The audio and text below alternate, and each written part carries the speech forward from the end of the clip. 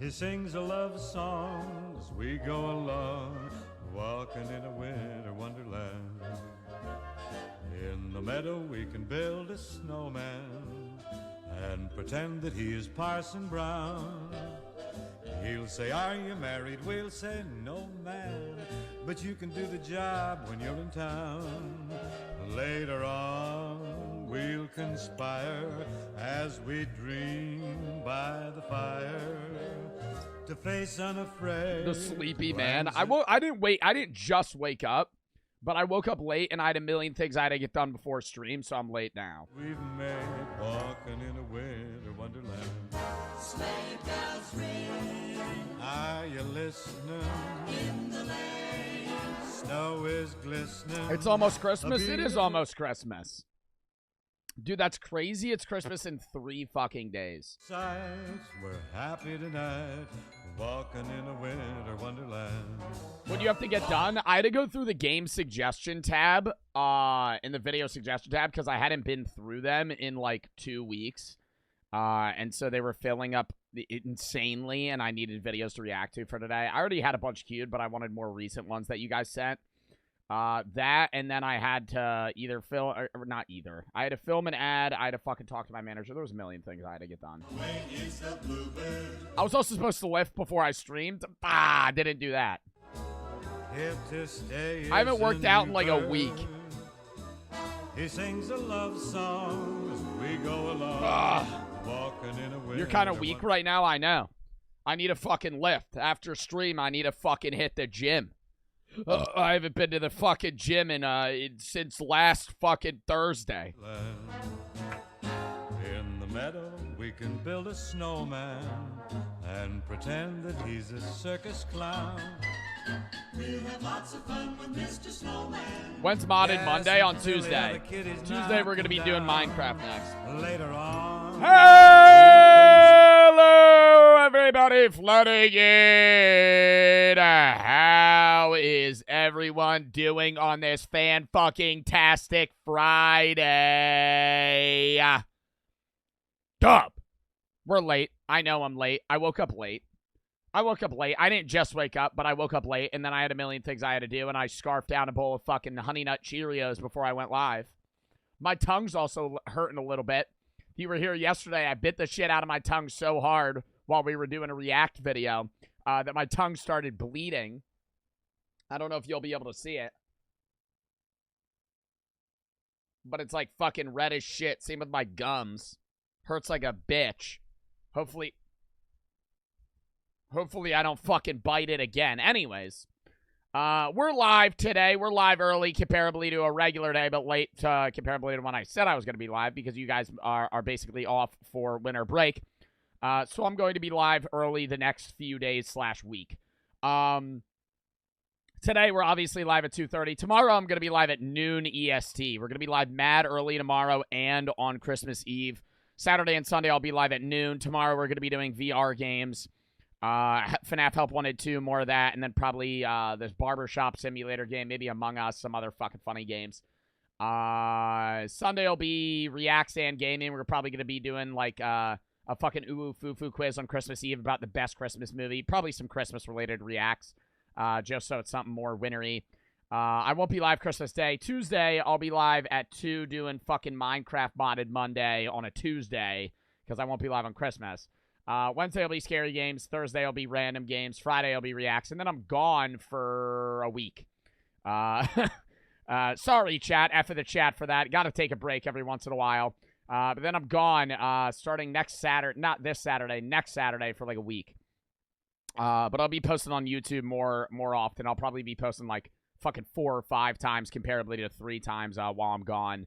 I got a bunch of videos queued up for my editors. We also got some good shit for Christmas Eve as well. We're going to be uploading the gingerbread video with Brooke. Outside of that, what are we doing today? Well, today is going to be a react/gaming day. We're going to be starting out with some regular reacts. And then we're going to transition into some short horror games. Not some itch.io ones. We're going to be doing those probably when I get back from my break. In like early January, because I have a lot of itch.io horror games that you guys want me to play. But Today, we're going to be doing 2 horror games after a bunch of reacts. We have a shitload of reacts, by the way. It's probably going to be a 4-hour stream if my fucking regular screen would show. We have a bunch of regular reacts that we're going to be doing. And then after that, we are playing 2 horror games called Teleforum, which I believe is an Unreal 5 engine game. It's free. It's supposed to be a short game. And then either Big Dick Randy or Don't Text and Drive, which are like 2 stupid horror games.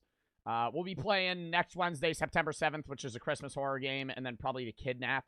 But there's a lot of scary games. Also, before we get into the reacts, if you have any videos you want me to watch or games you want me to play, send those there in the video tab, game tab on my Discord. It's how I find most of the videos that I watch and the games that I play. Also, chat, I downloaded WWE 2K23. Would y'all want to play that one day? I was thinking we fucking make our own build, like my build character. That, or I just go against another streamer in WWE. I feel like that would be pretty funny. Not today, obviously, but another day. I also re-downloaded Ready or Not, because apparently they updated the game full release. And I believe there's a story game now in Ready or Not. And so we might play that another day. I don't know when. But there's a lot of fucking new games we gotta play. We gotta finish Class of 09, the re-up. Escape from Grustovia is another game. Barn Finders. There's a fucking shitload of games we gotta play. The finals, too. But yeah. If you have any games you want me to play, send those in the game session tab. Videos in the video session tab. Emily for the 600 biddies. So if you have for the sub, I'm up for the 3. Says hello, sir. Epic Chrome. Imminent SLS freaking for the sub. Jinx and Lofus for the sub. Hudson for the 5. Let's have a W stream, Joe. Thank you. Giovanni's Hobus, or Hobbus, Solos Will, hi Joe, Ryan for the sub every day for the fucking 4 gifteds. Thank you for the 4 gifteds or 5 gifteds every day, Karma. Aiden Giovanni for the 5 gifteds as well. Thank you for the 5 gifteds, Giovanni Washington, and everyday Karma for the 322 for the 5 gifteds. Credo for the 5. Concentrates are straight Bud. Bud is more expensive, but I would say it's more enjoyable. Especially if, like, you make your own edibles. Ethan for the 5 gifteds as well. Dub in the chat for that. 3 5 gifted fucking subbers. Thank you for the fucking subs. Gabe, Ethan, JM for the subs. Cy Wolf, Laura, Oostunk. 413 for the sub. Swipe for the 3. I haven't seen you in a week. How you doing? Good. How are you? MC Mike Dillon and Spritzer for the sub. Ethan for the gifteds. Diddy for the 5. How long will be your break? The 30th through the 5th. I'll be streaming the 20th today, tomorrow, and Sunday. I'll be off on Christmas. Then I'll be streaming all that week, and then I'm gone next Saturday through next Friday. I'll be back the Saturday after that. So actually 6 days, I think. I'm a Crazy for the sub, Emily for the 6, Ethan for the 5, Gift is Kanos for the 3, Chloe for the 5. Thought about playing Hogwarts Legacy? Absolutely not. Oceans for the 5. Can never watch lives because I work in the graveyard. I'm sorry to hear that, man. Merry Christmas to you too. No love and I am for the sub. All right, little rundown of the reacts we got today, chat. How many hot dogs could you eat in an hour?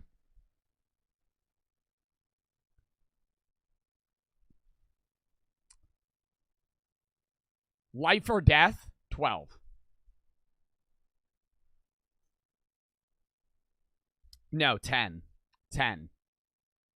I don't think I could. I think I could reach the 10 mark, but it would be a struggle.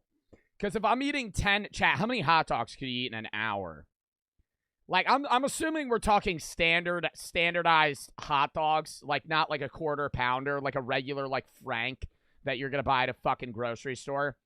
Like, so a little less than a quarter pounder one. I'd probably say 10, just because then I would have to eat, what, 1 every 6 minutes? I feel like I could do more than that. It's not the speed that's the issue. It's that I'm going to get full. If I'm just eating them with an unlimited amount of fucking capacity to fucking stomach them, I'm probably eating 100. I could throat one hot dog. I could eat one hot dog in 20 seconds. But it's just, if I did that 5 times, I'm full. It would be quick though. I think I could one bite a hot dog. I would probably do it like a beaver or like a chipmunk. It wouldn't be just straight down the gullet. It would be like kind of like a cheek, and then I'd open the other cheek, and then it'd just be sitting horizontally in my mouth, and then I would just chomp down on it. Active TTV for the sub, XT for the 10. What's up? First time tuning into the stream. What's up, bro? Diddy for the 4. And thank you for the 10. Ready or Not has a school shooter map. It's realistic, but so depressing. Joey Bartolozzi and Squall for the sub. Conquistador for the 1,000 biddies. I gotta play their fucking story mode. I'm pretty sure they have a story mode. I do want to play that one day. I don't know if it's co-op or not. If it's co-op, I definitely gotta play it with, like, either Austin or JoJo or some shit, or T. Nichols. No love for the sub. Conquistador for the 1,000 biddies. My parents are considering letting me smoke weed for my 16th birthday. Will do a lot of damage if I get high one time. I mean, not if you get high one time. It's just not something that you want to do often. I always say I'm not advocating weed usage, but if you're 21, it's legal in your state. Do whatever the fuck you want, right? But if you're young, abusing weed has very, very negative effects, or potential negative effects. Oceans for the 5. Wild for the 3. I don't have much money, but Merry Christmas. And to the guy saying he's suicidal, please get some help. Call 988 if you need to. Who's saying they're suicidal in my chat? And whoever that is, if you're going through something, genuinely seek help. Suicide is never the answer. Reach out to somebody. Even if you don't want to talk to your family, there's a lot of people that can help. Suicide hotline, if you really want to keep yourself anonymous, they could direct you to somebody that could help. Outside of that, you can talk to, like, a school counselor, friends, family members, therapist, psychiatrist, anything, really. Active for the sub. Ryan for the 3. Remember the Pixar short film, like the alien trying to abduct or the one-man band? I have no idea what you're talking about. Winkles for the sub. Mr. Meeseeks for the 3. Look up Joey Chestnut. He has the world record for hot dog eating. I've seen that. Should we watch Joey Chestnut real quick? 180 for the 3. It's the android on the left. Yo, Nolan, thank you for the fucking 3 gifteds. No way you just made a fucking reference to... What? Detroit Become Human? Buddy just made a reference to a stream I did fucking 2.5 years ago. Santa for the sub. Squall for the 3. Can you say hi, Claw? Hello. Risk for the 3. How do I present myself from doing dumb shit, man? Times are rough. I want to break my sobriety. You gotta stay strong. Keep yourself distracted. Talk to friends. Talk to people that know you and are going to be able to help. And yeah, I mean, I can't really help. I've never had an alcoholic issue, or if you're just saying sobriety from something else, I've never had that type of struggle, so I can't give, like, personal advice that, like, worked for me because I've never gone through that. But I would say just kind of, like, reach out to the people that you know are going to be able to help you. Molly, thank you for the fucking 10 gifteds. Dub in the chat for that. Monkey for the sub. Thank you for the 10 gifteds, Molly. XD for the 5 gifted. Santa for the sub. Skeet all for the 3. And Risk Tricks. I'm assuming they probably have a hotline as well if you want to talk to somebody for alcohol sobriety.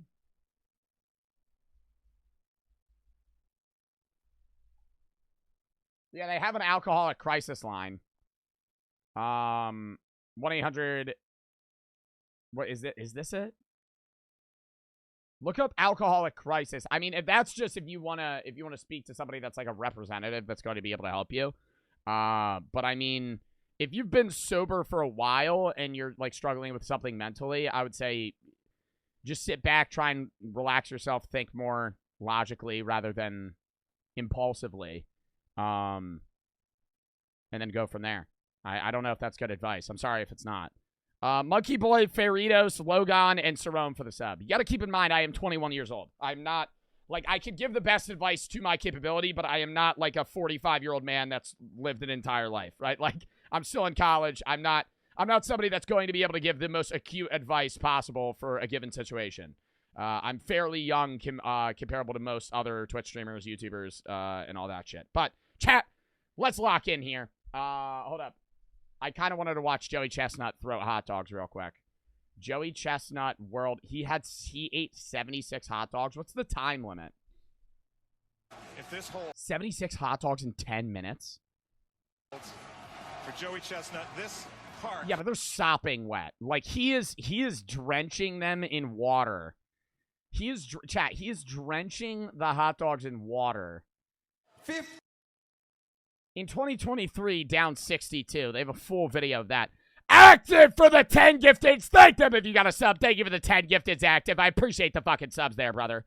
Already at the fucking sub goal today. I haven't even gotten into the reacts. Thank you for the fucking 10 gifteds. 15,000 generations of everyone in this audience is fucking hammered. Humanity, yet we have evolved not at all. Just going to eat is a -5. Has hit the mark with these. But you can bet money on Joey Chestnut. dogs and 4th of July. You can bet on the hot dog eating contest, chat. 15-time champion of the world, ladies and gentlemen, the great Yo! 3, 2. Oh, is that Beard Meets Food? Was that Beard Meets Food, chat? It is. From 5, 4. I heard Badlands Booker earlier. Was that a voice? Dude, he got 4 dogs down in 27 seconds. Chat, that is impossible. I was under the impression we were just going to eat hot dogs. That was 1 dog in 2 seconds. Chat, that was 1 dog in 2 seconds. Is he chewing them? Or is it just down the hatch? Not have the other 3 things in play, but what the heck? Let's go for it. Do they throw up after? Surely. Your stomach is not digesting 62 hot dogs in 10 minutes. Like, you're gonna fucking... That's coming back up. Riley Burke for the fucking 50 gifteds! What the fuck? Oh my god, Riley Burke 1, 2, 3, 4 for the fucking 50 bomb. Thank them if you got a sub. Thank you for the 50 gifteds. I gotta stop screaming. I'm already losing my voice. I gotta get back into the fucking grind of the stream, dude. I'm starting to voice crack and shit. Thank you for the fucking 50 gifteds. Also a 9-month sub. What the fuck? Thank you for the fucking... Oh my god. Thank you for the 50 gifteds, Riley Burke. Holy shit. Dub in the chat for that. Honestly, fucking appreciate you. OMG for the fucking 5 gifteds.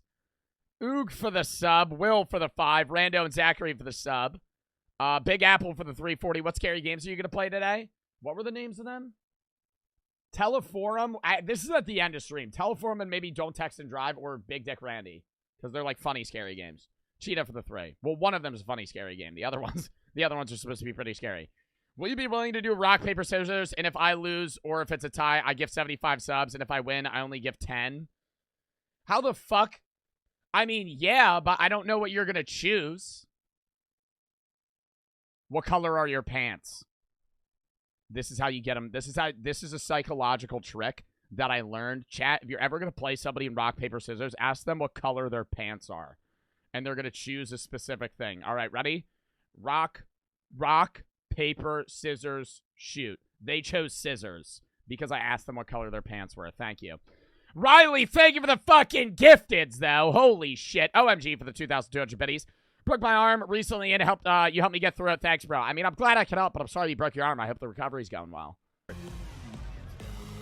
We got it going here. You know, I was worried with that rain. These eater jerseys. That actually doesn't work, chat. Asking them what color their pants are doesn't make them choose scissors. You know, Coney Island is the birthplace of quiet luxury, and these jerseys, believe it or not, are This is disgusting. He's like just throating them.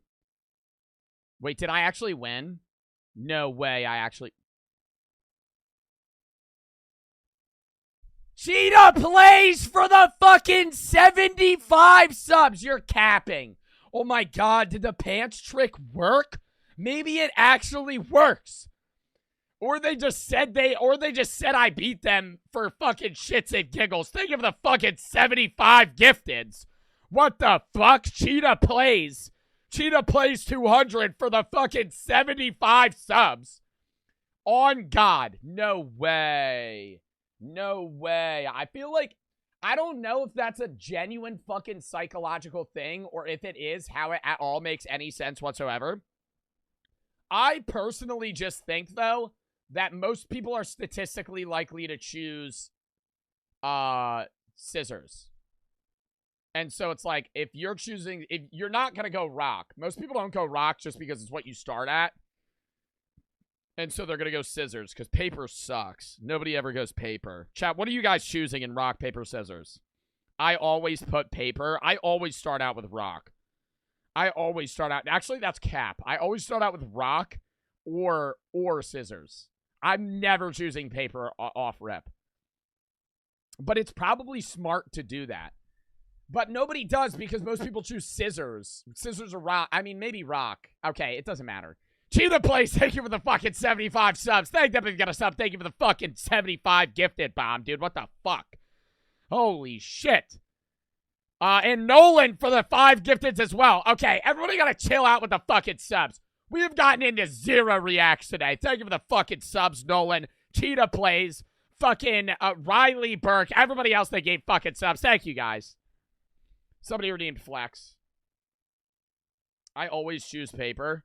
Now, you surely just choose rock like 10 times in a row. Diana, the eaters, you know, they require something that flatters but is also functional and understated, and I think Nathan's has hit the mark with these shirts. How do you get into this profession? How do you go from, like, just an everyday dude to, like, I think I could eat 62 hot dogs in 10 minutes.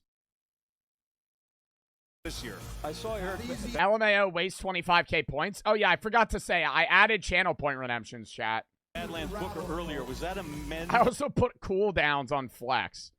Dat Wolf and Olin for the sub. The boys medium. What was he wearing? I think he's a 6. All right, let's get into the actual reactions. I'm not watching Joey Chestnut fucking throw out 30 dogs. Actually, I want to see how red his face gets at the end.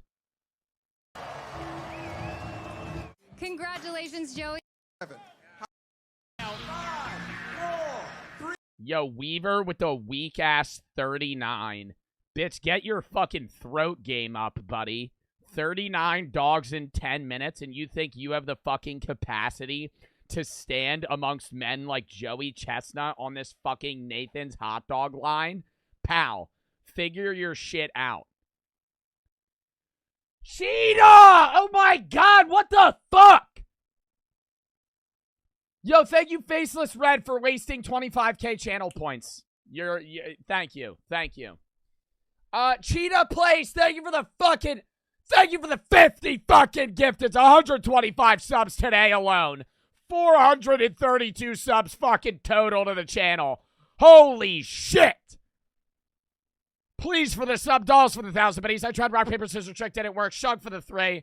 Cheetah, thank you for the fucking 50 subs. Olin and Dat Wolf for the sub. Oh my god. Bro, how many subs are we even at today? What the fuck? All right, let's get into the actual reactions today, chat. Please for the sub. Holy fuck. Somebody redeemed 10 push-ups. Oh shit. Almost went Bravo Dark on that one. Yo, chat, watch this. You got 10, stand. 10.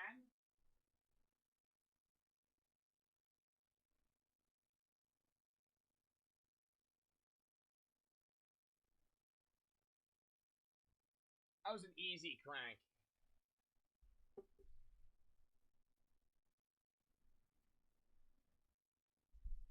That was 9. That was 10. That was surely 10. You always just like saying that. Oh, it was 9. W form. I know. My OD for the sub, please for the sub. All right, chat, lock in here. First video of the day. Lift your butt up, bro. Shut the fuck up. 100 people tell us their body. Oh, I didn't even go through the reacts today. Giovanni, thank you for the 5 gifteds. 100 people tell us their body count. Craziest body cam moments of all time. Dan Bilzerian has officially failed. GTA 6 is a parody of the 21st century. Presidential pets, a brief history. The worst jobs to have. 4 thieves rob a bank, but they're all undercover cops. And then we're getting into the scary game. Shug for the sub. Lock in, chat. Lock in. Type locked in. Type locked in. Type locked in. Type locked in. Type locked in. We got to get into the videos, chat. We're 23 minutes into the stream. I have done nothing this far. All right, lock in. Sexual partners have you had? I gotta rewind. How many sexual partners have you had? Ooh. What's the highest number that you think we're gonna see on this video? 145. I'm calling it. What counts as a sexual partner? Probably somebody you had sex with. That was a dumb question. So, like, my body count?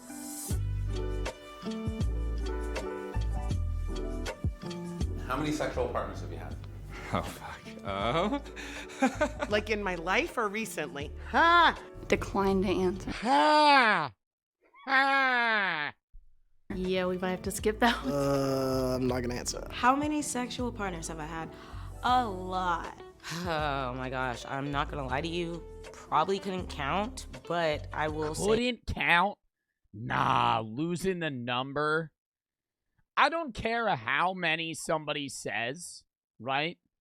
But, like, if it's so many that you can't even remember the people you had sex with, I feel like that's high, right? You could say 143, and I'd be like, okay, right?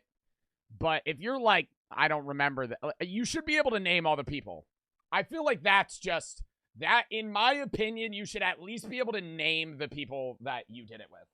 Because that's like, if you're like, of 500 people, I couldn't name one. I'd be like, holy shit. It's less than 50. If you don't even know their first name, dude, they might have had fucking AIDS, for all you know. You can't tell me what their first name was. They might have fucking chlamydia. Who's more likely to lie, men or women? Both. I think both are liars. How many sexual partners have you had? What's your number? 0. Chad, I'm not answering this question. So I see people starting to ask. We're going to move on, right, from that, right? We're going to watch them say their answers. We're not getting into that, right? I know that people were going to repeatedly ask, so I just want to get that out of the way, off rip. I know people are asking. We're just going to move on, right? We're going to watch them say their answers, and then we're good. Yeah, that's why we're watching the video. 0. So that would be a none. I've had my dick sucked, but other than that. Oh, this is that guy. This is that guy. What fucking one is he from? Oh, shit. What the fuck did he say that was really cringy, chat? The guy from yesterday? This is the guy from yesterday. He's from that date one, but he said something. Yeah, he had that Galaxy sweater. And he was like, oh, let's just say I'm pretty freaky or something like that. Had my dick sucked, but. Oh, no, he said that I remember that's what he said. He was like, what's the furthest you've ever gone with a woman? And he's like, well, and then he said that. Other than that, kisses. He is not the virgin from yesterday, Chad. That was Churd Lee's. Nothing more than that. Who also just isn't a virgin. I had 3 girlfriends. You had 3 girlfriends? Yeah, does that count? Well, have you ever had sex? No. How many people have Well, then no, that would not count. That was an entirely different question. Romantic partners was not the question that was at hand. you slept with? 1? Just 1, actually. 1. 1. Just 1. 1. I know there's like a stigma about girls having like high body counts, and like that's really scary. That's probably one of the things that stopped me from like allowing it to climb any higher. Not long ago, it used to be a negative thing to have a lot of partners, and now when you don't have a lot of partners, people just immediately think, oh wow, she's a prude, or she's probably really judgmental. How many sexual partners have you had? 2. I wouldn't say that's judgmental. I would say that's honestly kind of respectful. Like, if you meet someone and they're, like, married and they're like, yeah, I've only ever been with my husband or I've only ever been with my wife, I'd be like, good shit. Fist bump. Think, right? Because, like, that does not happen in today's world. 2. 3. 3. 3 people total. My partner and then. Like, and I will say, yeah, people always get made. I have 2 friends, and they're not even religious. But they're like, they say they're waiting for marriage, and I'm like, fair, dude. Like, I'm not gonna judge that. Like, I know people do, but I don't think that's something to like diss. Then we've had a foursome with 2 friends. My friend, she keeps a list. Somebody said, bro, stop asking weird ass questions. How am I asking weird ass questions? Oh, you're saying my chat towards me.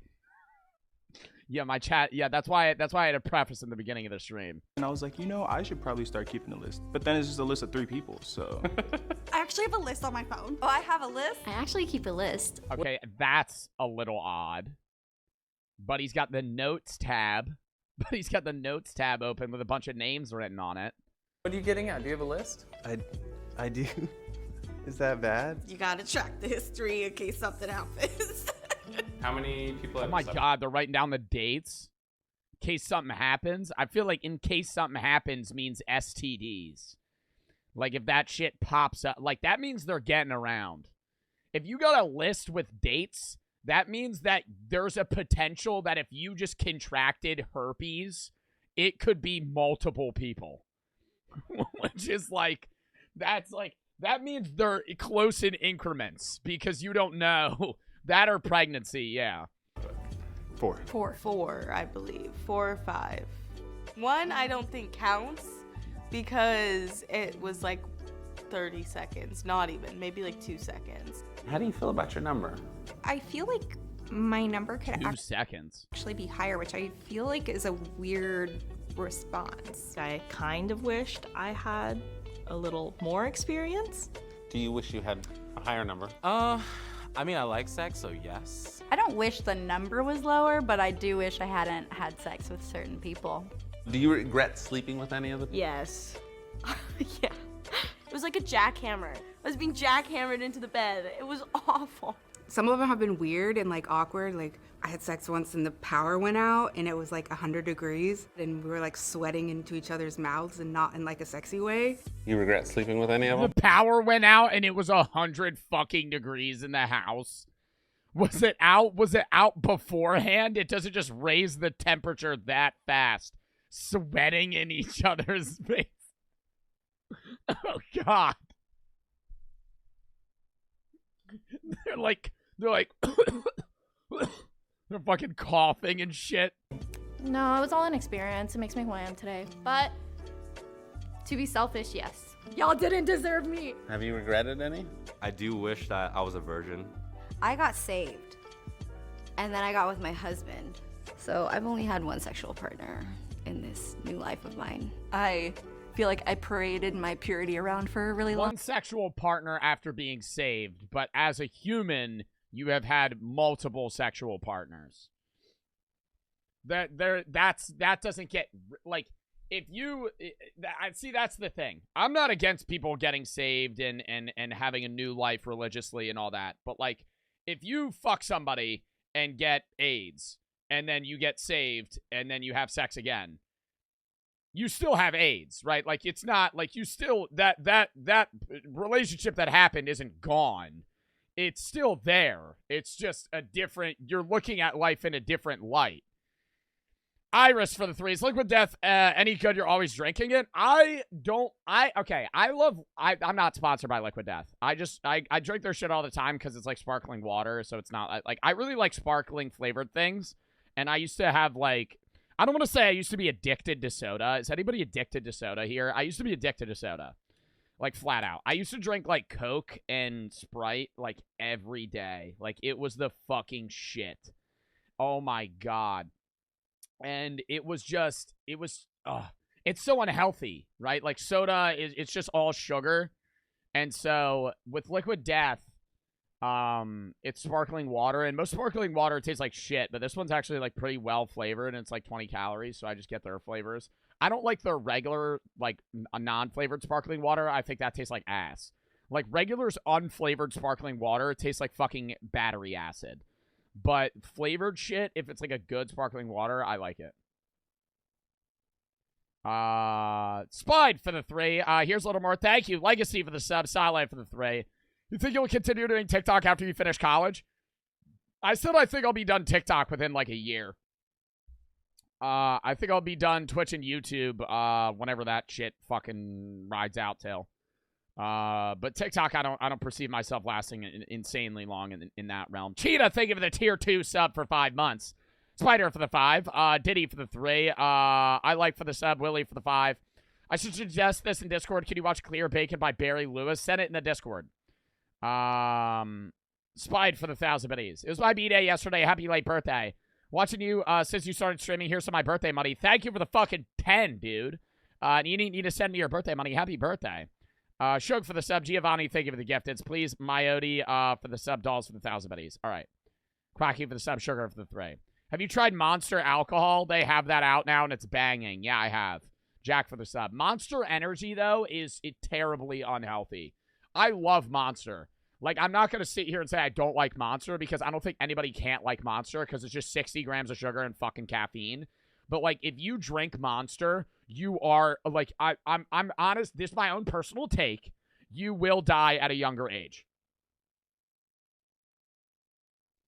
This is not a fact. I'm not trying to, I don't know the research behind it. But if you're just drinking,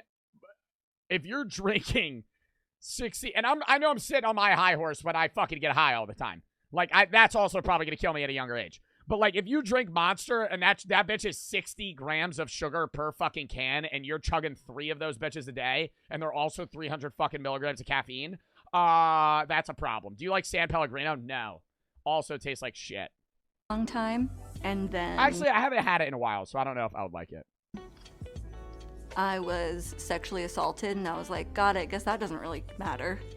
And so then I just paraded my sexuality around. How many sexual partners have you had? 5. 5 sexual partners at this point in my life. 6. Between 6 and 15. That's a pretty broad range. That's a 9-number difference there. I feel like that you should know.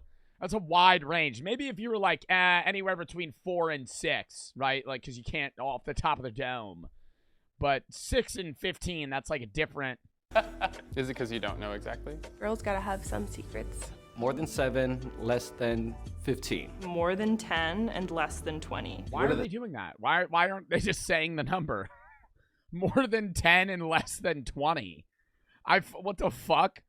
Stereotypes around numbers. You know, men are studs if they sleep around, the women are sluts. You got the high numbers, kind of a hoeing around, been around the block a couple of times, had a hoe chapter. Right now I'm like very heartbroken and like I'm in kind of like a hoe era. I had like. Why are you pointing at the camera so much? A little hoe phase. Have a hoe phase, like just do it. I definitely had like a bit of a phase, but I've kind of grown out of that phase. I don't think it necessarily reflects who I am as a person. I'd say a lot of it was like trying to find love. Yo, is it illegal to not tell a sexual partner that you have a fucking sexually transmittable disease?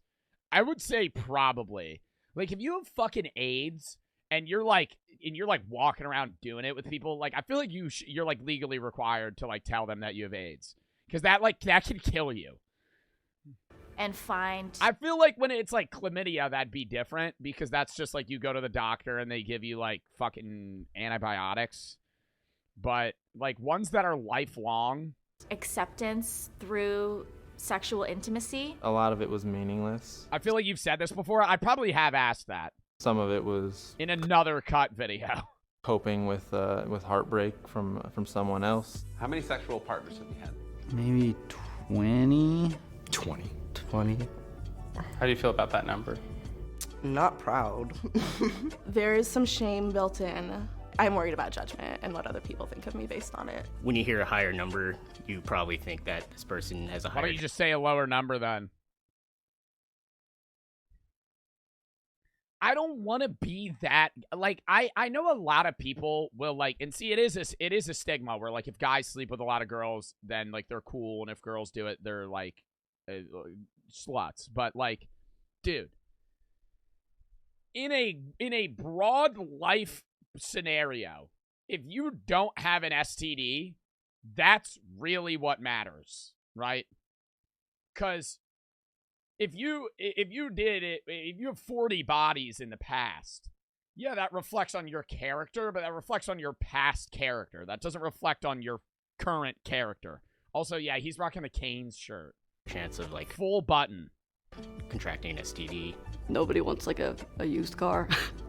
I don't think that's the right way to think. I think that's just society. There are a lot of people that will have high numbers deliberately for sexual empowerment, which I honestly am super supportive of. I am a slut. I enjoy being sexually open and promiscuous. I'd rather be sucking. But I'd rather be sucking and shucking at the corn corner.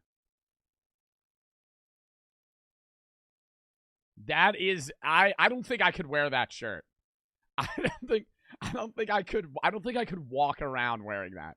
Also, don't just like jump into things. How many people have you slept with? Honestly, to have the confidence to have a shirt that says I'd rather be sucking and shucking, like I feel like that makes him badass. Sexually open and promiscuous, but I also don't just like jump into things. How many people have you slept with?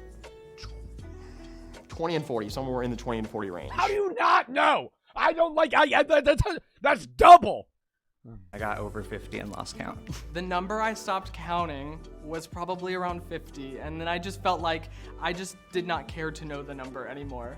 And if you're my boyfriend watching this, like, I'm so sorry. I'm so sorry. How many sexual partners have you had? What's your body count? Probably 50. How do you feel about that number? I'm okay with that. I'm not willing to just like go home with anyone anymore, which is something I feel like I used to have a bit of a problem with. I used to be very self-conscious about my number when it was low. There's a lot of pressure in society to be the person that's having sex with a lot of people. Is there though? Am I wrong in saying like millennials and Gen Z like have been doing it less and less than previous generations on average? I also think that there is a difference in that, and like they have all these graphs that like people are having less kids, and there was like a whole issue in North Korea and China. It's not just the United States, it's like everywhere in the fucking world. But I don't think that's just because of like fucking societal implications or something like that. I think it's also there's groups of people that aren't doing it at all, and there's groups of people that are doing it obscene amounts. I was younger, I thought like having this higher number like meant something. But yeah, as I grew, I was like, yeah, that's not really for me. How many sexual partners have you had?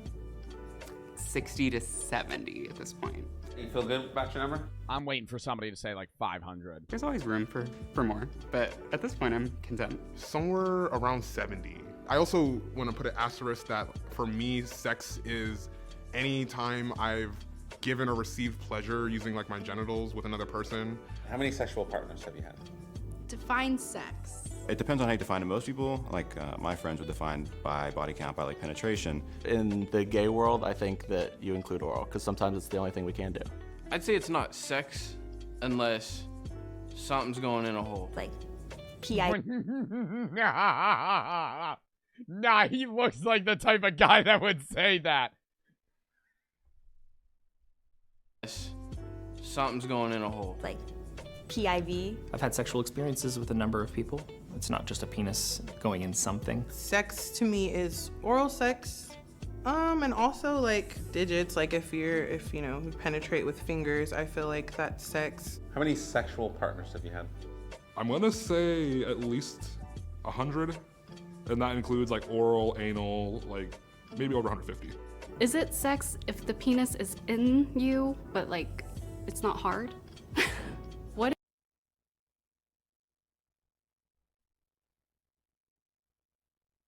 if you put a spoonful of ice cream in your mouth and then you take it out, but you don't eat it? Then did you really have ice cream? What's your body Those count? using philosophical analogies about ice cream. You know what? At this point, the limit does not exist. Hey, my name is Caitlin. I'm a Oh my producer. god. Oh my god. Okay. Dude, cut videos, I feel like they're getting more and more extreme. Like, I've never, like, see, like, what, like, now they're doing this shit where they'll have, like, the dads watch their daughters go on a date. I would never want to see that. If I was a father, I would never want to watch my daughter go on a date. Like, that's... and then they're going to start talking about, like, just, like, especially on Cut, where the button just starts asking weird fucking questions. It's for views? Well, no shit. But I'm saying, like, how are they getting dads to agree to this? Where they're like, do you want to watch your kids go on a date and ask each other really uncomfortable questions? No. No, I don't. I would not want to see that. Watch that? Ugh. Another day, we'll watch that. Me and my former teacher play Truth and Drink. That's honestly kind of chill. That's honestly kind of chill, though. Also kind of awkward. I don't think I would ever want to drink with my previous teachers. Maybe college professors. Like my current college professors, I could see myself like I have drank with some of my college professors. That's cool. That's cool. You go on a little like major like dinner group party, drinking with the professors. You're like, this is kind of cool. This is kind of cool. Yeah, now that why would you do that? That there's a lot of college students that drink with their professors. Not like you don't just see them. I've also seen, bro. I've seen former principals at bars that I've been to. Did not walk up to them. Did not walk up to them. I was like, yeah, I'm going to avoid this scenario. I'm going to avoid the conversation that I don't want to have. Oh, Mr. Whatever. Oh, you remember me? No, you don't. I like, what the fuck? No, I would never have a conversation with them. White Snake for the sub, ice cream for the 4. Happy Christmas, love the streams. I watch you religiously. My girlfriend's warming up to your streams. Thanks for all the advice. Thank you. B Pat and P Pierce for the sub. It's Casanova for the 1,000 biddies. Rockin' the merch that came in yesterday. Dub. Liam for the sub. Ice cream for the 3. Cole for the sub. HK for the 5. I'm in the middle of a 12-hour road trip with the family. Thanks for the stream. I'm glad I could help. And I'm sorry you got to drive for 12 hours. Willie for the 3. Tried to join the Discord. It says the links were invalid. I did the one to current stream and one of the most recent YouTube videos. Both didn't work. Chat, they should work because they're permanent links. A7 for the 3. Thanks for the amazing content, Quacky for the sub, Shark for the 3. All right. Maya for the sub. Next video, chat. Craziest body cam moments of all time. He might be banned from the Discord. Yeah, that'd be why. Because I don't see why else it wouldn't work. Hold some of the most horrifying. Joe's a 4-year relationship, good at 18. That's not bad.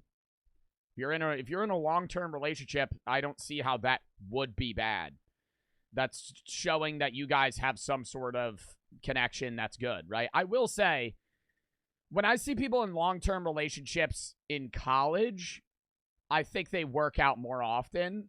Whereas I knew people in high school that were dating each other for 4 years, and they cheated on each other every day, right? They just did. They would never break up because all they knew was dating each other. And so I feel like that's only the time where that doesn't work. But I mean, that could apply at any age. Maya for the sub. Lock in. Saddening and life-changing body cams Craziest body cam moments of all time. I forget if I said the title. hold some of the most horrifying, saddening, and life-changing moments in history. So here are 9 of the craziest body cam moments of all time. Starting off with this case from the Douglas County Sheriff's Office in Colorado, which released footage of an officer involved in an unexpected shooting on May 13th, 2007. Can I show this?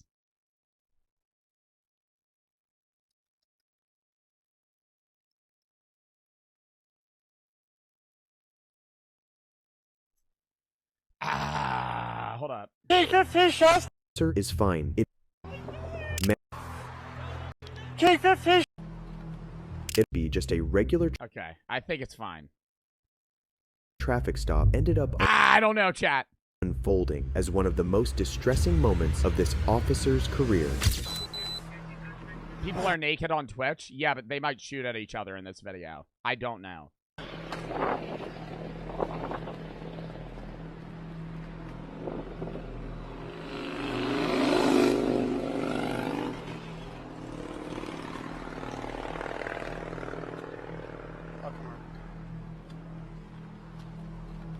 It all seems like a normal traffic stop, but when the cop walks to the other side of the car, the unexpected occurs. Keep 15 shots fired! Keep 15 shots fired! They jump cut. Dude, he whipped out a fucking assault rifle. Who the hell carries an AR in their fucking car? 15 shots fired! Get on the ground! Get on the ground! Get on the ground! Don't move! I'm gonna say this. If this guy died, not the cop's fault. If you get out of your car at a traffic stop holding an assault rifle and you get shot in the fucking head, that's on you, right?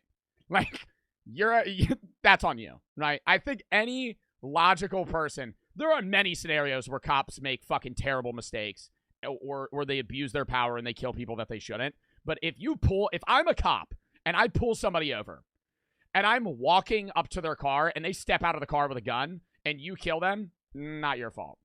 Like, he is doing him a service by not killing him here. The suspect runs towards him with a rifle in his hand, and it's here when the officer quickly responds by firing his gun, causing the suspect to run away in fear. What did he think was gonna happen?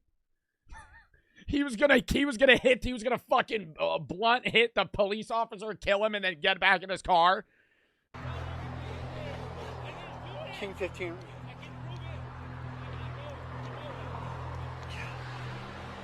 King 15. I'm okay. Start medical for a subject with a bleeding arm. Get on the ground! Get on the ground! Managing to get the And he's suspect. crying now. Dude, he probably got pulled over for speeding.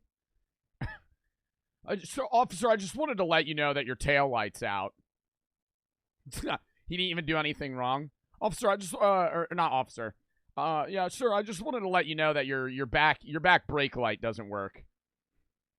Instead, bro got out of the car with a fucking AR. To drop the gun, the officer held the suspect at gunpoint until backup officers and EMS arrived on the scene. The suspect was finally arrested, and the officer is fine. It is absolutely incredible to hear the fear in his voice and how this changed throughout due to adrenaline, barely being able to speak. King 15 shots fired! King 15 shots fired! Get on the ground! Get on the ground! Fear is arguably the most important. We're not going to have any more info on that scenario? Are all of these just going to get cut? Bro, I want to know what the fuck happened. Why did that guy get out of the car and fucking try and kill him? This is a W video? That's insane. Like, I want to know why. Yo, Ice Cream Lord, thank you for the 5 gifted subs. Thank them if you got a sub. Thank you for the 5 gifted. For the 1,100 biddies, I'm just going to donate more, mainly because I love the streams. Glad you're back. I'm going to donate more. Thank you for the fucking 1,100 biddies and the 5 gifted. Ice Cream Lord 80. Commander for the sub. Excuse me. 8 Shadow Soro and Joe for the 3. I bought a new guitar. That's cool. Instinct we possess. It enables fight mode. The fear in his voice is crazy. I mean, I would be a little bit scared too. You're literally just doing a routine traffic stop. Guy gets out of the car with a fucking loaded rifle. And allows us to react instinctively to threats. Because most cops aren't dealing with, like, crazy shit day to day, you know? Like, if you're an LA police officer, that's different, right? But if you're, like, a regular city cop, how often are you getting in a scenario where you have to, like, shoot someone? How often do you think that happens to an average cop? I feel like there's probably cops that have never had to deal with that. Like, if you live in, like, if you're a cop in, like, a generally safe area, like, you might have to deal with, like, domestic disputes, but you're probably not just, like, genuinely getting into a gunfight. The Ice Demon for the fucking 35-month sub in a row. Thank you for the fucking sub, dude. Threats. Fear is also what enabled Officer Brianna Tedesco to beg for her life after a fugitive pulled out his gun on her.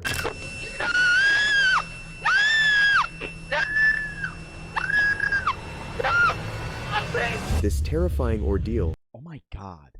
Chat, this is like the craziest fucking video I've ever seen. Who the fuck recommended this? Started as Officer Brianna Tedesco walked up to a suspect's car, which had out-of-state plates, while a second officer waited in the car. Officer Tedesco questions the man who claimed to be taking a nap. Hi. Good, how are you? What are you doing parked back here? Am I wrong in saying these people gotta be on drugs?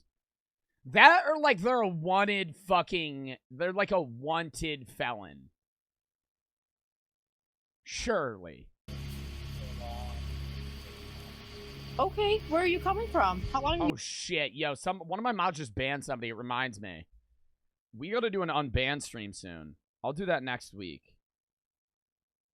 Right in unbans. Literally forgot about that.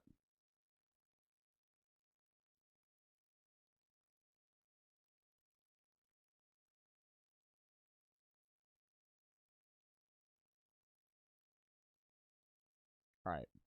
Dr. Death for the sub, the booty for the 5. Found the streamer with a few viewers, and I said if he gets 1K Twitch subs by July 2nd, I'll give him 10K bits. W motivation? Yeah. By July 2nd. I feel like that's such a specific date. AJ for the sub, Leo, and BTX for the sub. Top for the 5. Would you rather sit on a dick and eat a cake or sit on a cake and eat a dick?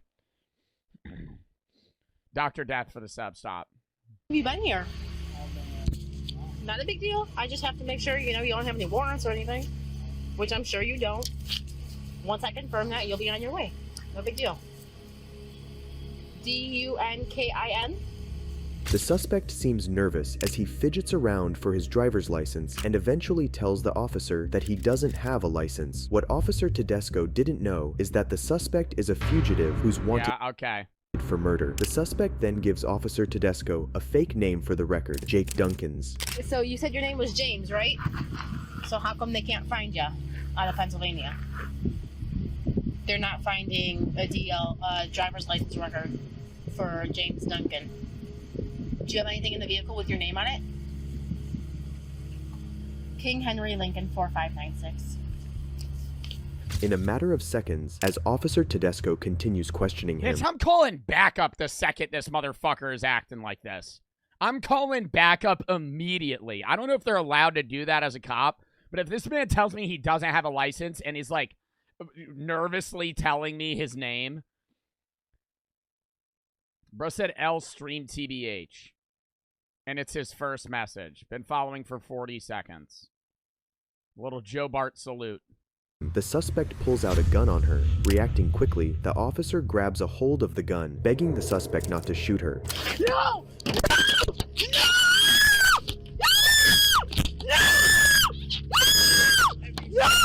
I'll leave! I'll leave! Okay, I'll let leave! go. No! Let go. No! Let go. Hey, no! Don't touch me! Don't touch me! No! No! No! Please don't shoot me! Please! Please! Please don't shoot me! No! No! Oh my god, dude. This is insane. No! Please! No! No! No! Don't touch me! Don't touch me! No! No! No! What the fuck is Paul Blart doing running over? Whip out the fucking gun. What the fuck is this motherfucker doing? Buddy's jogging over. Buddy's fucking jogging over, pal. Whip out the fucking wham cannon and shoot him in the head through the fucking glass. Oh my god. Holy shit, he's jogging to the scene. No! No! No! Don't touch me! Don't touch me! No! No! No! Please don't shoot me! Please! And now he's taking out the... I swear to God, if that's a taser. The backup officer, who's noticed what was happening, runs towards the car with his own weapon, eventually shooting the suspect.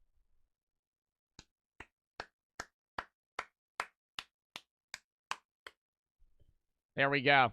And freeing Officer Tedesco. The suspect was identified to be Kenneth Martell, who was wanted in Pennsylvania for the home invasion and murder of an 88-year-old Theodore Garver. Martell has now met his own violent end. Quick reflexes can save lives, which is exactly what happened in this case, where officers pulled a man out of a burning... Damn, so they killed him? Yeah, no, that is fucking terrifying, though. That was honestly terrifying. Poor Theodore. Yeah, why'd he kill the 80-year-old man? Probably robbed him. Ryan for the 3. I was tickling my little sister's feet. Stop. TB for the 3. I remember seeing that video. It's fucking crazy. Also, W 14 month sub. Thanks for everything. Iris for the 3. I was high as fuck watching your stream last night. I thought the circular part of your microphone arm was a robot eye staring at me. You thought this was a robot eye staring at you? 95 for the 3. Just, I hope you had a good trip. The booty for the 4. I'd rather be deaf. I'd start shooting him. Top shot it for the 5. I already read that. truck right before... Yeah, like, this motherfucker's message is insane. I don't even know if it's gonna show up. Bro said he was tickling his little sister's feet. I Mom was told me tickling to... my little sister's feet and my mom told me to wait till she's born. Skeptical smiley face. Stop. It exploded. On May 24, 2021, Austin police officers received reports of a burning vehicle completely engulfed in flames and fumes, with a patient trapped inside. Knowing that the clock's ticking on the explosion of the vehicle, the officers rushed to it to perform an amazing feat, and everything was caught by their body cams. Get the extinguisher.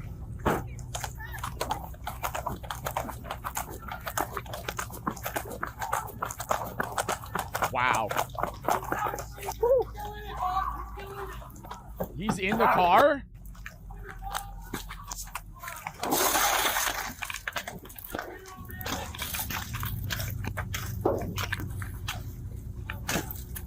Hey, man. I'm gonna open the door from the other side, yeah. Come on, come on. Hit it, hit it. Come on, man. Did they crash? What happened? Come on. Hit it. Jasmine. Come on, Mike. Come on. The car exploded? How did the car just explode?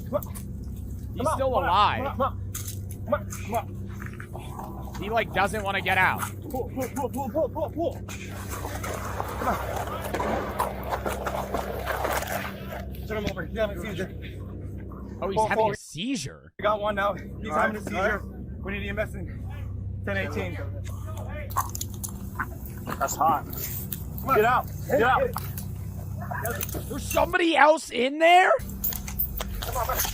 Oh, this is the other view. Come on. He's having a seizure. 4-4, we got one now. He's having a seizure. We need EMS in 1018. Using a baton to break the window of the driver's seat and touching the burning vehicle with his bare hands, the officer heroically manages to pull the driver out of the vehicle. The officers manage to drag the seizing victim to safety as the truck explodes just mere seconds after pulling him out. Hey, help me pull him over there. We'll get away from the fire. You gotta back the fuck up. That thing is burning.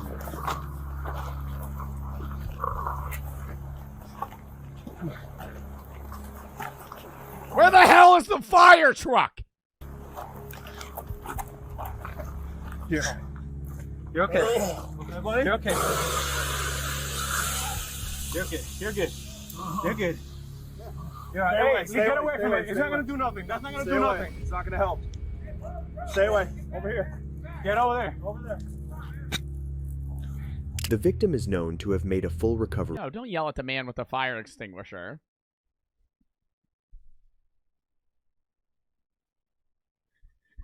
He just walking out trying to help. He walking out trying to help. They're like, no, that's not gonna do shit. Fucking hey, get back in your house. Get back in your house. He whipped out the little mini one that you'd have under your sink. Oh, dude.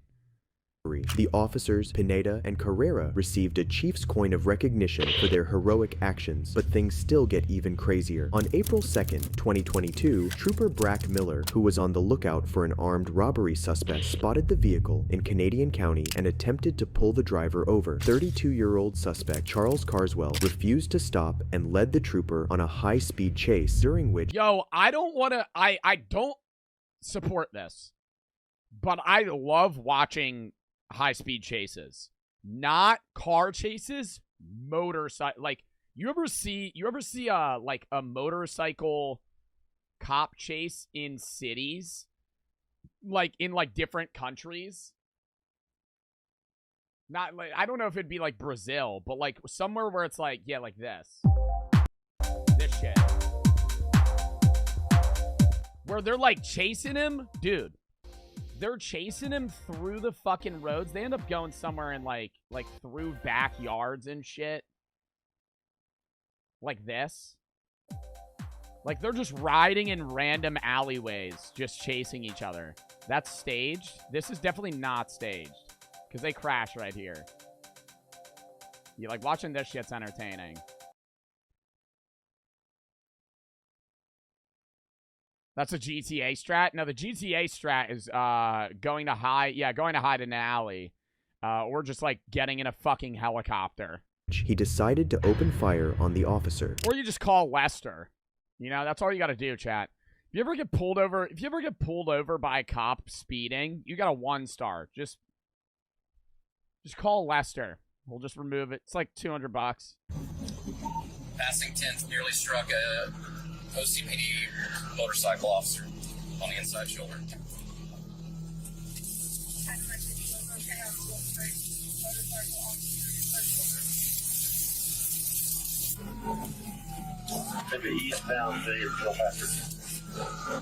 If I'm a cop too, I'm worried people don't pull over. You know how when a cop has their lights on and you're supposed to move out of their fucking way? I'll be driving and that'll happen and people don't move. Like, there's a lot of people that don't move. And so they could just run into them. Like, it's not uncommon that an ambulance or somebody with, like, sirens will just run into somebody that didn't yield.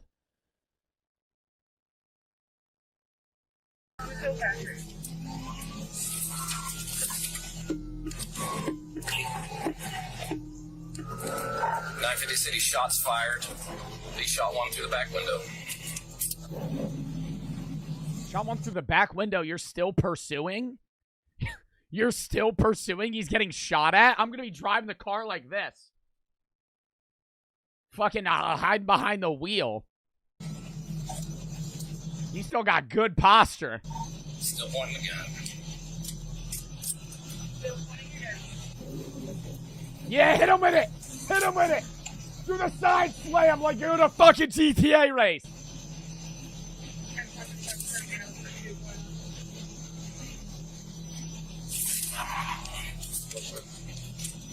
How is he not worried? How is he not worried? They're actively shooting at him and he's just like an NPC, just unfazed. Ooh, that was ugly. The pursuit Woo, that was ugly. continued for a bit longer, and Trooper Miller's Oh, incredible he got bulletproof glass. Oh, shit. Yo, do all cop cars have bulletproof glass? That would make sense.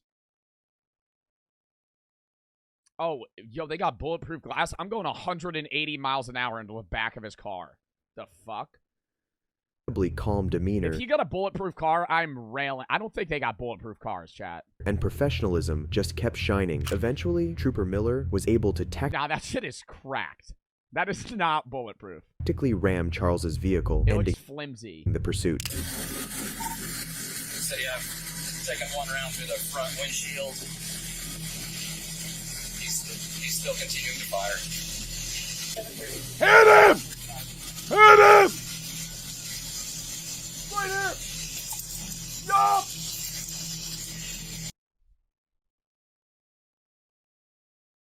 You gotta commit to that. You gotta commit to that. You gotta commit to that ram.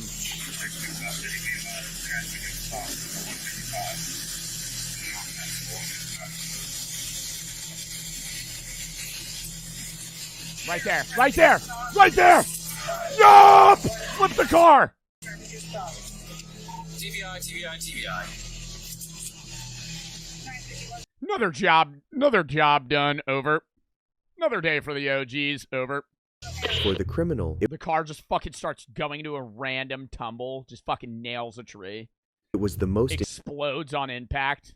intense moment of his life. Perfectly executed. Over. For Trooper Miller, it was just another Saturday. Charles was eventually shot down following the incident, but it isn't always the case that pit maneuvers have resulted in a successful capture of a suspect. For in the next one, both the officer and the suspect sustain injuries, but they gave us one of the most incredible police pursuit moments you will ever see. Yeah, that's a commit. Nah, that's a commit though. That's a GTA fucking spin. That's me in a NASCAR game just fucking everybody over. Now that's going in. Police pursuit moments you will ever see. Say fuck it. Just fuck it. You're going 80 miles an hour, you're like, I'll crash too. Holy shit.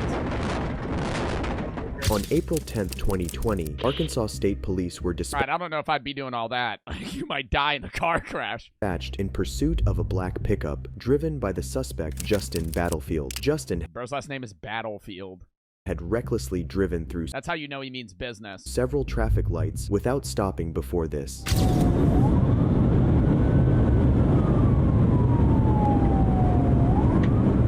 In this scenario, do they think they're getting out of it? I always wonder that. Like, do they think? Because like, not in this car. If I was driving like a Lambo, I might be like, I'll get away, or a motorcycle. But you're in a fucking Ford F-150. You are not outrunning a fucking supercharged, or not a supercharged, a turboed fucking Ford. Motorcyclists get away the most because they'll just bend up their plates so they can't find them. Like, this shit's not getting away. That's a Ram 1500, brother. Oops.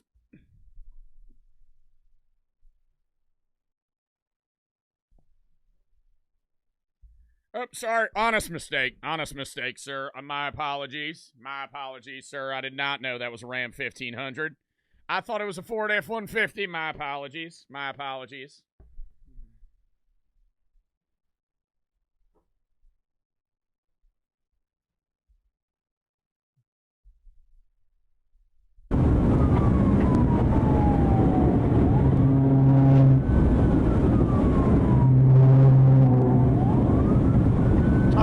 more clearly see the Ram logo. You are right. You can tell by the trim that this is a Ram. Nice car. Trooper Sean Ellis began pursuing the vehicle when it began crossing into traffic lanes, meeting traffic at a high rate of speed. Noticing Justin's extreme and reckless driving and his disregard for the Hitting that hitting that Jeep Gladiator would have been a fucking death sentence on the insurance. That car's expensive as shit. What's the best car to get into a crash with? Like a Prius. Something, or like a fucking Kia. Like, hitting a Kia is, like, not that big of a deal. Because, like, I mean, it's a big deal. But it's, like, the cheapest car. Like, one of the cheapest cars you could hit. Hitting, like, like, the worst regular... I feel like the worst everyday car that you could hit is, like, a Mustang. Like, hitting, like, a nice Mustang is, like, shit. Or a Hellcat, because you see those all the fucking time. At a high rate of speed. Noticing Justin's extreme and reckless driving and his disregard for the You hit a Kia Soul, it's like, nah. Safety of the public, Trooper Ellis decided to perform a pit maneuver. When I hit the car and I had to pay for that shit, I hit a fucking Hyundai Elantra. And that shit was, a bag to replace that fucking bumper. Technique used Rear-ended him. Ah! by officers to collide their patrol cars with the suspect's vehicle in a bid to try and stop them.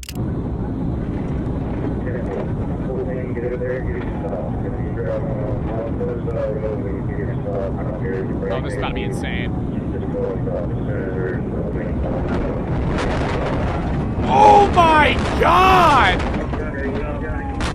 He caught air! He caught air! That was like a fucking ramp! Holy shit! That is literally 20 feet in the air. Wow. Go ahead and start EMS. That guy must be dead. That guy must be dead. Not only did the police car go above and beyond the call of duty, he almost went to infinity and beyond. If this was GTA, your car would just have like a little scratch on it. You just keep driving. Trooper Ellis had executed the pit maneuver at 109 miles per hour, resulting in both the vehicles overturning. It is honestly incredible to see how far some people will go for the dumbest of reasons. Both Justin and Trooper Ellis sustained major injuries in the incident, which could have been avoided if the trooper had decided not to perform the pit maneuver at such a dangerous speed. Nah, but that's so badass, though. Nah, but that's so badass, though. You're going 110 and you're like, fuck it. And you just ram right into him. Thing you'd expect to see on a traffic stop is an overdosed suspect, but not the least. On October 13th, 2018, a Columbus police officer initiated a traffic stop after noticing a suspected drunk driver swerving on the streets. I was just a bit tired, so I pulled over for a second. I'm just a little bit eepy, so I had to pull over. I started falling asleep at the wheel. Let's just say I had a rough day. Okay. You haven't been drinking? No. No, I do not. No drugs? No. When confronted, the suspect seemed disoriented and claimed to just feel tired after a long night of watching over his kid, but as we'll see later, that's very far from the truth. You're having a hard time keeping your eyes open, man. When's the last time you slept? It's been about a day and a half, 2 days. 2 days without sleeping? What's the longest y'all ever gone without sleeping? Maybe a day. I think there's been maybe 1 or 2 times where... Nah, I don't know if I've gone a day. I've probably woken up at like 6 a.m. and gone to bed at like 3. Like a few times. 2 days. Chat, I don't believe any of y'all have gone 3 days without sleep. You're just not even functioning at that point.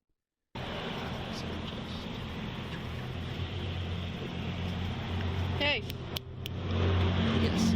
Why haven't you slept in a day and a half? I just have a kid. You have a kid? You sure you haven't taken any drugs? Yes, I am. Are you lying to me? In the past. But not today?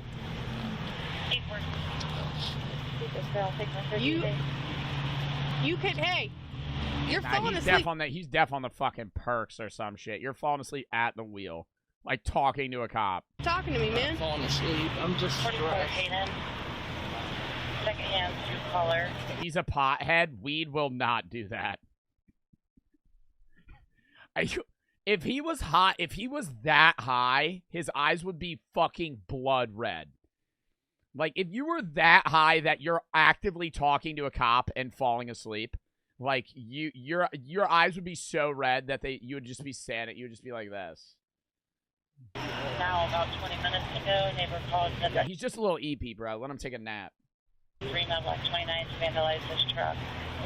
No black white jacket, no black gray jacket, no description on the third. They all took off running in the alley between Central and What? I can't hear you. Oh, I apologize. You're what? What? What are you saying to me? I can't hear you. Are you talking to me? Yes, I'm talking to you. Westchester Woods Boulevard. Now I can't Sunrise Muffler. Dropped a long range motion. Do me a favor, get the keys out of the ignition.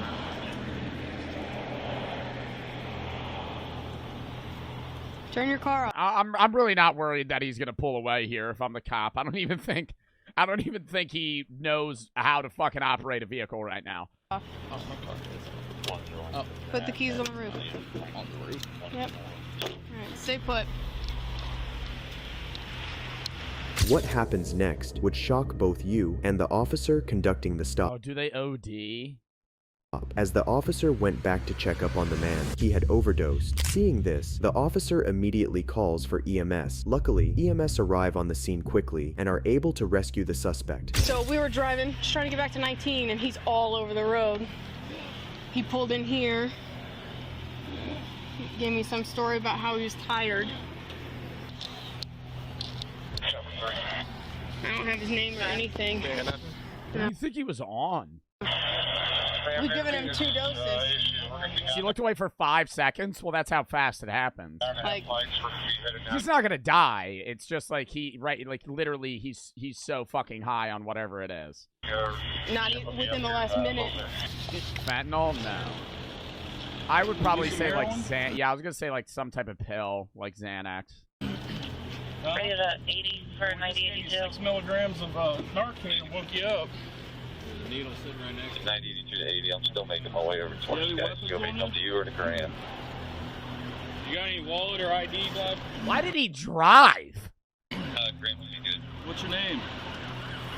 The man was later identified to be 23-year-old Ryan Woolen. The amount of medication that was required to revive him was a shocking 8 milligrams of Narcan. It is a miracle that he was pulled over right at that time. I just hope for his sake that he made a full recovery. He just seemed like a really nice guy, having some trouble. But it's not always a good ending for some suspects, or even officers in this case. On September 25th, 2020, Metropolitan Police officers stopped a man in Norbury, South London, as they suspected him to be the old London. Oh, now we're getting on the boat, going over. Another Tuesday pullover. A little scallywag. That's horrible, Joe. Yeah, my accent's pretty bad. I gotta get my British accent game up.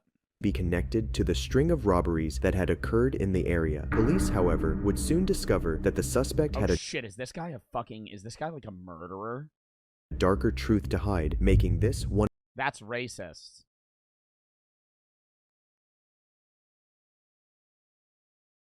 It's not a race.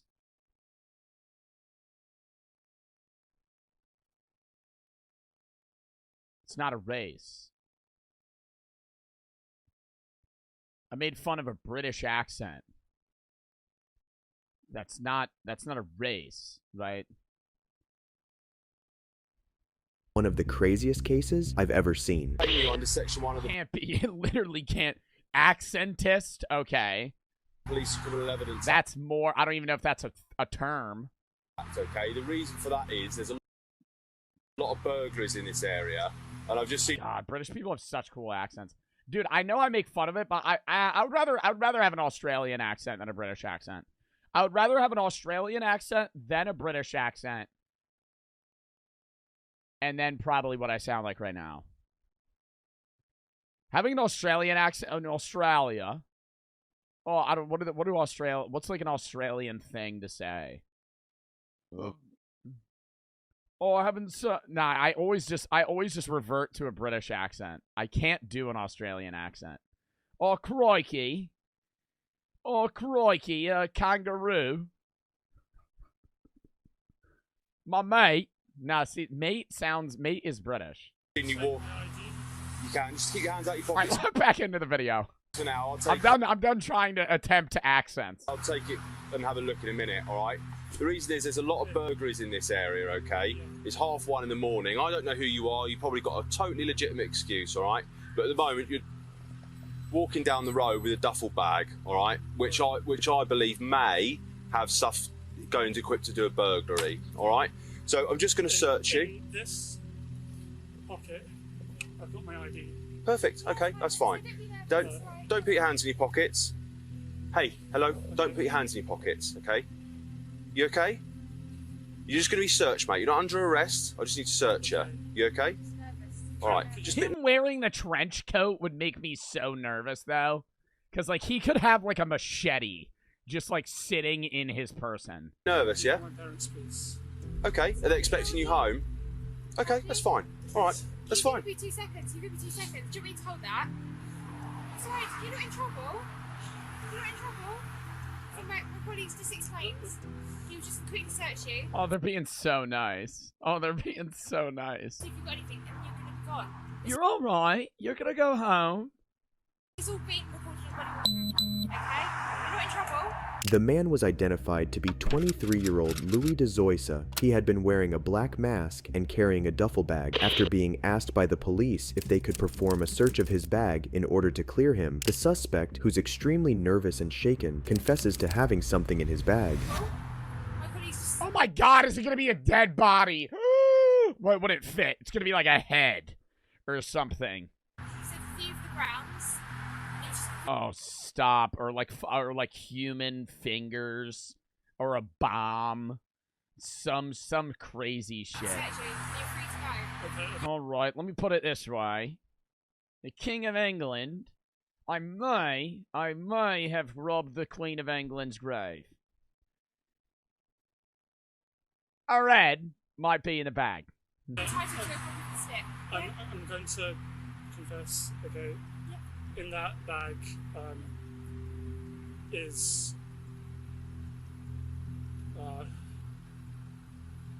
non-medical Louis had been weed, bitch. But he's tweaking about, all right, I have non-medical cannabis.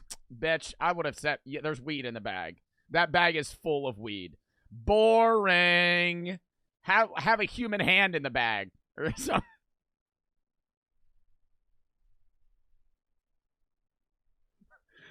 Boring.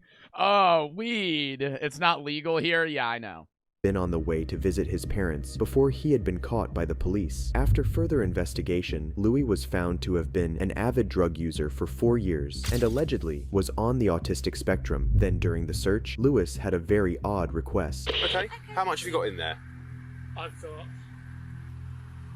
maybe 3 or so. He has an eighth of, I swear to, he has an eighth of weed and they're about to fucking bug out on this man. Nah, this has to take a turn for the worse and he fucking stabs them. You have an eighth of, like, having an eighth of weed is, like, not, like, that's not that insane. Okay. It's illegal here, I know, but it's not, like, full to, an eighth of weed is, like, this much weed. Like, I thought he was gonna say he had, like, a pound of marijuana. Like a lot. Like, drug-pushing amounts. How much jail time in the UK for weed possession? Dude, it honestly might be a fucking misdemeanor. Ooh, 5 years?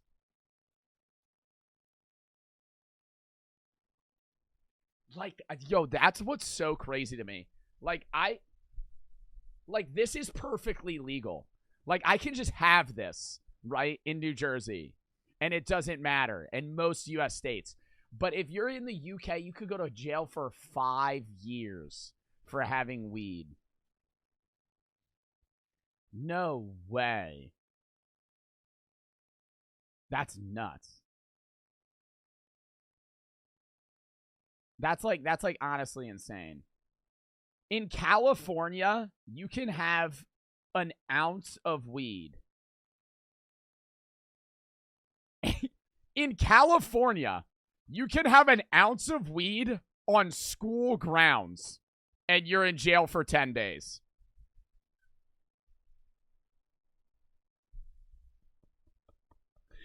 You can have almost 10 times what this guy has in his bag in a school and only be in jail for 10 days. Because it's a fucking misdemeanor. All right. I'm still going to have to search you, all right? Yeah. So just pass me your phone and your mask, okay? He's going to stab him or something. My concern is at the moment is if you've got anything on that's going to hurt me or you. Any needles, any razor blades, anything like that. Okay, fine. Because you just told me you've got drugs on you, I'm just going to have to put you in handcuffs while I search you. The reason... What's the matter? So the reason for that is people try and do silly things when we search them. They try and hurt themselves, they try and hurt police officers. All right? Can you take me into the car, please? Why? Don't resist. Listen to me very carefully. I know. Don't resist. Okay, we'll put you in the car, but put handcuffs in first, yeah? Okay. Is it someone's watching us? Or... Look, take the bag, please. Thank you. Why do you want us to sit you in the car? Just worried, please. Why? Oh my god, is somebody like after him or some shit? You worried? Just. You think your parents might see? No. Once in the car, Lewis reaches for his pockets, as if to hide something, despite being asked by the officers to not do so. The officers aren't oblivious to his actions and decide to search Lewis to make an astounding discovery. Okay, so I asked you earlier, I'm not too sure what the answer was. Have you got anything on you like sharp that can hurt me or you? And you have a Nick vape. Imagine he just pulls out like a nicotine vape. No? Oh god. Some crazy shit's about to happen. What is it? What is it? What is it? What is it? What is it? What is it? Yeah, canisters. Oh. Right, bullets? at the moment, I'm placing you under arrest for possession of what I believe to be bullets. The officers then place Lewis under arrest after finding what they believed to be bullets. He's soon transported to Croydon Police Station to be processed. Am I wrong in saying, isn't it really hard to get a gun in the UK too, comparably to the US? Like, you find bullets on somebody in the US, that's not that insane. But, like, in the UK, like, most cops don't even have guns. You have to be, like, there's, like, a certain type of officer in the UK that's, like, allowed to carry a weapon. And questioned further. What follows next should have never even been a thing, but sadly, it is. No, it's fine. Okay, hold up. I feel like I should scan this. I feel like somebody's about to die. Okay, no. Possession of a firearm, aka a bag of what look like bullets. Possession of intent to supply Class B. Who is the other unit that's coming? So you're probably not needing further search. Yes. Right, sit back, let's wind them down, don't take the cuffs off. That's fine. Stand up, mate. He's been a bit. Go on. I think this is Stand up. So please leave. What? Please leave. I think I'm going to pass on. Okay, listen to me. I don't think you are, mate. My name's Matt, I'm the custody officer, right? I'm in charge. I'm not involved in the investigation. You've been arrested on suspicion of possession of bullets, ammunition, and possession of intent to supply. Class B. Class B, anything else? That's it. Alright, your detention's not been authorised yet, but I can authorise a search if you go under section 54 of PACE. Stand up. Mate, you were good enough to... After being led into a cell, Lewis, who had managed to sneak in a revolver hidden in his coat, opened fire, killing custody sergeant Matt Ratana. Lewis fired no less than 4 shots towards the sergeant, one of them bouncing back to hit Lewis himself. It baffles me as to how officers could have possibly missed a foot-long gun during the search of someone who's possessing bullets. Lewis was sentenced to life in prison for his crimes after his recovery. If you enjoyed this video, watch this one and don't forget to subscribe. What? What the fuck? How did they not find a fucking revolver? I feel like it's because it's also just not as common. Like, if you're in the U.S., bro, there's states where you can walk into, like, a Walmart holding a fucking a hunting rifle. So knowing, like, I mean, I don't know. I feel like even in the UK, like, you find somebody with bullets, it's like, damn, dude, do they have a gun? But they searched him. He also was wearing, like, 4 fucking sets of clothing. Why did he even have a gun on him? Was he the guy that was robbing places? That is insane. That was such a good video, though. Holy shit. All right. Jualis for the sub. Ariana for the sub. Liminal for the sub. BTX for the 3. Play 2B2T. You don't need hacks. I've been playing it for 8 months. I'm probably not going to play 2B2T. Reagan for the sub, because that game is full of, like, honest, like, you gotta grind that fucking game like Rust.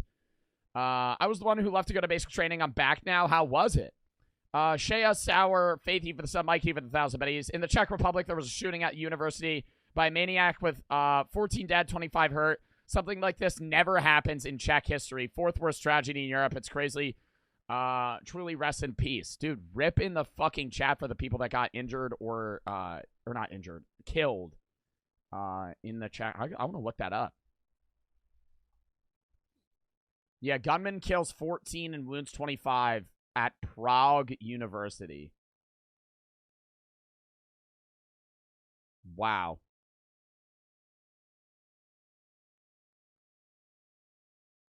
Prague shooting massacre could spark sweeping gun policy changes. That is insane. Because, like, I like this, that shit just never, like, it's also even crazier just because that does never really happen in Europe. Like, comparably. Worst mass shooting ever in Czech Republic. Ratboy for the sub. The bad for the 5. Have you played the new Escape Backrooms update? I played a little bit with Max. BB, Scooby, Sponge, and Moshi for the sub. BTX for the 3. Keegan for the sub. Ryan for the 3. And TB for the 3. Remember seeing something that video is fucking crazy. Also, W 14-month sub. Already read that. All right, next video. Dan Bilzerian has officially failed. Good riddance. Actually, no. Let's do the GTA 6 is a parody of the 21st century. Let's watch this first. There's one big question on people's minds. After over a decade since GTA 5, what does Rockstar have in store this time? The bar couldn't possibly be higher. Thanks to its massive release and its online economy, GTA 5 is probably the highest grossing piece of media of all time. Never has there been an opening like this in the entertainment industry. This week, Grand Theft Auto 5 pulled in $1 billion in sales in 3 days. No movie. How much did Spider-Man sell? I think Spider-Man sold, like, more? How much has Spider-Man 2 made? Oh, the production was 5 million units, 2.5 million units in 24 hours. Damn, wait. Spider-Man 2 made 315 million in, like, 2 weeks. GTA 5 made $1 billion in 3 days. Movie or music release has ever come close to that. That is nuts. Like, just how... Because both of those games, like, Spider-Man 2 was a very, like, waited for game. Them selling $1 billion in 3 days in 2013. For Grand Theft Auto 5. Yeah. How much do you think GTA 6 sells? In the first week, 20 billion. Because the game's probably going to be $70. 70 or 80 bucks. Let's do math here. How many people do you think buy the game? The fucking first week, 20 million copies. Surely. 2,000, 20,000, 200,000, 2 million, 20 million. Times like $80 a copy is what? Yeah, that's like 1.6 billion. Yeah, surely like 20 million people buy the game. More than that. 20 billion. I meant 20 million, not 20 billion. A lot of people are going to buy GTA 6, though. They're going to make a fucking assload. It's going to be $150. There is no way GTA 6 is going to be $150 fucking dollars. Honestly, I wouldn't be surprised if it's over 100. That would be $50. No, the game is going to be over $80. Most games now that are like worth $60 games are now $70, and GTA is like a very anticipated game. It's probably going to be 80 or more. I remember there was news that it was supposed to be 150, and then they said that like that's not true.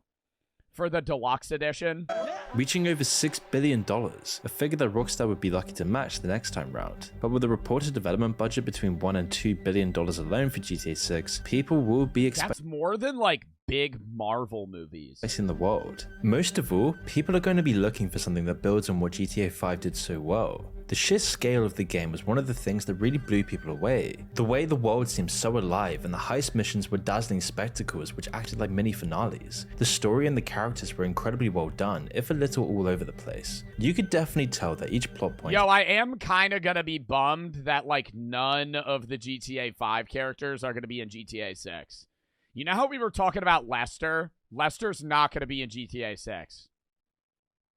That's like mad. That's like upsetting. I know it's obvious, but it's like, damn, dude.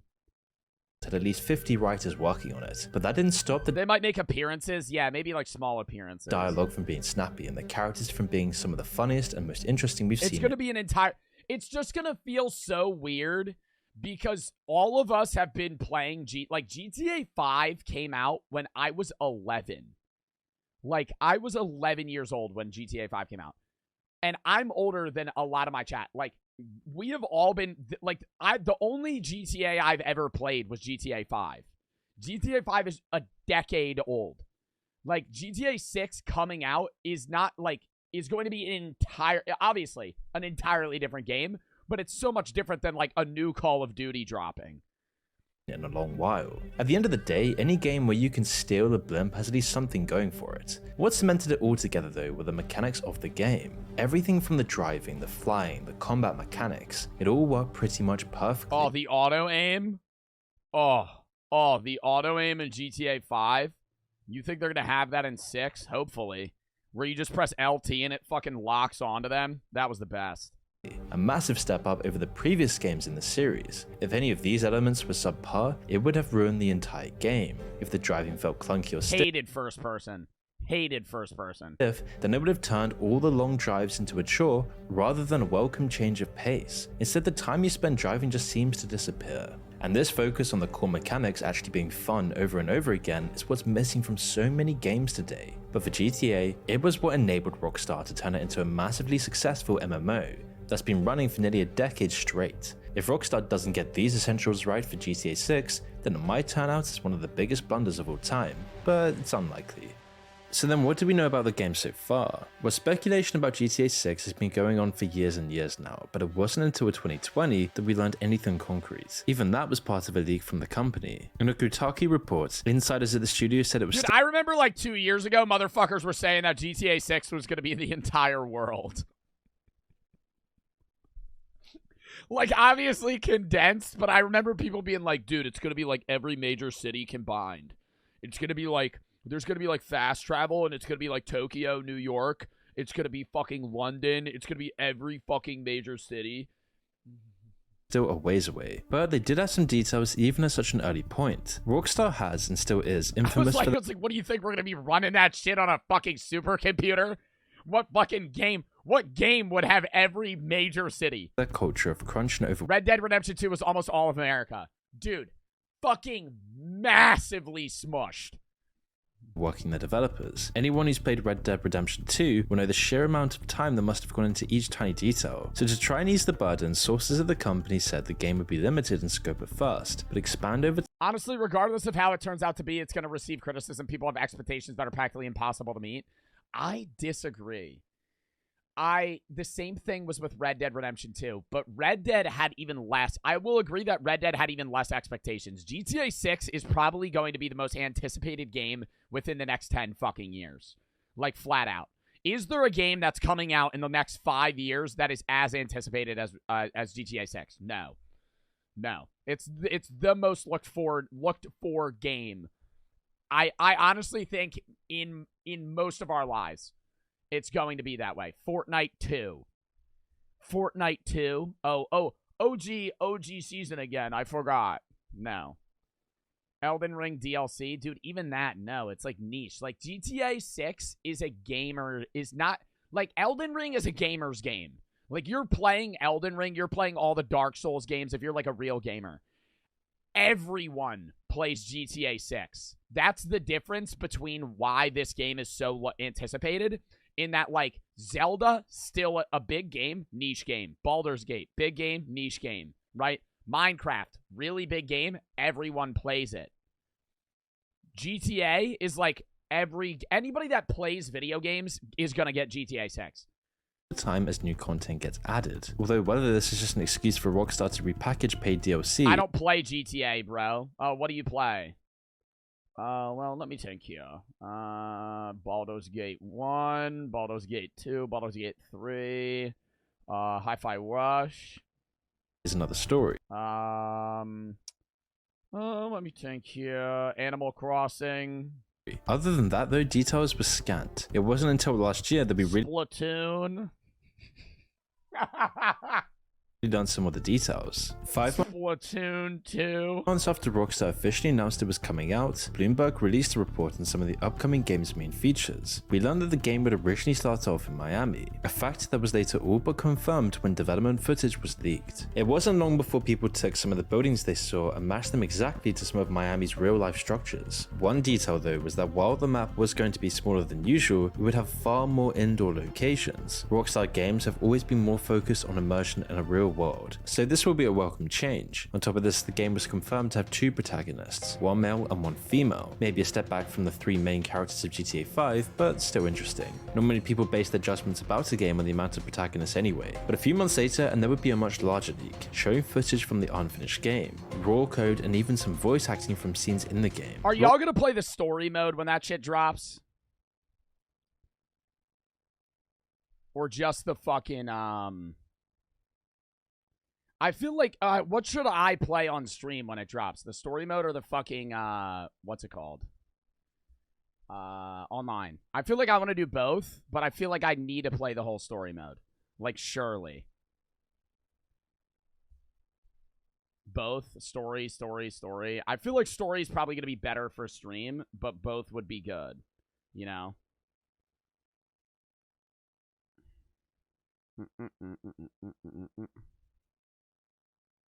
Hold up.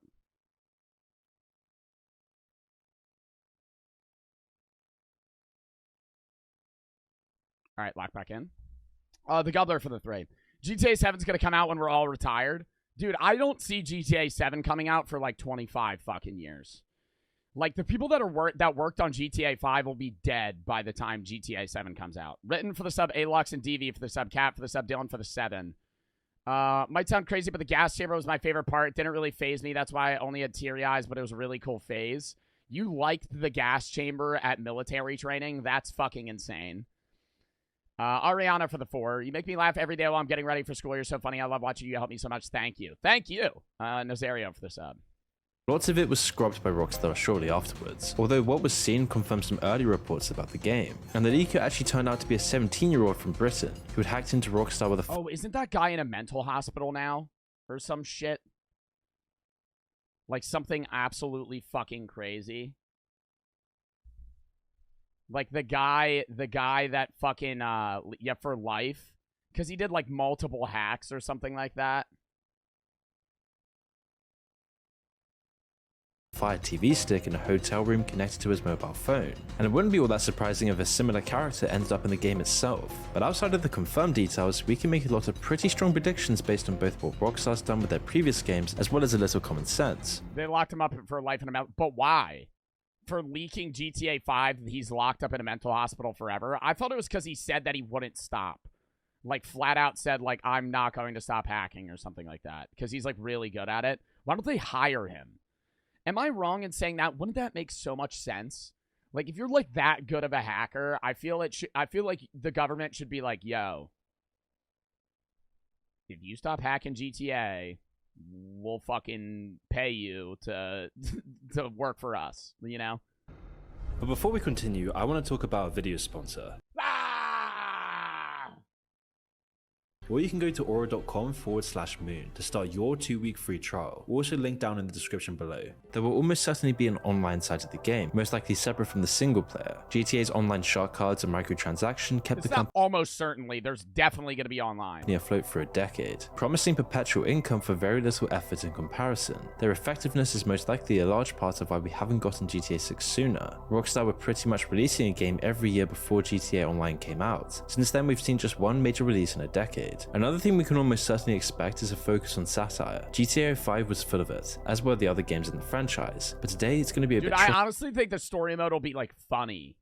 Like, it'll be like obviously action and good story and shit, and there'll probably be deaths and all that other stuff, but it'll be a good fucking story. Like, they're probably working on that, like, hardcore. Yeah, past 10 years have seen real life surpass fiction. Shark cards are ass, buddy. I'm buying 10 shark cards the second that game drops. And how absurd and comical it is. Things we laughed at yesterday are normal today, and so it's hard to imagine how Rockstar and the legions of writers will come up with anything more crazy than what's in the news. Could Life Invader from GTA 5 really be renamed into something dumber than Meta? Or could they come up with anything more redundant than X? How could they even approach how insane and over-the-top modern politics is today? Judging by what we saw in the last game though, there's a few obvious paths they could take. Two characters from GTA 5 that seem so much more relevant now are Michael's two children, Jimmy and Tracy. Jimmy is the stereotypical gamer. He's a toxic man-child, unaware of how awkward he is, while also blaming everyone around him for the fact he spends all day I forgot about the GTA 5 story so much. Smoking and playing games. If they didn't drill it in enough already, he's literally got the word entitled tattooed on his neck. Tracy is on the other side of the coin, a stereotypical blonde airhead. She goes through life entirely obsessed with status, image, and her own popularity. She throws tantrums, is even more spoiled than her brother, and she's painfully naive. This was Rockstar's over-the-top but disturbingly accurate portrayal of teenagers at the time the game came out, and today nothing's really changed, except that these people grew up and now they're the ones setting the example and guiding social media for everyone younger than them. It's a self-perpetuating cycle that began with people like these characters, and so you can be sure that Rockstar's gonna roast the hell out of them. The Jimmys and Traces of yesterday are the influencers of today. They're gonna get a lot of lawsuits. Did you see the one guy that's trying to sue him because they said they stole his vibe or some shit? The guy that had tattoos all over his face that they showed him in the trailer, they were like, "You, a Rockstar, you need to pay me $4 million right now." Rockstar, that's clearly me. And I'm like, dude, you're never winning a court case against fucking Rockstar Games.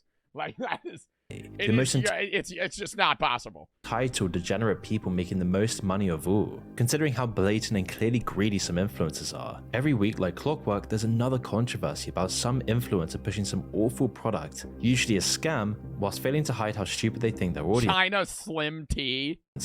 Just look at one of Pokemon's most recent scandals, trying to sell $28 cookies, then insulting the people who call her out on it by saying they're just poor and stupid. Cookies that are just an obvious rebrand of some other, more cheaper cookie. Let alone all the crypto scams that influencers like Logan Paul push. Equally likely though is Rockstar making— Nah, Crypto Zoo's still in the works though. Nah. Crypto Zoo's still in the works though. That's coming out. That's coming out someday soon. Making fun of both the Sims, calling these people queen unironically. It's cooking, man. Yeah, you can still make money. Crypto's still on the come up, chat. So Ruby Rose is a very popular individual right now, and she posted this on Twitter today. I ran into my #1 spender on OnlyFans. Oh, wasn't this fake? And we are blessed with two magnificent pictures here. On the left, it is Ruby Rose posing with her #1 piggy bank dumper. Now let's turn our attention to Exhibit B, and we can get this. Yeah, I'm skipping past this because it's fake. I know it's fake. Lives raging in comment sections. Often though, she tricked the guy. No, I think she paid him to act like he was the #1 spender. Just the same people. GTA also excels at specifically deconstructing American culture as well. While lots of other shows, movies, and games do this, GTA does it in such a... You reacted to it? I reacted to the original one of him, but then he made another upload saying that it was all fake. Complete and direct way that is unique. Every detail is a masterclass in satirizing America. From the way the adverts on the radio sound, the ridiculous political campaigns and billboards, it's uncanny how close they are to reality. The same report says he allegedly used campaign money for a flashy Las Vegas holiday, a shopping spree at makeup store Sephora, and for payments to OnlyFans, a site known for adult entertainment. He's now facing 23 federal charges. The satire is most visible though in the names Rockstar gives their fake companies. Facebook turns to Life Invader, Fox becomes Weasel News, and Goldman Sachs is renamed to Schlongberg Sachs. While they might be juvenile, these names are working on another level beyond crass humor. They're poking fun at the doublespeak way that companies name themselves, something that's ubiquitous today. Companies don't fire people anymore, they downsize or they restructure. He got a tattoo of her. Reductions in pay or the company's revenue becomes adjustments instead. What began as little more than stupid buzzwords in boardroom meetings has infected every layer of society. Today, companies are so terrified of the truth in their PR image that the names barely mean anything anymore. Facebook became Meta and Twitter turned into X. Both of the previous names actually I don't know why they ever did that, because those were like the two dumbest fucking switches ever. Do you guys call it X yet? I don't think it'll ever be called X. 10 years from now, if Twitter fucking exists, because I know that shit's gone bankrupt. I don't think it'll fucking be called X. I think Facebook didn't become Meta. Facebook's still Facebook. It's just Meta's the parent company that like owns Facebook and everything else. Facebook actually was a book of faces in the beginning. Now they don't mean anything at all. Even company logos become bland and featureless. Just compare any big name brand's logo to what it was 10 years ago. Nearly every time, it's just a simplified geometric. Yeah, now they all look the same. Like, yo, let's bring back, what the fuck is that? Nintendo? Oh, is that oh, no, this is Levi's. Nintendo used to be that. Okay, honestly, though, all these logos do look better nowadays. Like the McDonald's logo, what the fuck is that? Heinz used to be better. I liked that old logo. All of them now, I would still say, are still better, though. Version of it. Why was Nokia a fish? But with GTA 6 said to be the most expensive AA game in history, it might be an issue for Rockstar to properly satirize these mega corporations. They are one now. It would take a bit of the momentum out of every shot they take at corporate America when they're a massive part of it. Although it might not be as big of a problem as people expect. After every GTA game, and for the entirety of GTA Online, you're invited to get straight back into the criminal grind. Whatever lessons the protagonists learn about how they should value their family, or get out while they still can, always fall away. If they actually landed, the game would just end. Instead, there's an irony in how the main character can finish their arc, become a complete person, learn all these core values about humanity, then get right back, and then go still murder everybody and rob a bank. Back into murder and mayhem. Rockstar are the same. Their character's arc finished with GTA 5. It was the definitive. The people that were saying like GTA 6 is like fucked up, and it's like, oh, you're like killing cops in the game and shit, and I'm like, dude, like, yeah, you're killing police in the game. But, like, we don't have an issue. We have an issue with GTA 6, but we don't have an issue with Call of Duty, which is literally just a game mode where you fucking shoot each other, and that's it. That's the only fucking thing you do is kill each other. Like, at least in GTA, you can fucking drive cars and rob banks and shit. In fucking Call of Duty, you just murder people. Like, it's literally murder sim. GTA experience, and they became one of the largest gaming companies in the industry. But now, yeah, at least in GTA, you could go to a strip club. They're back to it all over again, but bigger and better. The real moral thing. Rockstar themselves are large enough to be satirized in the GTA game, if only they weren't the ones making it. This is just one example of the million different ways Rockstar could take on modern culture in GTA 6. There's literally a whole world of options for them. Considering it's taking place in Miami, we're pretty much likely to see some SoundCloud rappers at the very least, and all the degenerate podcasters. But overall, the way Rockstar just cuts through the nonsense and goes straight for the jugular is what makes GTA some of the best satire around. The only thing left to see is whether they can keep that guy right there. They said they had to sue him, or that guy. Or there's a guy that says he's that dude. Best satire around. The only thing left and they stole his likeness to see is whether they can keep the ball rolling for GTA 6. These sorts of massive AAA releases only come along once in a while, and they're always a complete gamble. The more highly anticipated a game is, the bigger risk there is of a complete flop if it doesn't reach people's expectations. Yeah, that was like Cyberpunk. For gaming audiences especially, the reactions can be a little on the extreme side. Considering people have been waiting over a decade and the games have had more than $1 billion thrown at it, the possibilities are limitless. I mean, I think it'll be a good game. I don't see how I'll probably have any complaints about it. There will be people that will bitch, surely. I mean, there's people that bitch in any game, and especially since it's GTA 6 and it'll be one of the biggest games coming out. But, like, overall, I think it'll still be... It's going to be a good game. Like, they know... They've been working on it for fucking years. They know that people have high expectations. They're not going to fuck that shit up. There might be, like, glitches and shit initially, but I think the overall story and everything will be good. Fordak for the fucking 25 gifteds. Thank you for the 25 fucking gifted subs. Thank them if you get a sub. Thank you for the fucking gifteds. DJ for the fucking 3. I bought the merchant. Half of it arrived and is amazing, but the other half hasn't arrived yet. What should I do?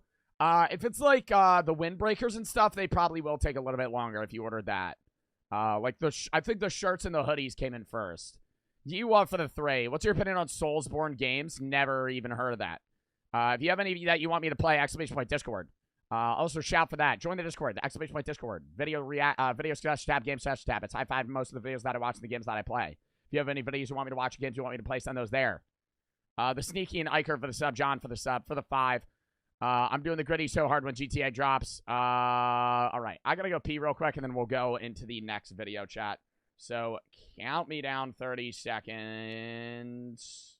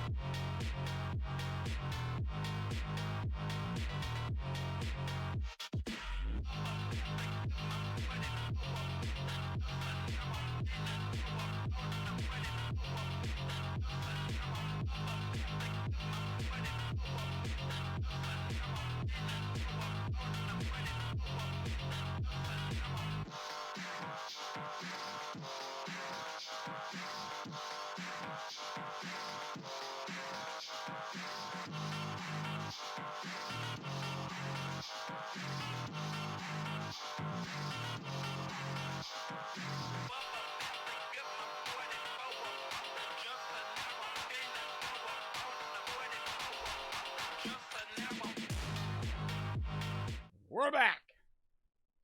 Gagoglia for the sub. Oh, Soulsborne games is Dark Souls? Oh, well, yeah, I know Dark Souls games. I played Elden Ring on stream. But what was I going to say? I played Elden on stream, but I know Elden,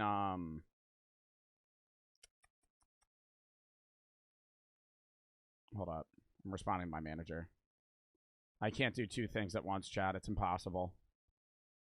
It's impossible. I can't multitask. Also, 1 or 2, chat. I need to post on TikTok.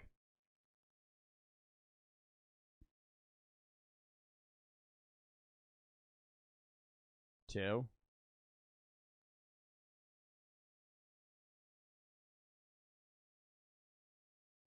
Posting.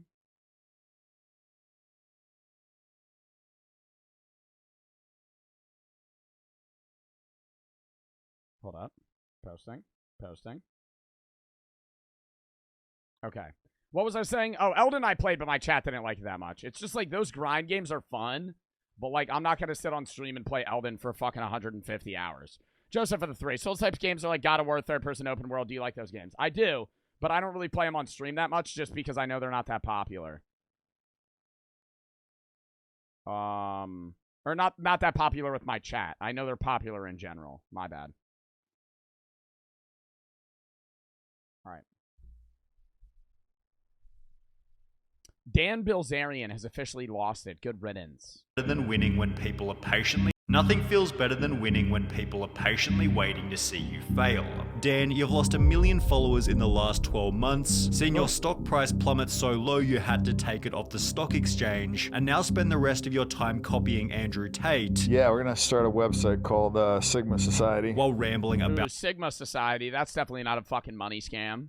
Politics on how much is it? Only $700 and I'm a part of the Supreme Group? Twitter. This is basically the definition of failure, and here's exactly how it happened. Dan Bilzerian took his company Ignite public at a price of $2.50 per share back in January 2019, a time at which his career was going perfectly. His Instagram was gaining 400,000 followers per month, he was living in a $65 million mansion, and most importantly, everybody believed that his lifestyle was real. That would be until July 2020, 18. I think any influencer that flaunts obscene amounts of money is actually not that rich. Like, I think, like, what's that one young kid that everybody's getting mad at right now because he's, like, bragging so much? Yo, Fordak, thank you for the 25 fucking subs. Thank them if you get a sub. Thank you for the fucking 25 gifteds. Oh my god. 84 subs to the channel total. Thank you for the fucking subs, Fordak. Who the fuck am I thinking of? Not Lil Tay. Jack Doherty. And he spent like $500K in a day or something. Like, he's definitely rich, but like they always portray it as if they have more money than they actually do. Like, I think he probably has like 10, 20 mil. But like, if you're going to spend $500K in a day, most people are probably assuming that you have like $120 million or more. And I don't think he has that. Like, same thing with Dan Bilzerian. Even when he was popping off, he probably had like 20 mil to his name, but like you're spending money like you're a billionaire. It's any of those guys on social media that act like they have that money. Sometimes are actually just dead broke and they're renting everything. Like a lot of LA TikTokers don't make money. A lot do. Like any of the OG guys, but like anybody on TikTok that has like 2 mil and they live in LA in like a mansion, they're renting with like 5 roommates. And yeah, like they might have a really nice car, but they're also leasing that. And it's just like, it's like a lifestyle that they want to make everybody see that they have. But when in reality, they don't. Paul for the sub. Months after Ignite. Your pronunciation of Doherty is so bad. How the fuck do you say it? Doherty? Doherty? Jack Dowdy? Joe Dirty? How do you say it? It started when Dan fired Ignite's vice president, who then sued Dan Bilzerian for unfair dismissal, in the process completely exposing his phony business model. For starters, the lawsuit explained that Dan Bilzerian isn't leasing more expensive. Well, sometimes, but like leasing makes it so they don't have to actually spend the money on buying the car. People lease really expensive cars that are broke. Because they don't have enough money to buy the fucking car, but they can spend the lease money. Actually paid $65 million for his mansion, but the property was rather rented for $2.4 million per year. Like that. On top of this, it was shown that Bilzerian renting a fucking house for $2.4 million a year has to just, in my mind, seem like the dumbest financial. That's like throwing your money into Dogecoin now. I'm not talking when Elon was shouting that shit. Renting a house for $2 million a year is like fucking saying, yeah, I'm just going to put my life savings in Dogecoin. To the fucking moon. Shiba Inu. To the moon. 2023. Bilzerian paid for the travel expenses of the rotating cast of models that permanently accompany Bilzerian wherever he goes, despite Dan consistently stating that the girls were there voluntarily. Do you pay these girls to come? No. Okay, so that's the big misconception, yeah, I'm right? addressing that on my app. However, the craziest part of the lawsuit outlined Dan's strange expenses, including $75,000 on a paintball field, $40,000 on a rock climbing wall, $60,000 on a Star Wars gun set, 60 grand on a fucking Star Wars gun set, $31,000 on pool renovations, $50,000 on a bed frame, $15,000 on a ping pong table, and $88,000 on a vault, just to name a few. What ping pong table costs 15 fucking grand? It was also like, how do you make that fancy? Stated that some business expenses charged to Ignite were for household items, groceries, and luxury yacht rentals, with a different former employee stating Ignite pays for everything. Models, events, yachts. Dan would just have it wrapped with the Ignite logo, and all of a sudden it was an Ignite expense, and he would send them the bill. Pools, trampolines, the employee. Yeah, that just kind of seems like fraud. That seems like some sort of white-collar crime, just writing off anything and everything because you fucking slap your logo on it. You buy a Bugatti and put fucking Ignite on it. Added his personal events that had nothing to do with the business. Dan responded by stating, "Some journalist said Ignite was funding my life. Bitch, I've been going hard for 10 years and been famous for going hard for 7. I started Ignite 2 years ago, raised around 100 mil, and I own the majority of the company, suck my dick." Although his arrogant response failed to dismiss anything, especially the company's atrocious financial reports. Dan had spent a total of $69 million during Ignite's first year in business, which was offset by only $9.7 million in sales. Given the previously mentioned lawsuit explained how terribly this money was spent, Ignite's stock price plummeted by almost 90% from $2.50 to a low of 28 cents in October 2020. Yeah, but now's the time to get in, chat. Now's the time to get in. As the media began to report on Dan's losses, he'd buy the dip. Shiba Inu, it's coming back up. It's coming back up soon enough. On by stating Uber. One Shiba Inu coin is worth one millionth of a penny.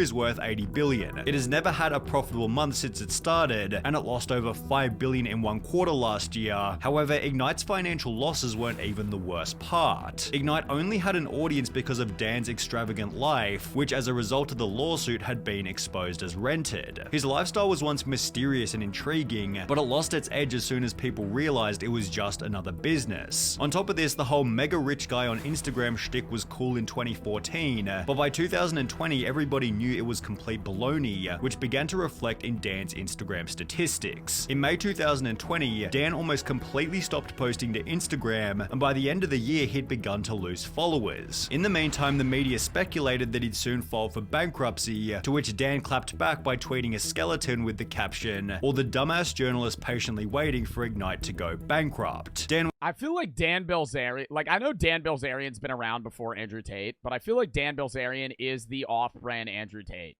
Because Andrew Tate's pyramid scheme actually fucking worked. Where, Dan Bilzerian, who invested into Ignite? I don't know anyone that was like, yeah, let me get in on this fucking business with Dan. There's people that bought Andrew Tate's fucking Discord. And, there's probably people in my chat that bought Andrew Tate's Discord. And were like, yeah, I need to join the grind, motivation, Sigma mindset to learn how to get rich quick and all this other shit.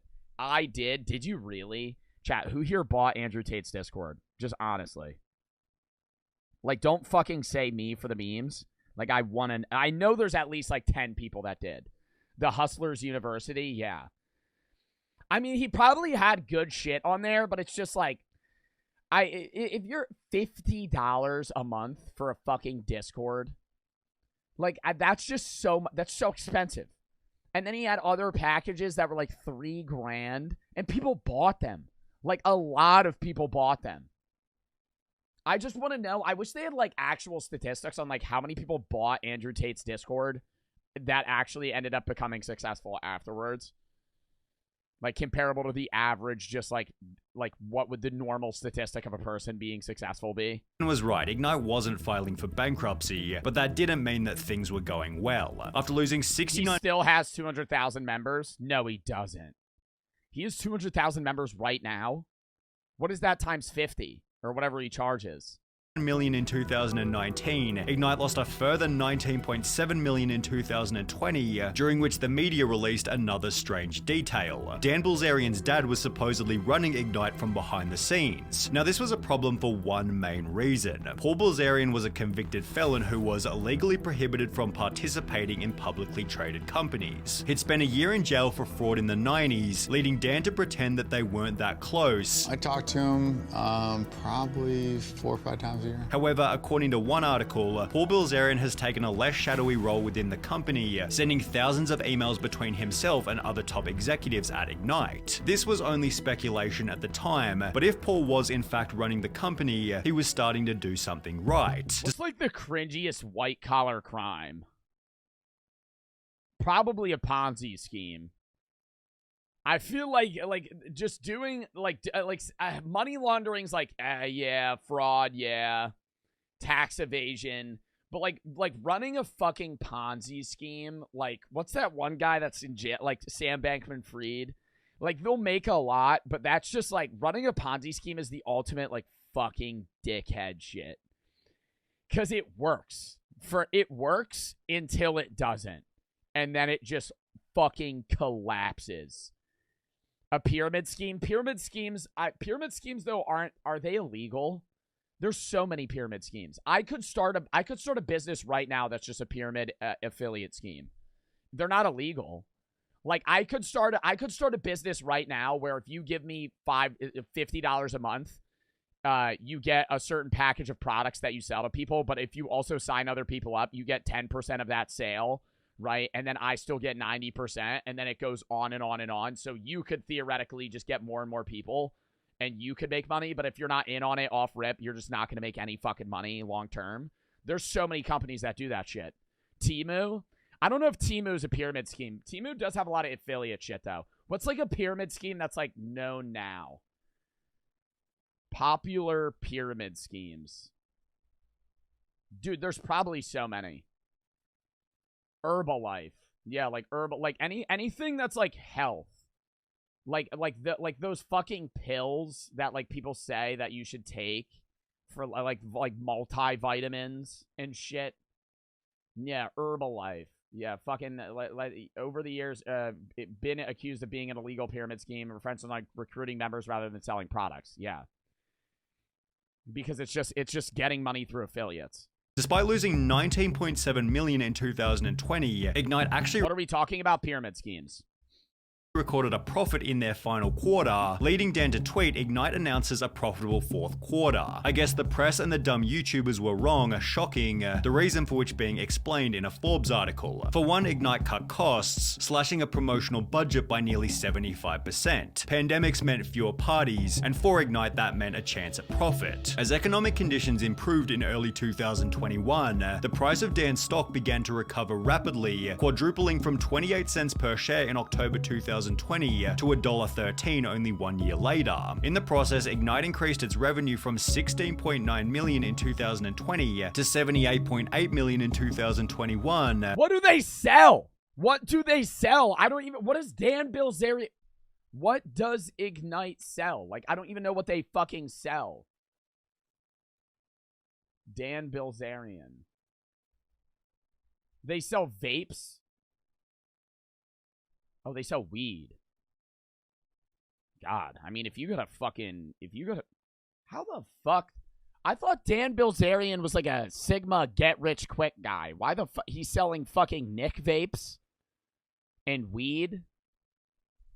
I mean, that is a profitable business. Damn, he literally just sells weed. Bro. And disposable vapes. I had a friend that bought one of these. He sells fucking Nick vapes. That's not a get-rich-quick. What the fuck? I feel like the personality is just so different. Like, yeah, like you're on social media flaunting your wealth, and you're like, yeah, it's so easy. But you just sell vapes. At which point Dan made the claim that he wanted to sell the company. $2 billion would be nice, because then I get over $1 billion. However, the chance of achieving this kind of money began to look unlikely as the value of Dan's company began to fall off a cliff. The recovery made by Dan in 2021 was completely reversed throughout 2022, owed in part to one particular incident. The SEC is suing Ignite Brands Ltd for failing to produce documents as it attempts to pursue an accounting fraud investigation. According to the SEC case, SEC staff have uncovered information indicating that respondents may have filed public financial statements that include false or misleading representations regarding revenues earned and recognized in the company's fiscal year ending so they lied about how much they made? December 1st, 2020. On top of potentially falsifying their revenue, the suit also revealed that Ignite was under criminal investigation for something unrelated. As a result, the stock was headed toward a new record low. However, Dan was able to fix this problem by removing Ignite from the stock exchange altogether. He provided no explanation for Can you just do that? If I have money in a stock and they just say, nah, we're going to get rid of that, do I get my money back? Like, what happens? Like, do I still own a private ownership of the company? Like, how does that work?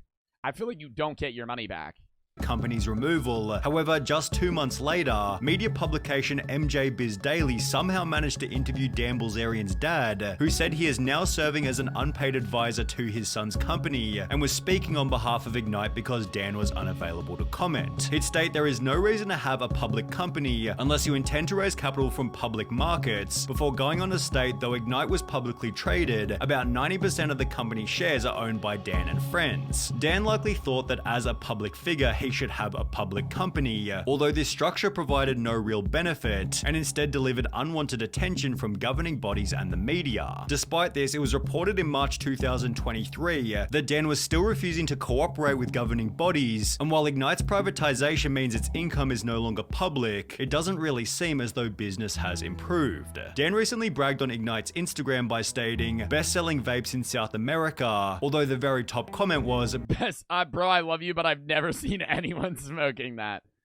Yo, we got the best-selling vapes in Northern Canada. We got the best-selling vapes in the Northern Canadian Territory, where 10 fucking people live.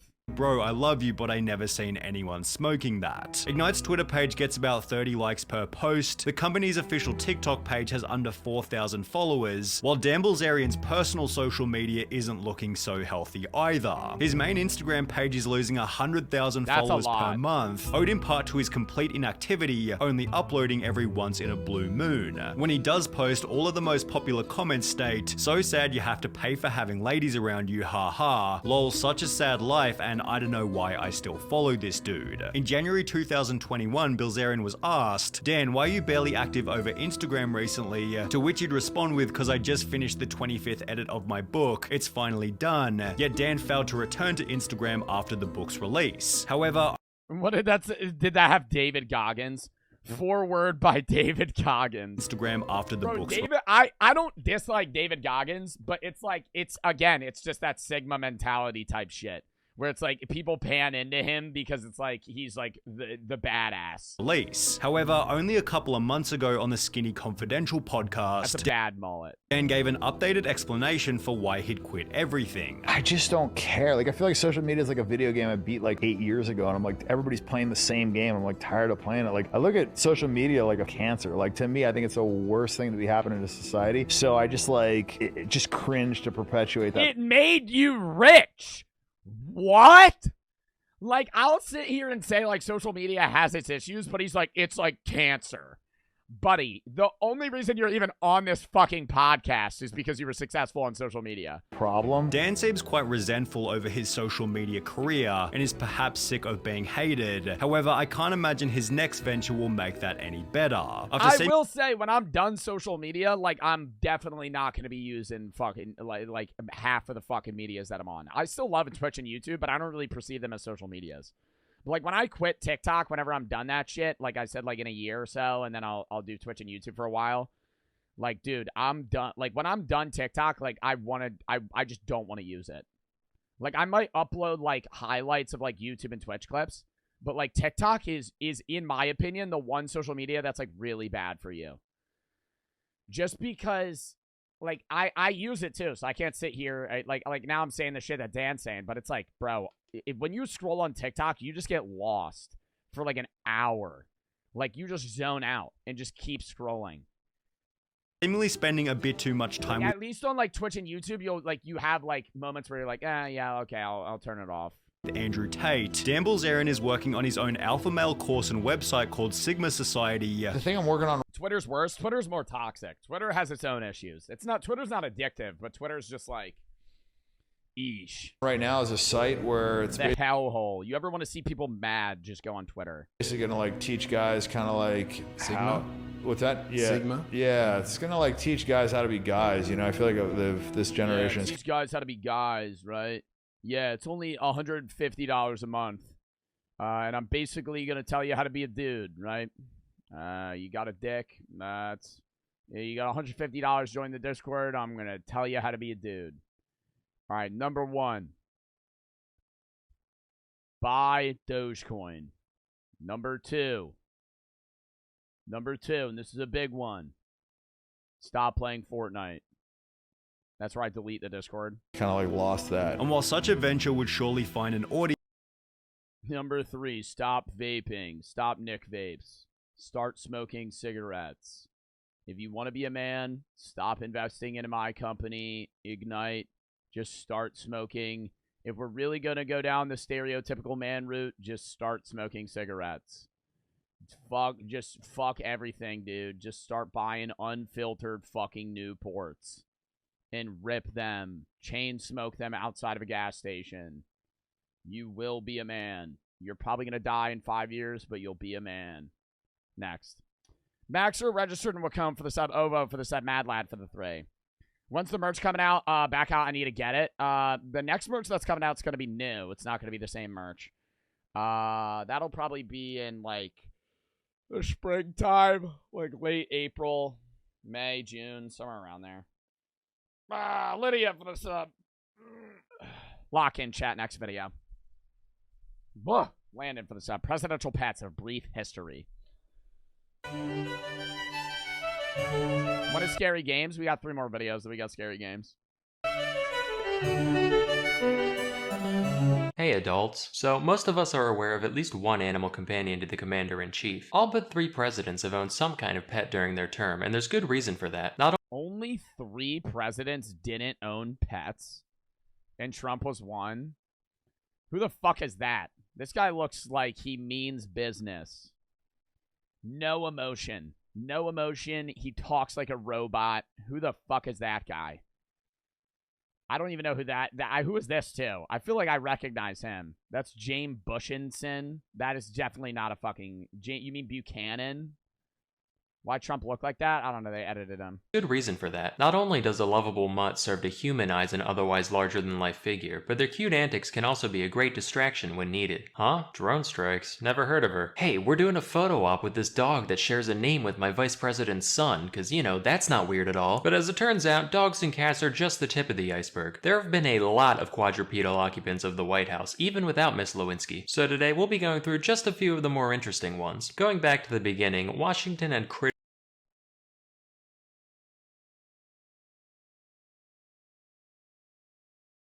Yo, he made a joke about Monica Lewinsky being on her hands and knees.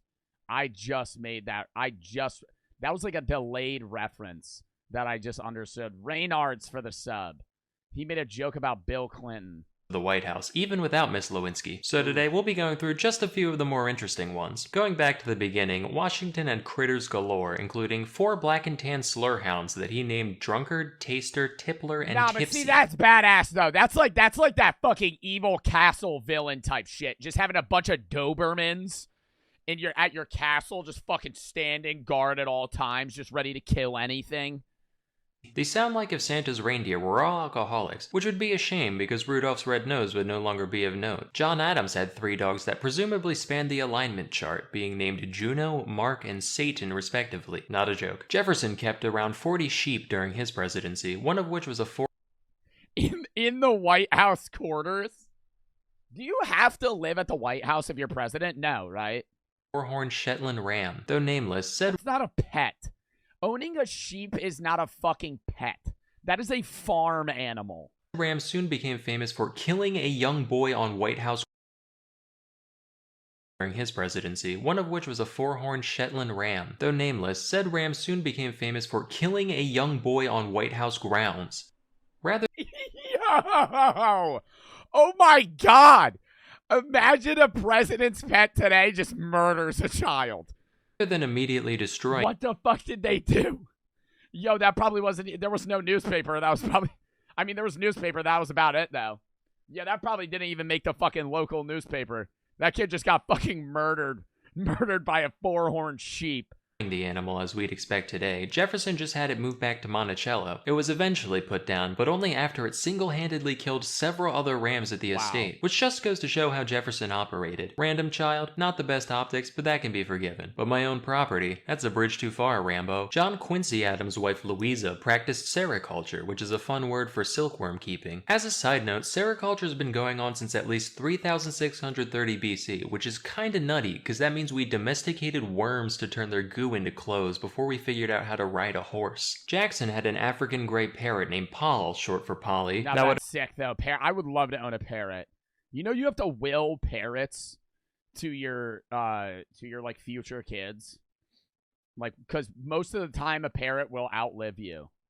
They live forever. That's the issue. But I mean, that's also kind of badass. Parrots live like 70 years. 65 years or some shit. So, like, most people buy a parrot when they're in their, like, 30s, 40s. You're gonna own that shit. It's probably gonna outlive you.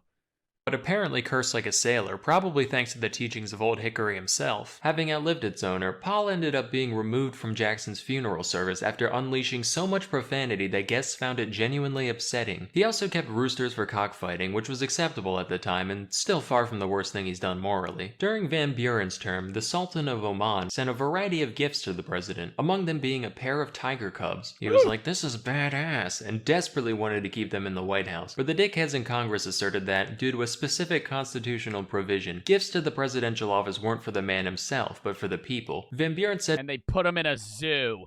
"Fuck the people, them's my tigers," and got into a legal battle with the legislator over the issue, which he eventually lost. The tigers were subsequently sent to a zoo, and over 20... Oh, shit! Years later, Van Buren died of pneumonia, completely unrelated to this incident. Although Andrew Johnson had no du jour pets, he did befriend a family of mice he found in his bedroom, feeding them flour and grain and referring to them as the little fellows. It's an oddly wholesome— Okay, see, like, that's psychotic. That's psychotic. Like, you're befriending the fucking house mice, the rodents that are living in your house unwillingly, and you're like, the president of the United States is like, the little fellows that live in the walls.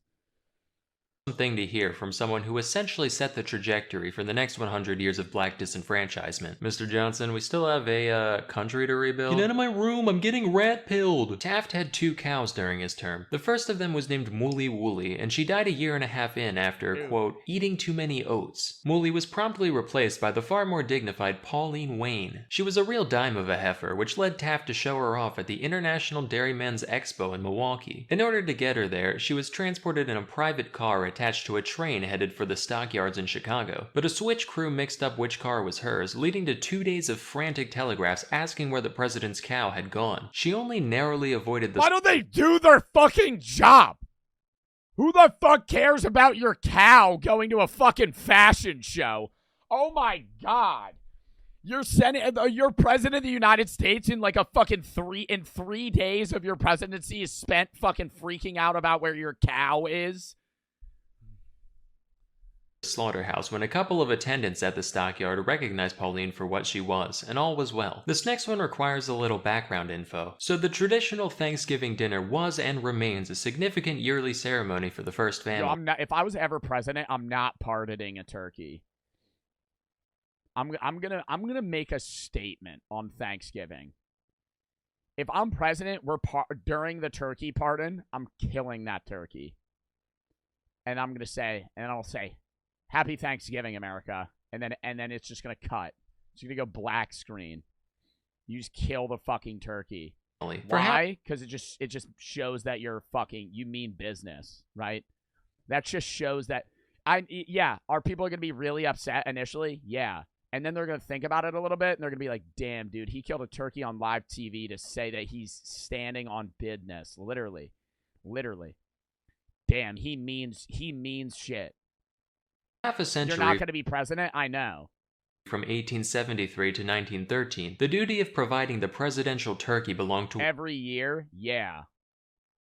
Every year. One Horace Vose, a private turkey farmer based in Rhode Island. After his death, though, things turned into a free-for-all, with numerous farmers sending unsolicited turkeys, both alive and dead, in an attempt to secure a position as the next annual caterer for the White House. Nobody was decided on for a decade, and upon assuming office in 1923, Calvin Coolidge found the volume of birds showing up at his doorstep alarming, and put an end to the tradition that year, instead opting to buy his own turkey. But in 1925, after much outside pressure, he caved, and was immediately flooded with not only turkey, but a variety of increasingly exotic animals to eat. Among them was a live raccoon he received the following year. Coolidge was, at the time, blissfully unaware of the intricate— I feel like that has to be like a borderline a threat.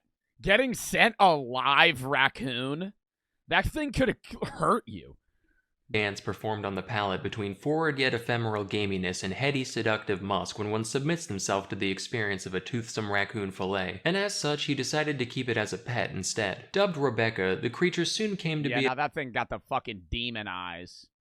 It's got a collar on and everything. I don't think you should be able to domesticate a raccoon. Like, that just doesn't make sense as an animal. I would understand a fox more. A core member of the Coolidge family. She ate as well as any of them, being fed things like shrimp and persimmons, and she was particularly fond of eggs. Given free reign over the house, Rebecca's hobbies reportedly included unscrewing light bulbs, uprooting houseplants, and playing with wet bars of soap in the bathtub. She was so beloved that she even had her own— You're just taking a tour of the White House whenever this guy was president. You see a raccoon scurrying through the fucking building. You, like, kick the shit out of it and kill it, and you're like, here you go. You realize it has a collar on it. Own treehouse built for her in the White House yard. When the Coolidges made way for the Hoovers, Rebecca was forced to vacate her post, but the new first family soon found that they had a squatter on their hands. The new tenant of Rebecca's treehouse was a wild opossum who, rather than being evicted, was adopted by the Hoovers in a similar— Yeah, of course. Yeah, fucking Herbert Hoover. Herbert Hoover, I learned about that motherfucker in history class. Yo, what did he do? The Hoovervilles? He was like one of the worst presidents. He adopted a fucking possum. That thing looks like it has rabies. Fashion to Rebecca, albeit from a farther distance, mostly just saying, yeah, that's ours now. He was given the name Billy Possum, which is a reference to our old friend Taft. See, as the man following Teddy Roosevelt in the White House, Taft had some big shoes to fill. So during his term, some enterprising young dumbasses approached Taft with what they claimed would be the sequel to the teddy bear. They called it Billy Possum, which is itself a reference to the president's fondness of possum and taters, a dish he famously requested at a banquet in Atlanta as an act of goodwill towards the South and its culture. Taft found the idea of Never doing that. Never doing that. Showing respect to the South. Yeah, let me get a fried possum. Using enough that he gave the green light, and many thousands of Billy Possums were produced. Given their total obscurity today, it's clear these toys were a massive flop, and there's a few reasons for that. For one, trying to force fads at all is like trying to push water uphill, but also, the story of Roosevelt refusing to shoot a tied-up bear has a bit more symbolic poetry to it than, it's a possum cause he like possum, he a fat boy, eat him up good. Couple that with the constant character assassination that the opossum as an animal has received from ignorant urbanites, and it becomes obvious that this thing was doomed from the start. But anyway, that's where the Hoover opossum got his name, and his exploits were pretty limited outside of temporarily filling in as a mascot of a local high school. In 1961, Soviet Premier Nikita Khrushchev gifted a dog to the Kennedys, named Pushinka, or Fluffy. And while it is normally rude to look a gift dog in the mouth, an exception can be made when the single biggest threat to the free world insists that said dog should live with the president. Pushinka was x-rayed, put through metal detectors, and given ultrasounds out of fear that someone implanted her with a listening device. Fortunately, though there may be bugs in some of you mugs, And then it dies. Oh my god. They put it through all these fucking security scans and it just fucking keels over.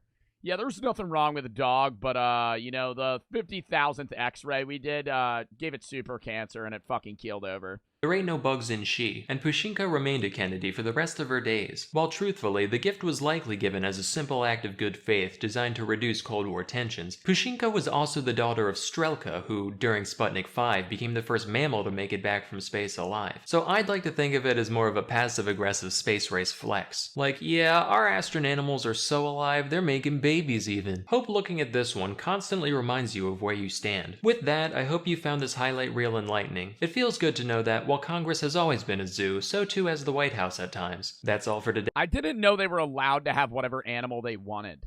I thought that most presidents only had like a dog or a cat. Seki and Fett for the 2 subs. Cloak, Dasis, Joshua Reynolds for the 5 gifteds. Maxer, Landon for the sub. Registered Wacombe. Ovo for the sub. Adlin for the 3. I already read that. All right. The worst jobs to have. Next vid. You ever thought about getting a job? Don't. It ruins your life. When we're kids, whenever an adult asks us what we want to be when we grow up, our aspirations are through the roof. Yeah, what'd you say when you were a kid when somebody asked what you wanted to be when you would grow up? When I was really young, I used to say a soda truck driver because I thought that was the fucking shit. Because I had a soda addiction. Then I would say, like, the most stereotypical, like, doctor, something like that. Yeah, most people say doctor, brain surgeon, astronaut. Nowadays, people say YouTuber. And I always kind of cringe at that. Not because it's like a bad thing to want to be, but it's just, God, I don't know. I feel like saying like your dream job is being a YouTuber. It's like, you don't really know it as much, right? Like it's like sitting there and saying, I want to be a doctor. You could understand more as somebody that's a patient than a viewer saying they want to be a YouTuber. Just because there's so much more to it than sitting here and just being like, I'm not going to sit here and say the job's impossible because it's not. But there's so much more behind the scenes shit than it's just like, oh, all you do is turn stream on and fucking game. Like it's not that simple. Like there's a lot of business shit. And then also a lot of other fucking bullshit you got to deal with. Zoo owner, that's pretty fire. I want to be, and it's all luck at first. That's another issue, right? With being a YouTuber, like I will say it's hard work after the initial push, but like I will give 100% of the credit to my initial success on social media being luck, and then after that you have to know what the fuck you're doing. But the first takeoff is like you kind of had a good algorithm day. it showed your video. You still have to have good content. Like, if you're just posting poop videos, you're not going to fucking blow up, right? But if you're posting good content, you still need it to be shown to the right people on the right day, and then that'll boost your video, and that'll give you some initial traction, and then you have to know what you're doing after that. An astronaut. I want to be the president. I want to be from Turkey. We only picked the best quality choices that we thought were not only the greatest highly rated things that someone could be, but also the most fun. I miss the days of childhood optimism. Then by the time you reach high school, you think and realize, my screen time's how much? Yeah, your dumbass is not going to be president. In fact, I'm surprised you even made it this far. You're failing almost every... Yo, what about that one kid on TikTok that said his dream job was to work at Five Below? Yo, that's like an honestly achievable job, though. To sit there and be like, yo, what do you want to be when you grow up? I want to work at Five Below. I want to work at McDonald's. Like, I'd be like, okay, man, you could strive for your dreams. You could be doing that soon enough. Class, including... You could probably apply with no job experience, and you'll work there. Lunch. Your options have come slim to none. You're gonna have to settle with being from Montreal, French and Canadian, double negative, and that's not a positive in real life. Maybe you're gonna work at Arby's, specifically Arby's. Ain't nobody wanna be there. Maybe be a street pharmacist, or work at... I would say the worst normal job is retail. Just anything with customer service where you're like a cashier. But I would say the worst normal job that I could fucking think of right now is a roofer. Being a roofer just sounds... It's never a good day, right? You're never going to have a good day being a roofer. Somebody that like lays roofing tiles. What is a roofer? A roofer. Somebody that makes the shit on your roof, right? That sucks. They make bank though? Maybe. But you're never working on a good... Like, if you're a roofer, you're never working on, like, a nice spring day when it's, like, 70 degrees outside. Like, you're working out there when it's fucking 20 degrees. You're sitting on some fucking slanted roof, laying slate and shit to fucking place tiles. It's gonna suck. And it's just hard work. And your back's gonna hurt. Walmart. I know the job hasn't been the same ever since the...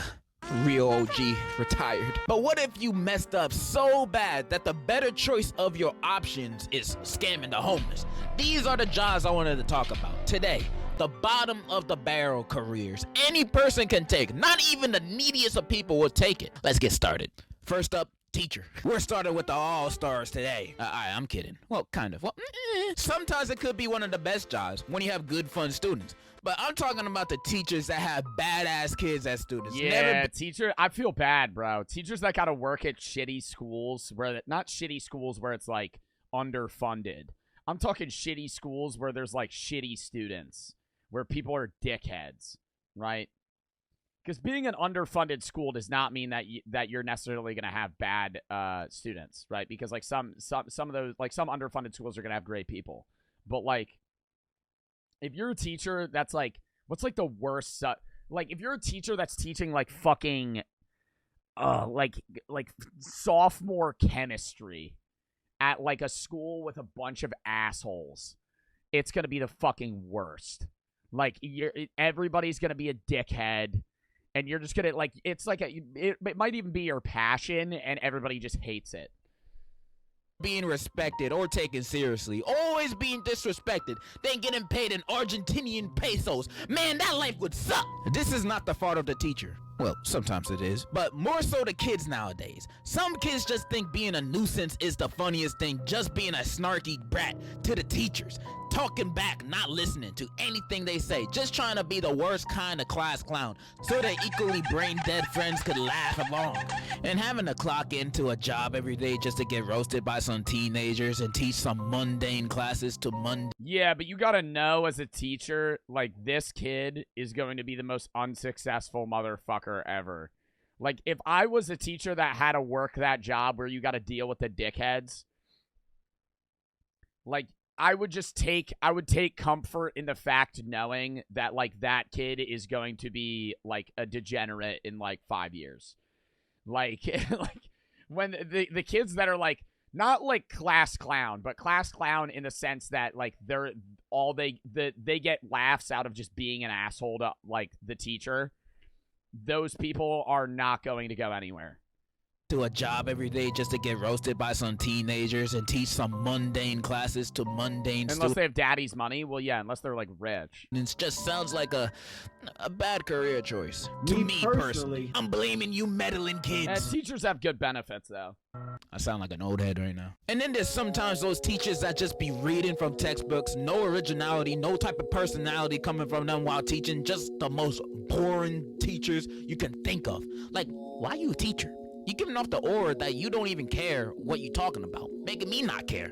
So why are you teaching? If you just wanted a job. Being a teacher is one of those jobs where you kind of need to have the passion for it. Like, you could go and get a degree and be a fucking accountant, right? And hate your job. You shouldn't. You shouldn't get into a career that you're going to hate, but you might think your job's mediocre. If you're going to be a teacher, you should want to be a teacher. To where it's like you're going to actually try and like facilitate learning and like you like the topics you're teaching about, you want to teach about it, all that other shit. Like the teachers that just read the text and just act like they don't want to be there are, I would say, the worst. Job to have your brain. Because they're the least useful in actually getting you to learn the topic and they're boring. In constant autopilot. Having a good history teacher is the best. I think that's the best teacher to have. That and like, I mean, like a good math teacher is always nice, but like a fun history teacher's the fucking shit. Where you're like learning about like modern stuff and they'll like relate it and you'll watch cool movies and it's like they try to actually make it interesting. They'll relate it to like fucking shit that like it affected years later in modern life.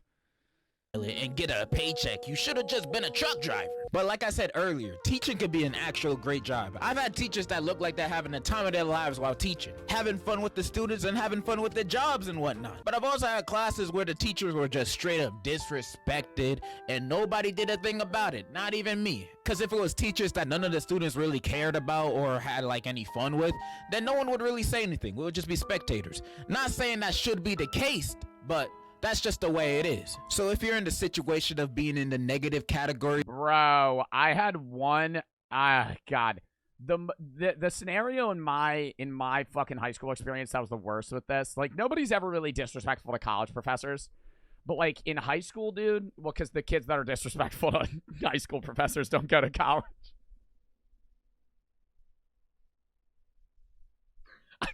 I'm not dissing not going to college. But like the kids that are doing that they're not going to a higher education after that.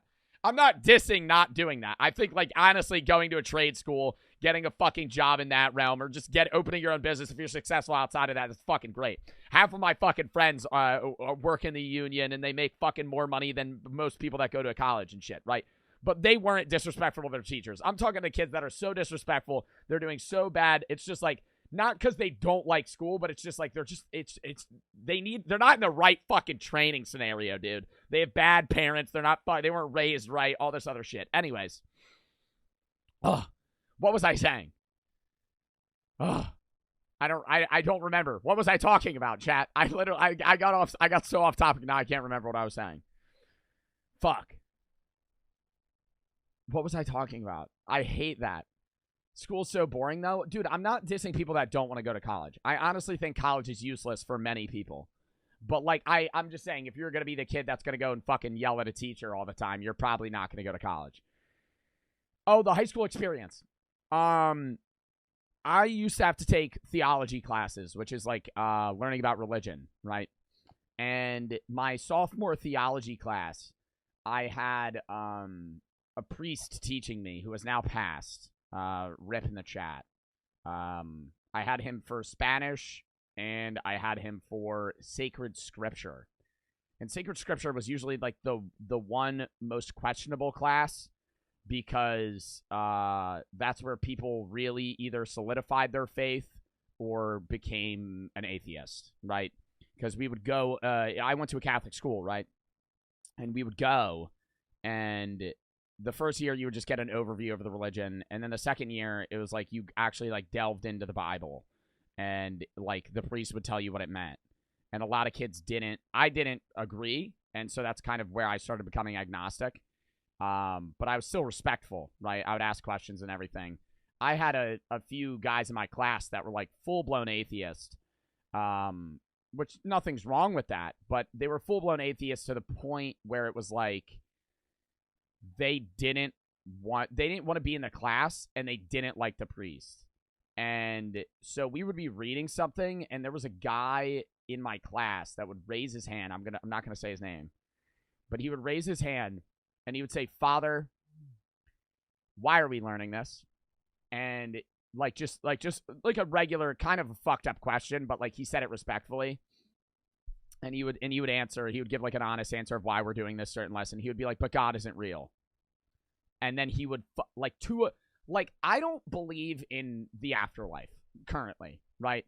But if I'm in a class with a priest teaching me that has dedicated his life to his religion, I'm not going to say to that man's face, "God isn't real," right? Like, that's like fucked up. And he said that and then got in an argument and was like, "You wasted your fucking life in this shit." Ended up getting sent out of the class, obviously.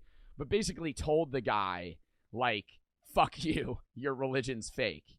And was like, damn, dude. Like, I'll have discussions about religion, right? Like, I love learning about religion and philosophy. It's my major in college. But, like, even if I disagree with you, I want to know your opinion. I respect it. He had, like, zero respect for it and was just, like, straight up dissing this man's life. It was, like, fucked. Like, to do to a priest, too. Like, dissing your English teacher is one thing. Like, he was dissing a Catholic priest. Like, just, like, straight to his face. Jack, for the 20... My dream job is my job right now. I'm 16. I work at a doggy daycare. It's fucking fire. Dude, I mean, that's a great dream job. If you could end up owning one, like, that's fucking great, man. That's an honest, cool job because you could have fun doing it. You can make money while you're doing it. And you feel like you're, like, helping, right? Joseph for the 3. Fast food is easily the worst job you could experience. Oh, yeah, no, I'm a great. I was saying retail, like where you're a cashier. Like, being a fast food cashier probably fucking sucks. You up for the 3. Do you believe in God? Also, do you smoke/vape? I don't vape nicotine. I do have a THC vape, but not nicotine. I try to use it not as often as I used to. I believe in the sense of like a higher being. I would generally say that I think God is the universe. I don't think God is an omnipotent being that is their own thing, that is having their own thoughts. I think the universe just is God. That's kind of how I perceive it. Second key in for the sub, Fetov for the 2 gifteds. Of teaching that I mentioned earlier, then teaching would be 100% the worst job to have. Next, mappa animator. Animators are already treated like garbage throughout the entire industry, getting overworked, getting underpaid, all of that. But I cannot imagine myself being a mappa animator. That's probably that times infinity. They all must be zombies by now, stuck to their desk just drawing like drones, because that's the only way I could imagine them being able to pump out this crazy ass weekly. Have y'all watched Jujutsu Kaisen? Yeah, being able to fucking make these episodes nonstop, I'm pretty sure they probably are underpaid. Like, animators don't make how much they should. The animation in but they still probably like their job. That makes me start gooning, bro. I cannot believe how good this looks. I wish some of my favorite shonens looked half as good as this. And I still see people complain about the animation, even though they're going balls to the walls crazy. I've seen people complain about the Yuji versus Cockroach fight. Like, you care about that fight. Who cares if it's animated a little worse than the other fights? Bro, it's Cockroach versus Yuji. Who cares? And I hate to think that some of the higher ups at Mappa would take these criticisms seriously and then go after the animators thinking that they did a bad job even though they didn't. They'd be like, what is this? This is nowhere near on par on what we want. You gotta work triple-double overtime for the next year. But I haven't seen my wife and kids in 5 months. I don't care. Did you know that it only took 4 months for the Jujutsu Kaisen? Yo, I must say this. I honestly have zero idea how animation works. Like, I know they draw something, but then how do they make it fucking move? Like, are they just redrawing shit? Like, I understand, like, old animation where they're, like, moving frames, but how the fuck do they get... I really don't get it. I'm assuming they're just moving pictures a bunch. Movie to get animated 4. And I did a little bit of research. Yes, I know it's stop motion. I just don't know how it works. Meaning I just did a Google search, and apparently it takes 4 years for a whole animated movie to get made. But like, I don't think it takes that long nowadays. So I did a little more research, a simple Google search, and the Mario movie got made in 2 years, and it still took less than a quarter of the time to animate the whole Jujutsu Kaisen movie, and it's longer. Granted, there was already a manga for it, so that means there's already a story and they might have been working on it behind the scenes longer. Script for everything already. But 4 months still seems like an incredibly short amount of time to make a whole entire movie. Being a MAPPA animator or an animator in the anime industry in general must be a freaking hell to go through. And I hope it gets better. Next is sadly animal beaters. And I don't mean people that hit animals. I mean people that do things to animals that would get me demonetized. I mean, animals need to get reproduced somehow. I need as many chickens and cows as possible. He's saying the people that artificially inseminate animals and shit. That isn't a job? No, I think he's saying animal beaters in the sense of, like, people that make animal, like, people that, like, you ever see a video where they, like, make animal, like, they make horses fuck, and they have to, like, stand there and facilitate it? Like, that's a job. Or there's a job where you pay a guy to artificially inseminate cows. That's like really how a lot of cows are made. I mean, sometimes they'll let bulls in there, but if you're somebody that artificially inseminates cows, they'll shove their entire arm up a cow's ass and glide like a thawing sperm, like, not sack, like thing into where it needs to be. I explained that really poorly, but that is a job that exists. There is people that get paid. There are people that get paid to shove their fist all the way to their shoulder up a cow's ass and guide semen to the egg. And they get paid for that, which is crazy. And there's also people that just get paid to fucking hand kill cows, which I think is also insane. Like, there's butchers that still exist that, like, genuinely just murder cows. Like, just obviously, like, they're hacking them up and shit, too, but, like kill them as well. I mean, that's more, like, fucking local shit, not, like, the big factory type stuff, because they're just fucking electrocuting them to death or whatever the fuck, but that's insane. That's not that ass. I think that'd be pretty bad. Imagine if your job every day was... Here's a machete. I know it's obviously... I'm giving this as a... It's not this bad, but I'm giving it as just a base example. Imagine somebody gives you a machete and they say every day, all right, go kill those 100 cows. That's fucking... I feel like I would deal with the mental battle of having to kill that many animals every day. Like, do you guys think you could do that? Like, if you were tasked with killing 100 cows a day, I don't think I could. I think I could butcher animals. Already dead animals, I think I could butcher. I think that if I needed to kill for food, that's one thing, but I don't think I could mass murder animals as a job. Like, I think I could butcher. I think I could be a butcher. Like, if you gave me, like, a pig carcass, I think I could fucking hack that up. Like, that's different. Bro, but being on the other end to already dead's easier, but like having to be like, hey, you're gonna kill that animal and then butcher it and then do that like 100 times a day, like, I don't think I could do that. That happen is a harder life to be a part of.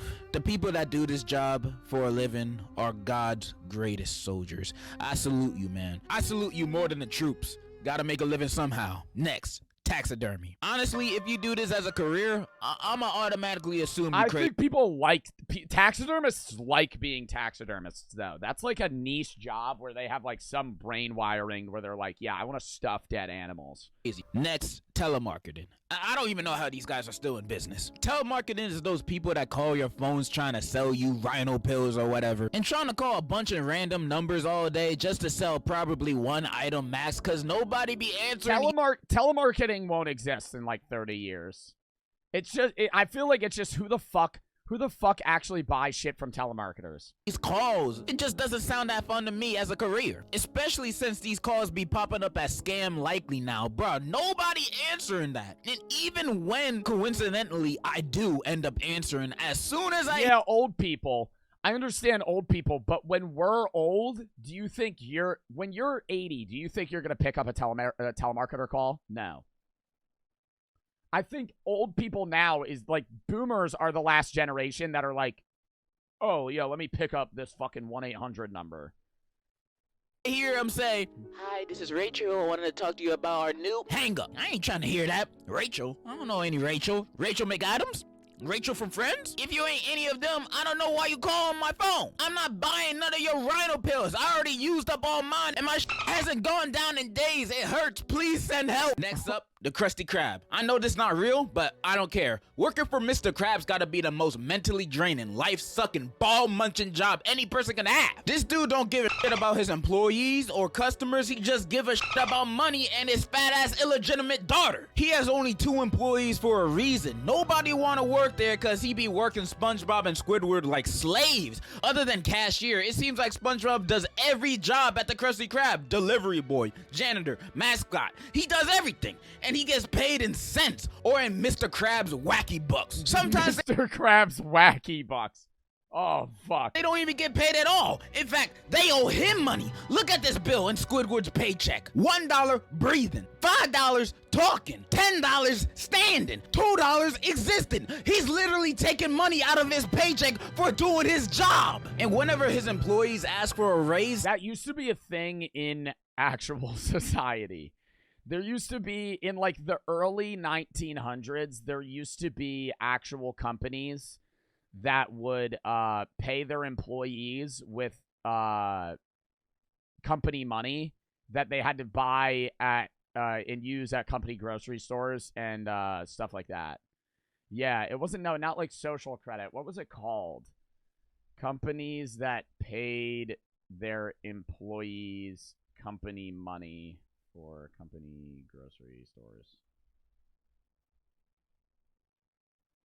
Yeah, company scrip was issued money a company paid to its employees that can only be exchanged at company stores owned by the employers. They like it was so bad that they were like, yeah, we need to get rid of this, because you wouldn't even make a salary. You would just work and then end up giving your paid money back to the corporation, which was just like, it was like fucking BART bucks.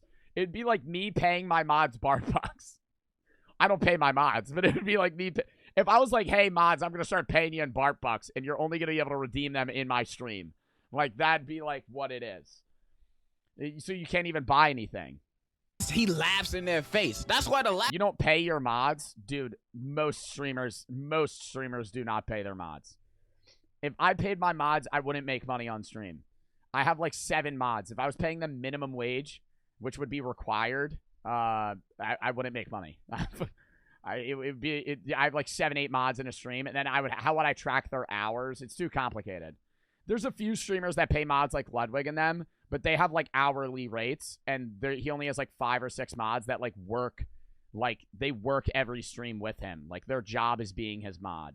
Whereas like I'll have a mod that'll come in like there's only like 7. Now I know Ludwig has a lot of mods, but I know he has some on payroll, and they're probably tracked hours. Like, I'll have mods that'll come in every day and then not show up for a month. Last fry cook quick. Like, I would not be able to pay them. And I know SpongeBob doesn't really care about that because he loves working and he's canonically a masochist. But he should start caring because Mr. Krabs would trade SpongeBob in a matter of seconds. Remember that episode where Mr. Krabs literally sold... Oh, I meant like you got more than 7 mods? I have 30 mods. Not all of them are active, but I have 30 moderators, I think. You probably see in a given day like 8, but I have a lot of mods. Most streamers have more mods than I do. Old SpongeBob to the Flying Dutchman for 62 cents? Imagine someone you consider... You need new mods? No, I don't. A friend selling your life for 62 cents. You can't even get a lollipop for that money. You can't get anything from the 99-cent store with that money. 62 cents. I would remember that forever if I was SpongeBob. I'll go on a Kill Bill revenge spree against Mr. Krabs if I was SpongeBob. Even Squidward after— All right, chat, you saying can I be number 31 is not, it's not unique. You're like the 15th person that's just fucking said that in chat. the whole exchange was like, nah, that's fucked up. And he hates SpongeBob. Mr. Krabs is straight up crooked in the head. He only cares about that dollar bill mindset, which from a hustler to another hustler, I can understand, but I would never, ever want to work for you. I'd rather my job be working as Mrs. Puff's foot massager or something. But that's more of a privilege than a burden, not gonna lie. Next job, entrepreneur. You might as well say you're homeless. I honestly don't know what they do or what the job is, actually. Next job, any person. Well, entrepreneur is a job. Well, it's a job title, but you're an entrepreneur in a certain field. Being an entrepreneur is not bad unless you're an entrepreneur that says they're an entrepreneur and they're dead broke. Because then you're just like, you're saying you're an entrepreneur, but you're not like actually one. Like, to be an entrepreneur, you have to have some sort of success. Hey, no, Salty and Ginger for the sub, Brendan for the 4 and the sub, Brazy, or Brazzy, TTV for the sub, Dr. Stroganoff for the 3. I don't believe in God, but I think that if he did exist, he wouldn't care about us at all. Brunsky for the 3. In reference to the cop video in the UK with weed, if they find weed on you, they 99% of the time give you a warning. Only if you have like a pound, you'll get jail time. You can get it medically. Hudson for the 5. Humans are meant to believe in something, whether it be atheism or Christianity. Jack for the 20. Already read that. Mike for the 3. My current job is construction style, basically general handyman with my dad. I love it, but my mom hates it. But it's the job I want to do because it pays a lot. Well, then do it. Person that has to it's your life. Clean a Taco Bell or gas station bathroom. I feel like that's self-explanatory. It feels like the people that use those bathrooms have never been potty trained. The people that use those bathrooms aim for everything. The walls, floor. Bro said mods have no life. And then asked to become a mod. How do I become mod? Mods have no life, is what this bro just said. And you realize mods are just people that are already watching my stream that also just moderate my chat. You're in my chat, right? Like a moderator is just somebody that's watching my stream as well. They're just also banning people that are doing like fucked up shit. That's why like I usually moderate people that were already VIPs and they're in my stream a lot and shit like that. Because they're already watching me. Or ceiling, everything but the toilet. And even when they do aim for the toilet, inside the toilet, there will be the most gargantuan pile like of... who moderates the moderator? Me. But, I mean, dude, like, moderators don't have to show up to the stream if they don't want to. That's why I end up cycling moderators, right? Like, I have mods that used to watch me a lot, and they would mod my chat, and then they stopped watching me, and I got new mods, right? That's why, like, mods, like, if you watch, like, a year from now, the moderators you see now are probably not going to be the moderators you see then. I mean, there will be some that will still stay, but, like, for the most part, like, my active mods 2 years ago are not my active mods now. Human feces that the human eye has ever seen. And of course, clogging the toilet. Like, that job will never be easy for anybody that works there. Even the most nasty, disgusting monkey cage in a zoo is less dirty than the average gas station bathroom. And if you're employed as one of those kind of jobs, I feel sorry for you. And in your honor, next time I go to a gas station bathroom, I'll make sure I only wipe on the toilet seat and not the sink. Next job, resellers. Fuck you!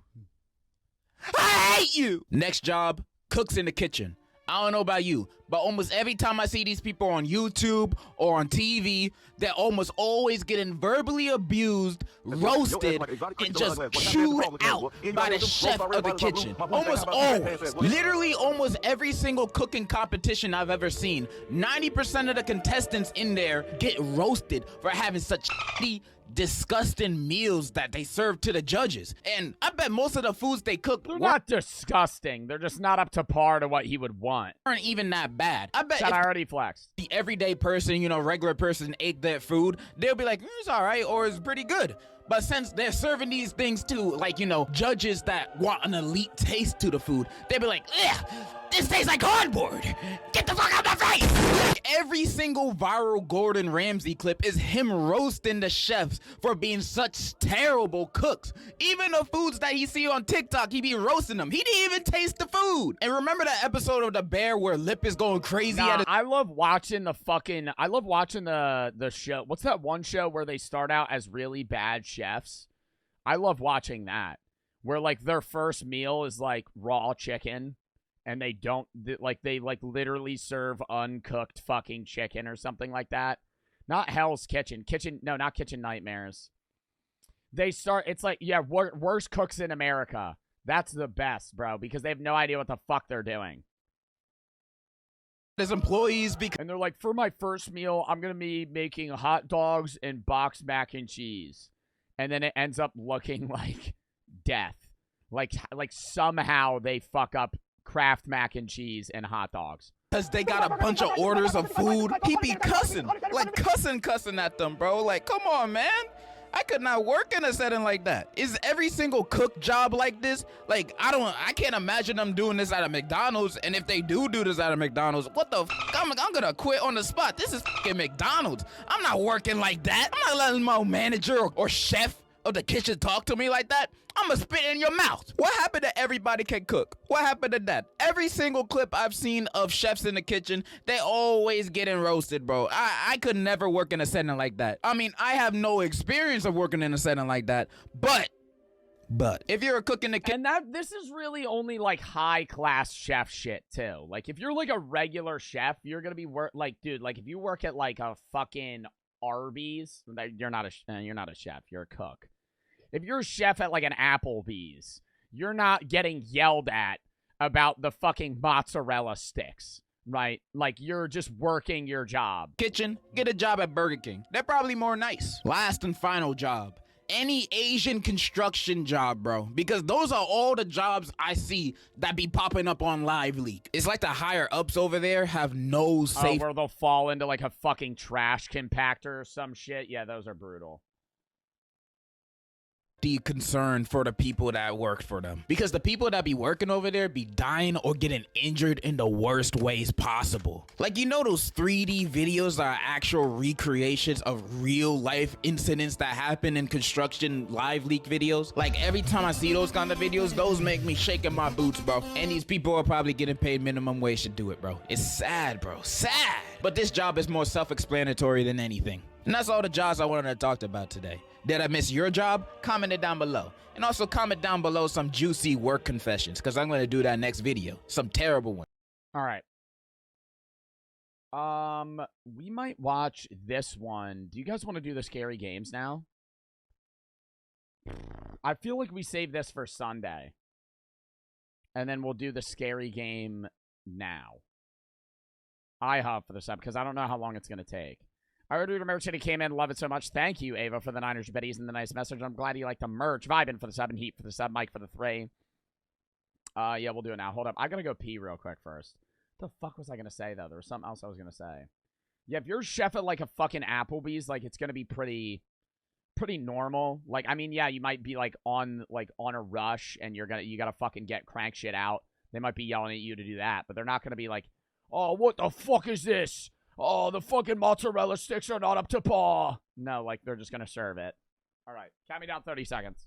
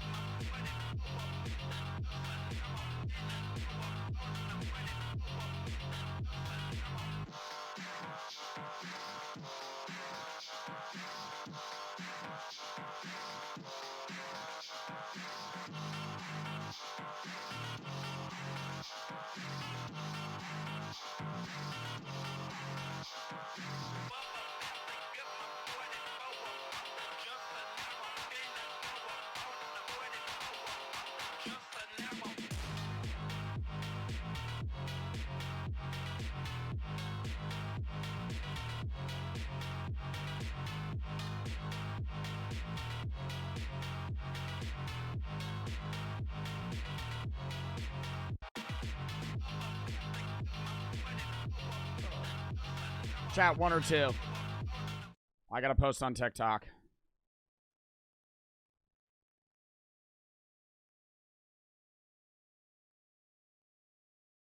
Two.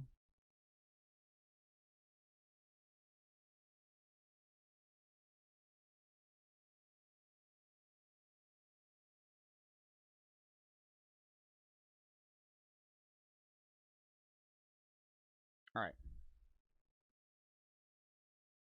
Ugh. Time for the game. Time for the game, chat. We ready to lock in here? We're gonna be playing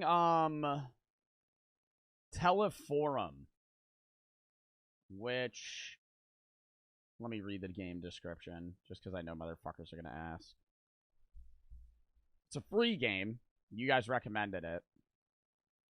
It just came out this past October. Teleforum is a found footage style horror game exploring the unknown side of media. You're visiting a widow's apartment to conduct an interview about her husband's death, but that's not the main reason why you're here. It's all about the tape, isn't it?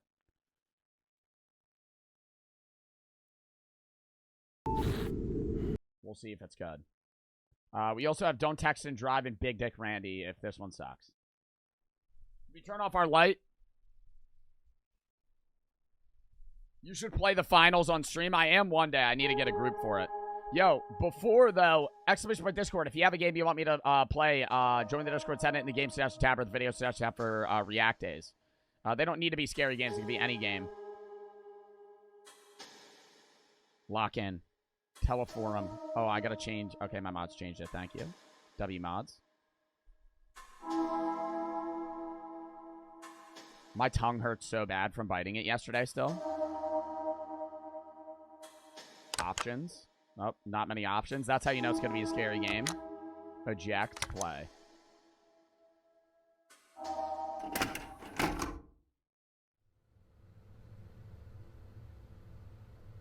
I gotta fucking read.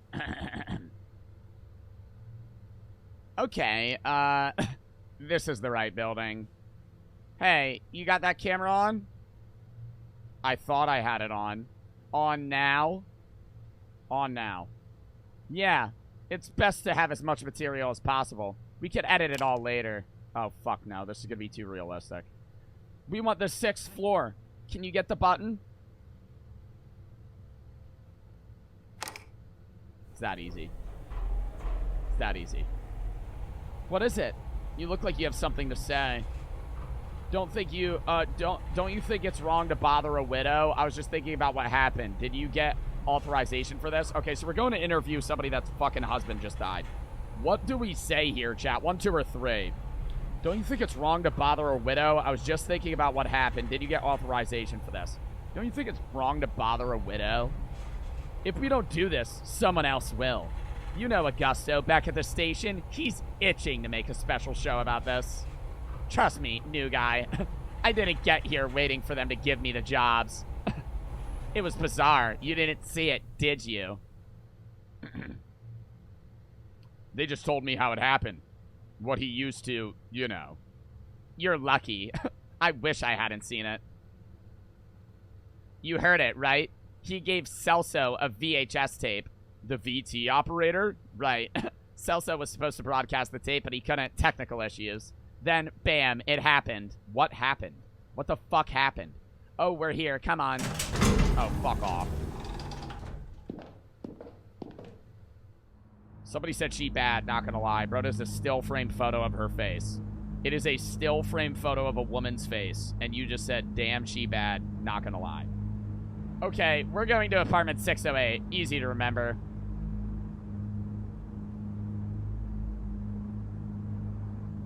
Go to the light side or go to the trash bags? Head towards the trash bags. And it's that simple. Fucking easily there. I think it's that apartment just ahead. You know, well, it says 608, Juliana. Here we are. Well, let's get ready, shall we? You can film her getting the door and all that. So should I knock on the door, ring the bell? What'll look better on video? Chat, if you were at an apartment and your husband just died and some bitch on the news just fucking knocked on your door and you open it and some dude shoving a camera in your face, I'm about to tell them to fuck off.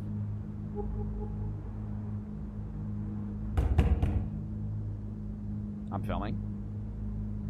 I wonder if she's up to talking to strangers right now. I hope the camera doesn't act up during the interview. I'm more curious on whether or not she's gonna fucking want to talk to us. 1. If she isn't, she will be now. Let me try again. Oh, yeah, we're about to get fucking blasted here. Is she even home? Say, did you work with Walter for long? Who the fuck is Walter? What if she won't see us? I'm gonna say, is she even home? Ferreira called her right after it happened. I doubt she left the house since yesterday. Alright, 3rd time's the charm. Yo, now we're just being dickheads. Ooh! What voice do I give her? Old gremlin woman. What do you want? Hi, Miss Martins? We're from Channel 8. We came to give you our condolences. Do you really need a video camera for that? We're making a special program about Walter. A homage, a kind of retrospective, you see? He worked at the station for so long. Oh, her husband works at the station. So we wanted to talk to you about him, about what happened. Right. Fine, come in. It might be good to talk about it. Quick thinker, huh? Homage. Yeah, who the fuck uses the word homage? I can't believe she bought that. Maybe she needs this now. Oh shit, wrong voice. Come on, before she changes her mind. This is probably gonna get...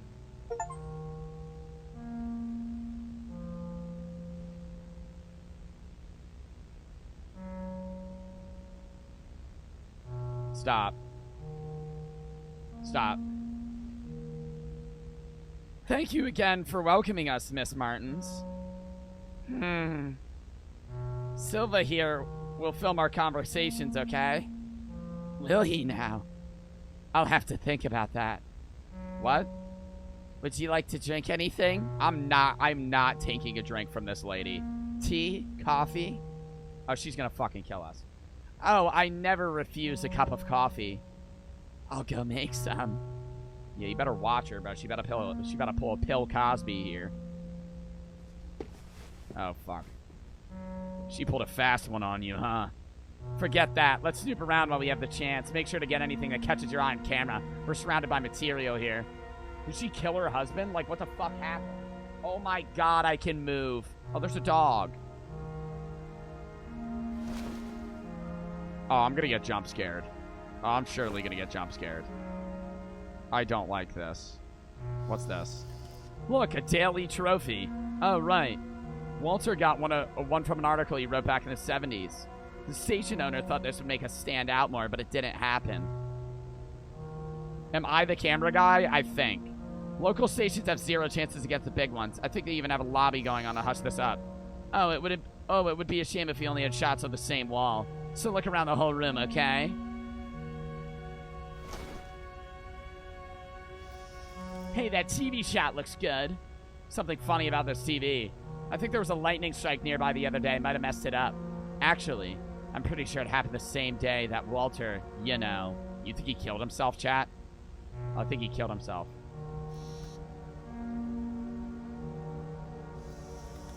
It's gonna rain today? Hardly. The rooster says otherwise. The fuck is the rooster gonna tell me if it rains or not? These roosters never get it right. Guess we could use this to set the mood. Oh god, I don't want to go in that room. Is she still in there? Yeah, okay. Keep the cameras on, look around some more. There's a lot of books in the house. Anything interesting? There's a book that doesn't quite fit here. Let me see. It's an electronics manual. It's bookmarked on a page about the cathode ray tube. The CRT. You act like I know what the fuck that is. These pages are loose. She's been looking at it. Hey, I can hear her putting water in the filter. She'll be back soon. Check out all you can now. Can I look at the dog? Oh, we're gonna win. We're gonna win a Poppers. Good one. We need to get a shot of gunpowder. Walter even carried the dog's picture in his wallet. He showed it around as if it were a photo of his son. What is that? Look at these certificates. Journalism degrees from UFRGS. Specialization in communication. Walter was well educated. I think Miss Martin's is just the same. What a waste.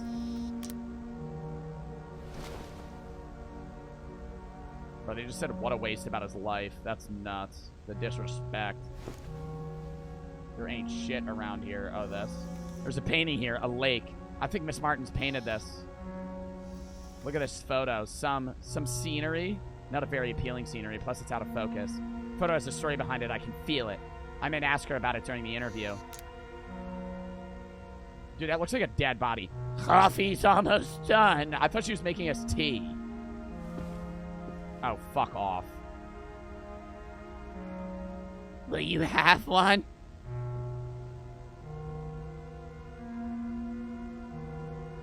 I think I'm gonna pass. I think I'm gonna pass on the drug coffee here.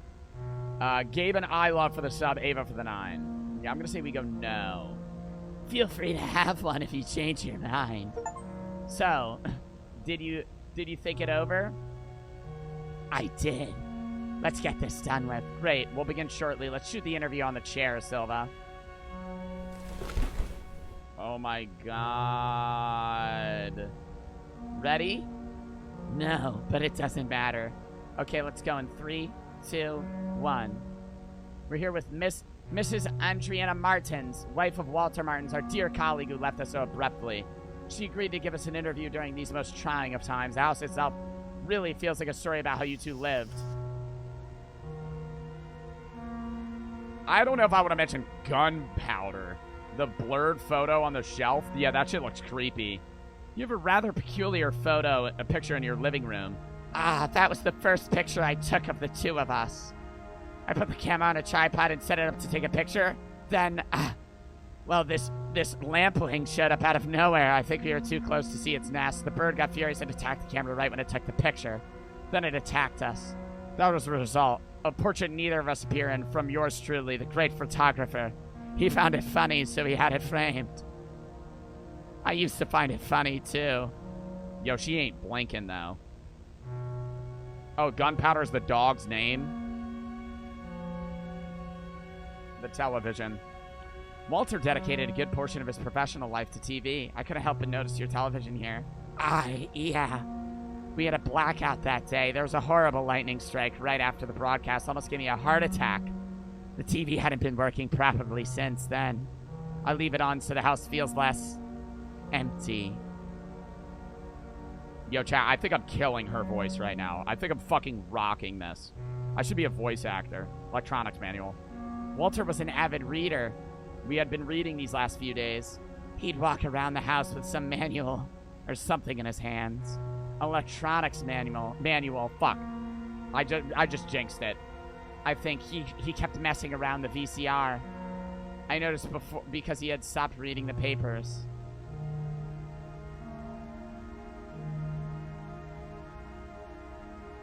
What's been getting you through these difficult times? Gunpowder here helped me more than anything else. The dog. Of course. He's been quite sad. He knows something's amiss. He misses Walter. At least he tries. At least taking care of him has taken my mind off things. Look, I'm sorry. I don't think I could keep going. Of course, Miss Martins. We have enough material already. He was so different. So nervous. I never expected him to. No one expected that, Miss Martins. I still can't even imagine Walter handling a gun. Gun? What gun? Walter never had a gun. The gun. The one he used during the show's broadcast. He did not use a gun. I know it was horrible. I'm getting chills. Now I'm getting chills. Now I'm getting chills. Now I'm getting chills. Now I'm getting chills. Oh, fuck. Some shit's about to happen. Fuck. I know it was horrible, but I saw it when he pulled the trigger. That's what Ferreira told me back at the station, right? Or told you back at the station, right? Oh, I'm picking her thing? I was told he hanged himself. What? How can that be? My God. I knew it. Ever since he got that damn tape. The tape he tried to broadcast? Celso examined the tape back in the studio. I think the film was burned, something like that. That wasn't the tape. Not the original one. That was a copy. Seriously? Do you still have the original?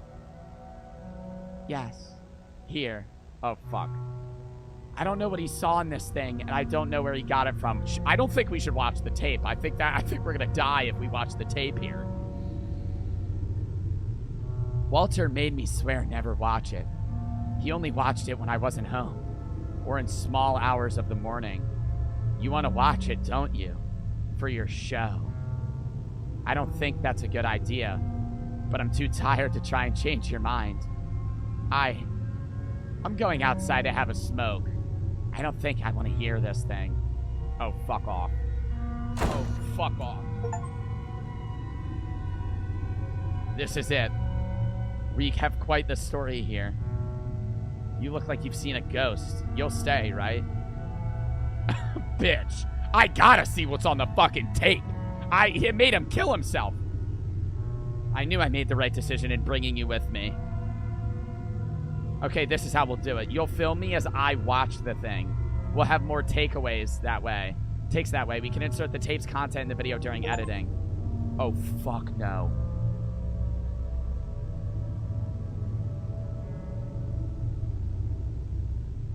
Right. Let's make some room. Alright, let's begin. Let's get my first impression on the film.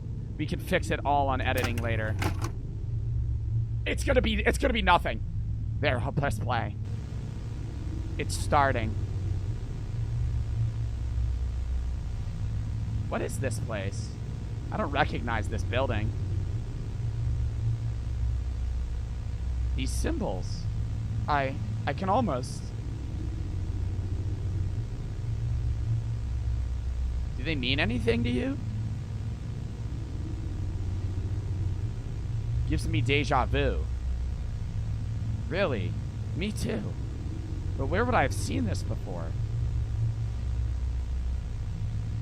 Oh, it changed. Good. So he did go inside the building. What is this place? Bitch, that does not look like a prison. Looks like a shopping mall.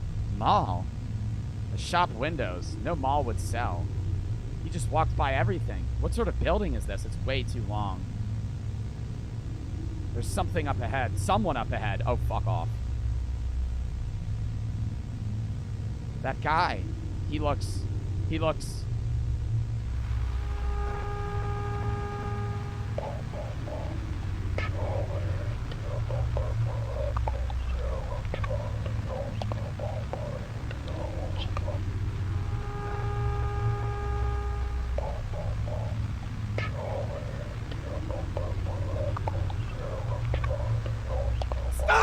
Stop, chat. Stop. Stop sitting behind me.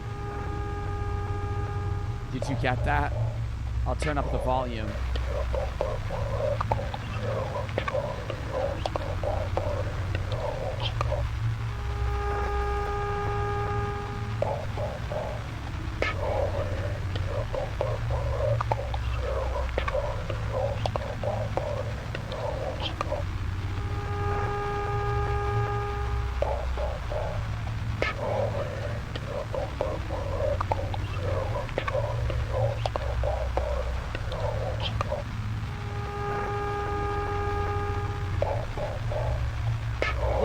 Which is it saying?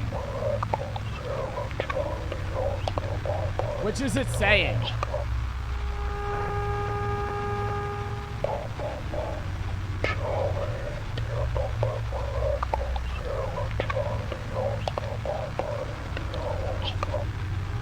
I think it sounds like one. Charred? Who's charred? You really heard that? I can't understand a damn thing. Let me turn the volume up one more time. Oh, fuck off.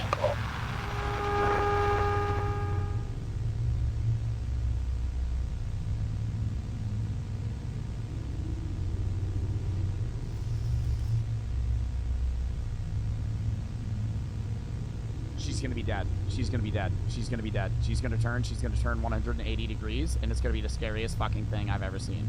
I don't wanna answer this. You okay?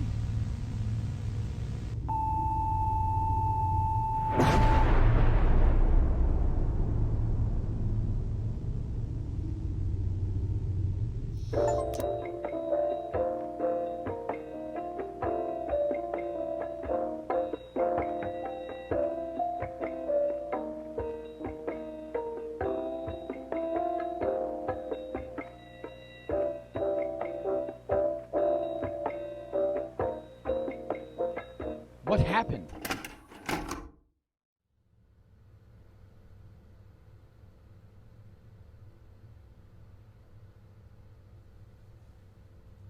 She looks different. She looks different. It's restarting, but she looks different. Is the camera on?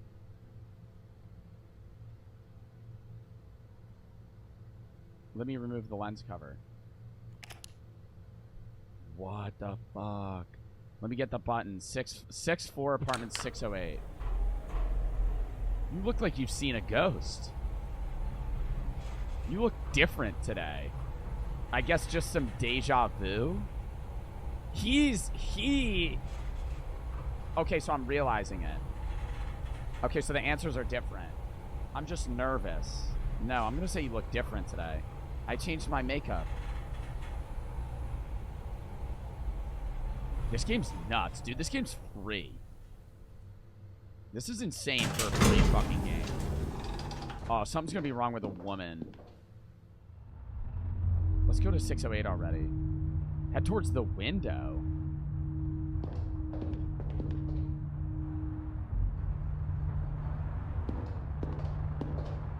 What are you doing?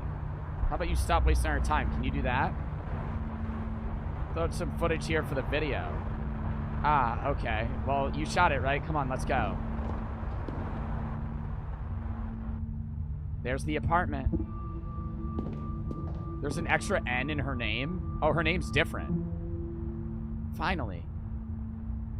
I'll do the talking.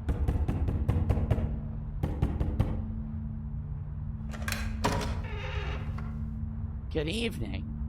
We're from Channel 8. We came to talk to you about what happened. You don't mind if we record this, right? You want to talk about Walter, right? The recent events. Everything's stuck in your throat, isn't it? It's like she knows what she's gonna say. Come in. Come in. It might be good to speak to someone. There's something off here. Aren't you coming on a little too strong? No. We need to investigate this. She got her whole life to mourn. Come on, get in. She looks like she hasn't slept, and she's thinking about the tape. We're about to begin. Will you have anything? Tea? Coffee? No, thanks. Well, I'll go make something anyway. Oh, the dog's fucking looking at us. Oh, shit. The dog knows something's wrong. The dog knows something's wrong. Let's just... God damn it.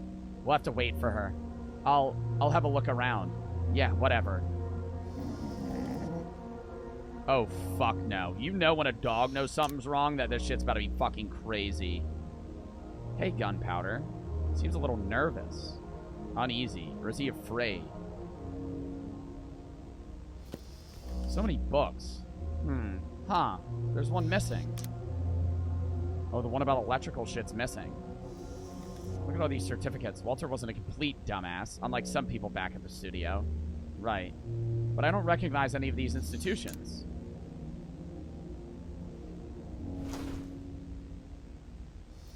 What kind of plan is this? No idea, man. It's well taken care of. I think Miss Martins didn't let the tragedy affect her routine. Maybe it's what kept her functional right now. Hey, there's a weird thing hanging above the front door. Look. Go there and take it off.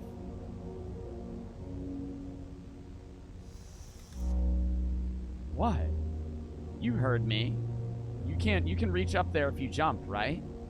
So take it down. It's getting on my nerves. You didn't lose any fingers, did you? It was a horseshoe. What a strange object. What do I do with this now? I don't care, as long as it's away from me. I'm pretty sure there was a pair of boots here when we came in. There. Oh, fuck off, dude. Walter took a tape to the studio, but it wasn't the original one, was it? She remembers. The original is here with you. How do you know that? We examined the one he had with him. I want to see the original. Well, yes, I have it here. Do you know where he found this tape? Is this why you came here? Had I known, I wouldn't have opened the door. Here, take it. I don't want this thing. I'll go have a smoke outside. Tell me when you're done.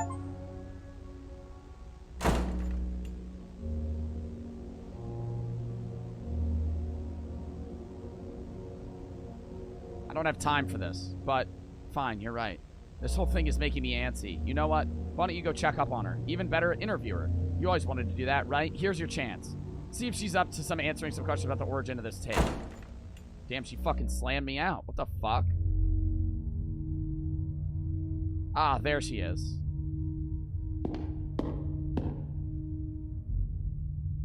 What's this smell?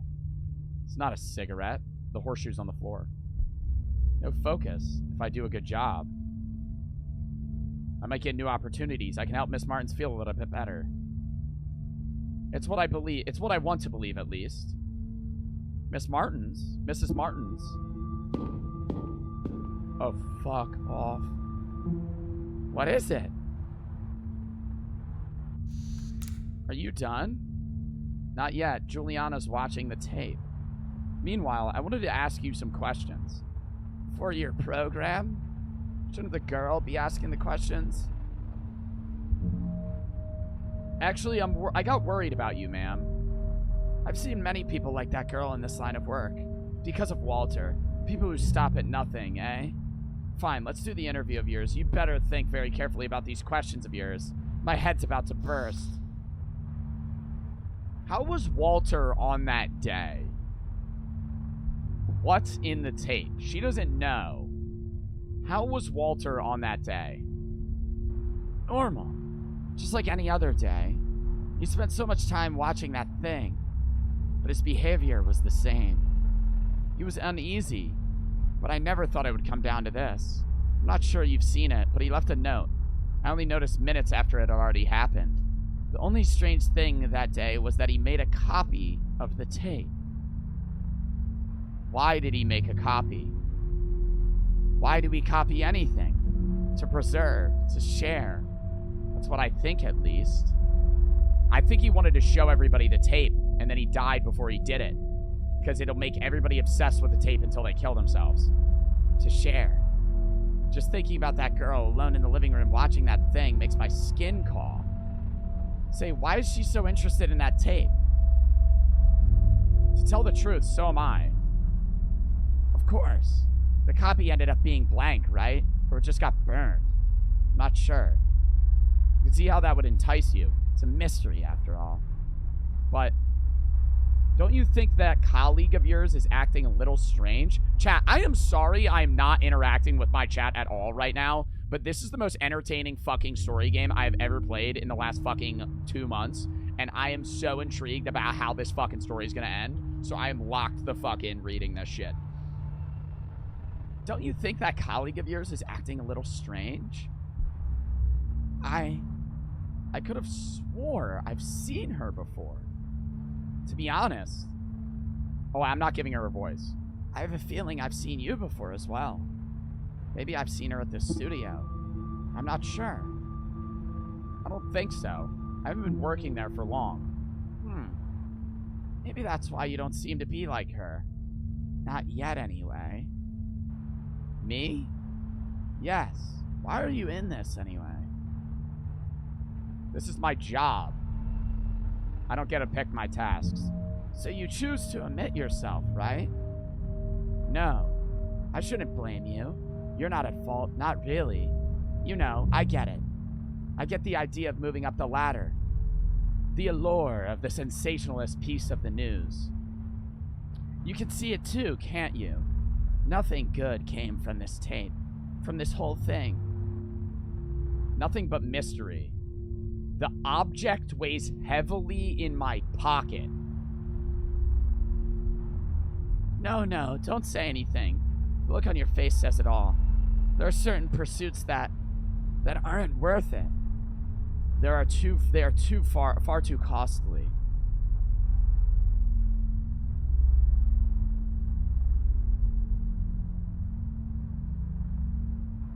Something's weighing in my head, on my heart, on my stomach. Our job is to inform people so others don't need to pay the same high costs.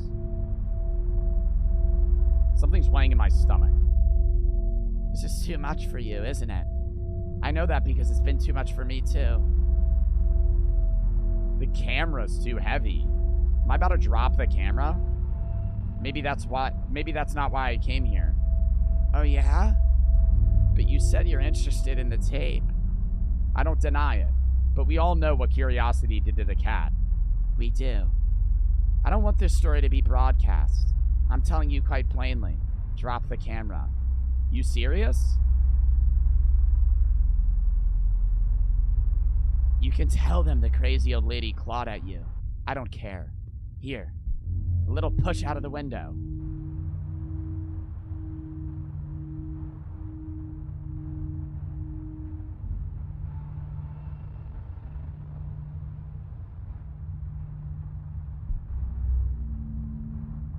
One or two.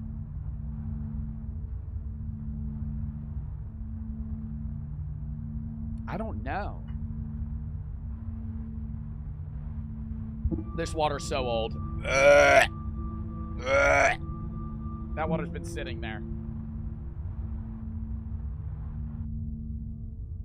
One. But then we might not be able to see what happens. The camera's too heavy.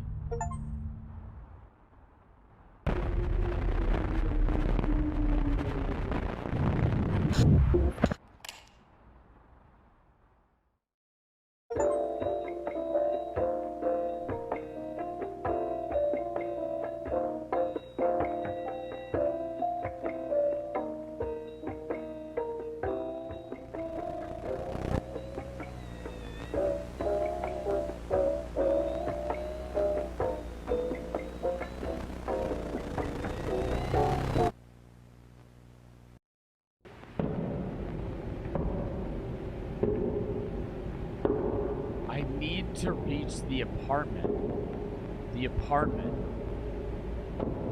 Which apartment? 608. Yes, that was it. I had someone else with me. Juliana. How could I forget her? Each step makes it harder to remember. That tape. What I saw in it. I watched an unrecorded nightmare. I was seeing and forgetting the name of what I saw. I saw the past of the future that never happened.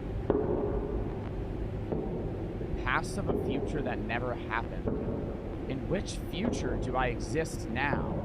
From which past did I come? The apartment. She stayed there.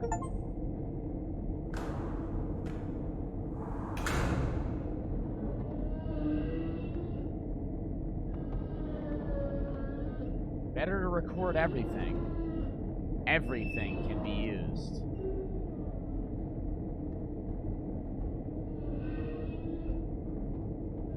I need to go on. Is this the right way?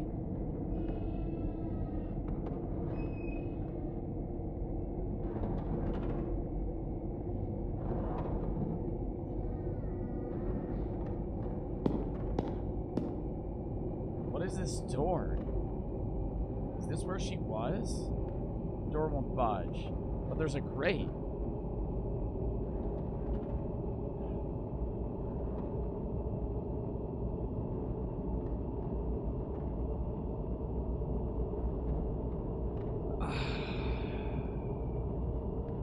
I need to see.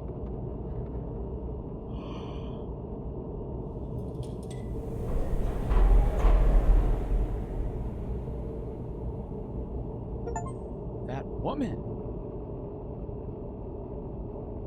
That was Juliana. I do know her. Why am I tearing up like this? It's no use. There's nothing else I can do here.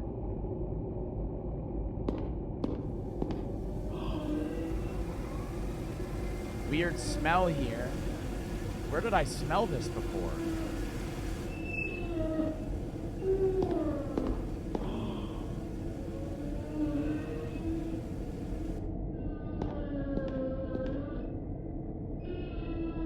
Gunpowder? What happened here? Why is this charred stain here? That's where the woman was standing. Did she get burnt? This looks like, it looks like... No, it can't be. There's something off about the city outside. As if the buildings were too close. Where's your owner, Gunpowder? Am I imagining things? Or is this dog avoiding the apartment? Oh no, not now. Come on. Ah. Gunpowder.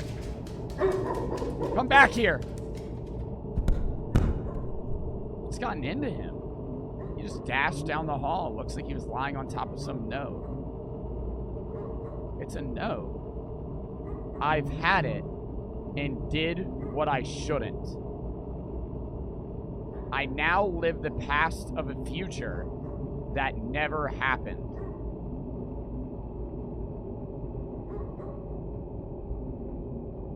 I move through strange events, ephemeral facts, truth and lies no more than an idiot's dream.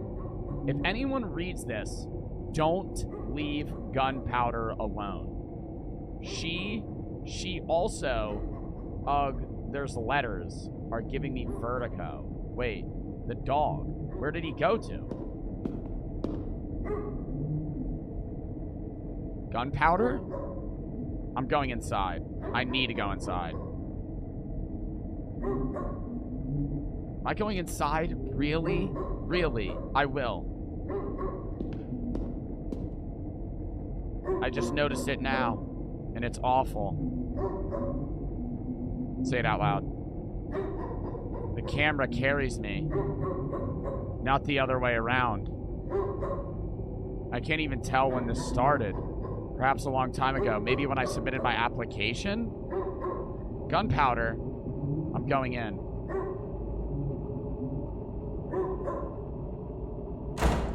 Fucking shit.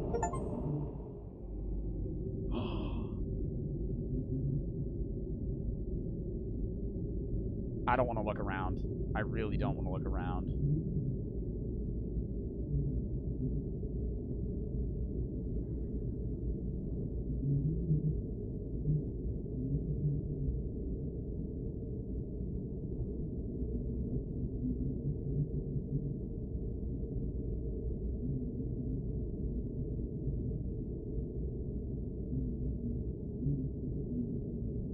Is the dog watching the tape?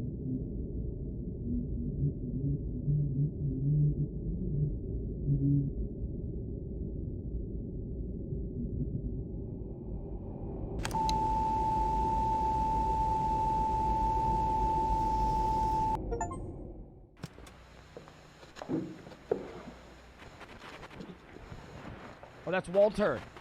Caros telespectadores, boa noite. Hoje nós teremos uma transmissão especial do nosso programa. Possivelmente a minha última.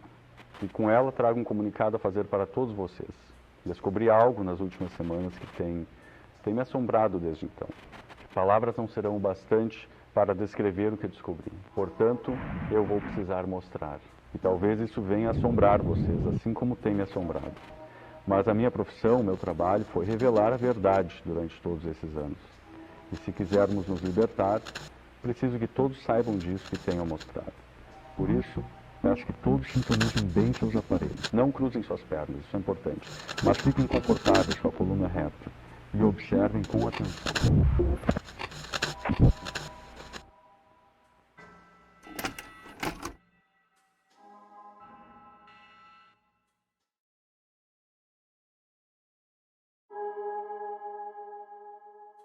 Oh my god, are we gonna watch the tape?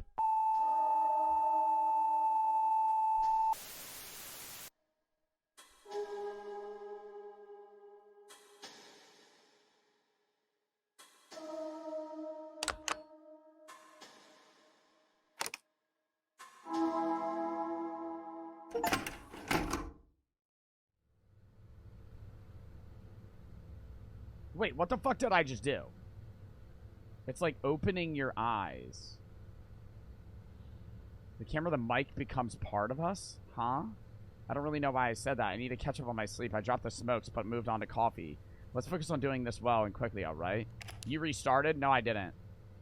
We want the 6th floor. Can you get the button? I did not restart, chat. It's giving me different options. You look like you have something to say. I was just thinking about what happened. What happened? It was bizarre. You didn't see it? You're lucky. I wish I hadn't seen it. Did I restart? No, she looks normal, but it's letting me do different options now.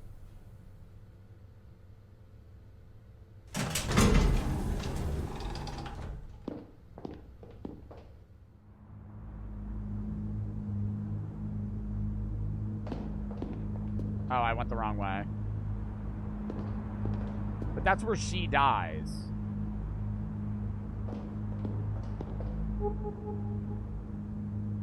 Hold up.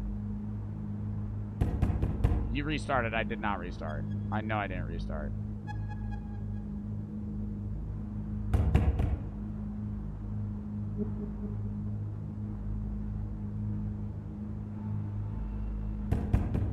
Oh, God, chat. What do you think's on the tape? What do you want? Hi, Miss Martins. We're from Channel 8. Blah, blah, blah. We already know this. We already know this. We already know this. Homage. You rewinded? I didn't rewind shit.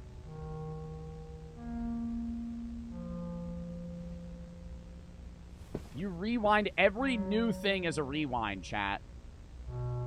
I'm telling you, every new thing's a rewind. Wait, did I actually fuck up? I don't think I did. Oh, what the fuck was that? I also can spam through this shit.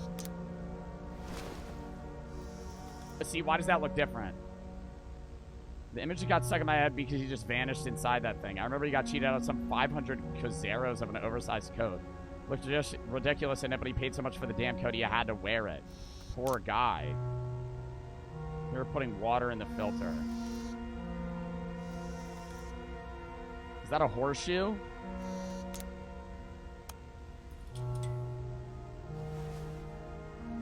Like, what is that? Oh my god!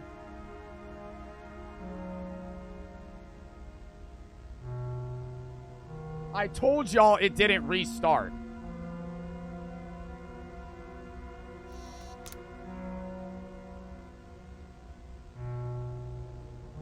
I definitely did not mess it up. The tragic passing of Walter Martins. So it's made the news already. They moved fast to cover this one. It happened live. Of course, it was shocking. She already has the newspaper. I feel like it's been like days. Will you have one? Yeah, I actually will. Let's get this done with. We'll begin shortly. Alright. The amulet above the front door. Did Walter have any superstitions? He didn't seem to have one, but I was just a coworker. We never get to complete know someone, right? He wasn't religious either. So that amulet above the door is yours? No. Care to elaborate? No. What the fuck? The paper headlines. The event has been garnering some media attention. Did this have an impact on you? I haven't slept in a while. In the morning when I got the newspaper, there it was, the headline staring at me, chasing at me. And when I locked myself in here, you two arrived. So yes, I'd say it's having quite an impact on me.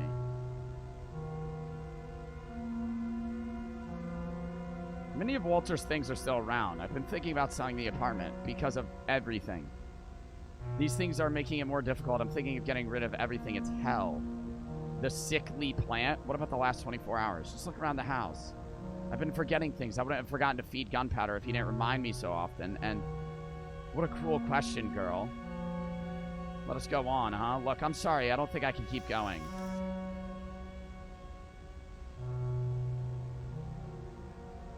Okay, the gun thing. I'll say the same thing. And we watching that fucking tape. And we watching that fucking tape again.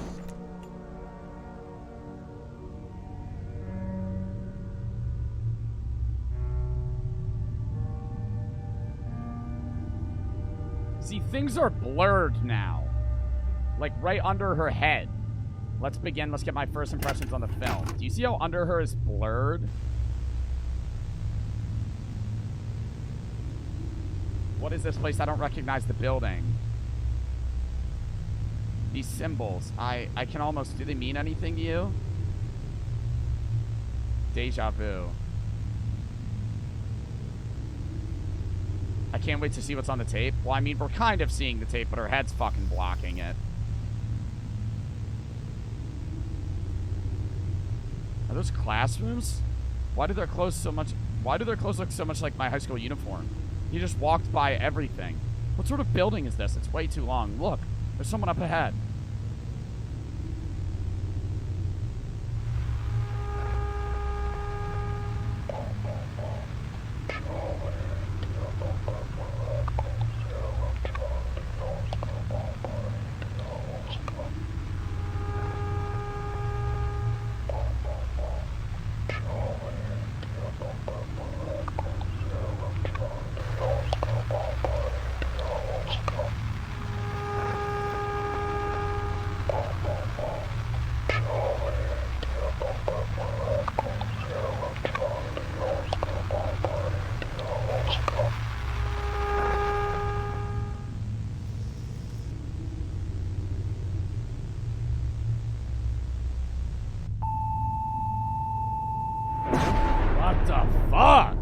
And then the lightning striking is weird too.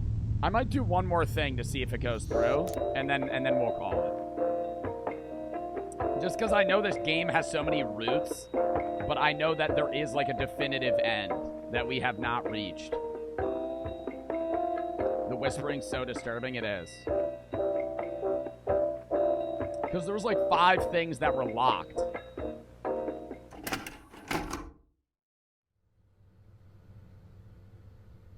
Okay, we're in the right building. Is the camera on? You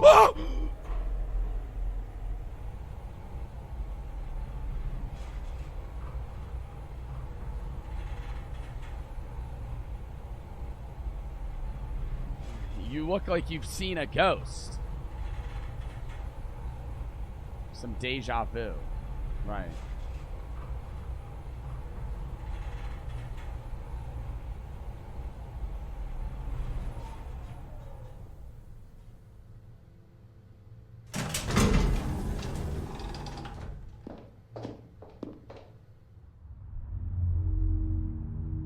Directly towards... Head towards the window. The window's just so weird. There's the apartment. Yeah, she'll answer. It's a loop? It's a loop. But it's like, it's changing. The recent event. She says the same thing. Are you asking about the tape? Yes, come on in, get in. She's gonna offer us coffee. Oh god, the dog knows. We have to wait for her. I don't think I'm gonna leave the dog next time, because I know the note. Because I'm gonna see him next.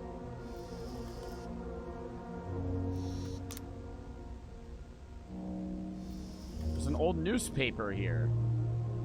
Walter kept some specific issues. There's a highlighted article. Police has disclosed investigations on the missing persons case at a lake upstate. Nothing but one videotape has been found. The family protests against the police's inaction. That's old news, forget it.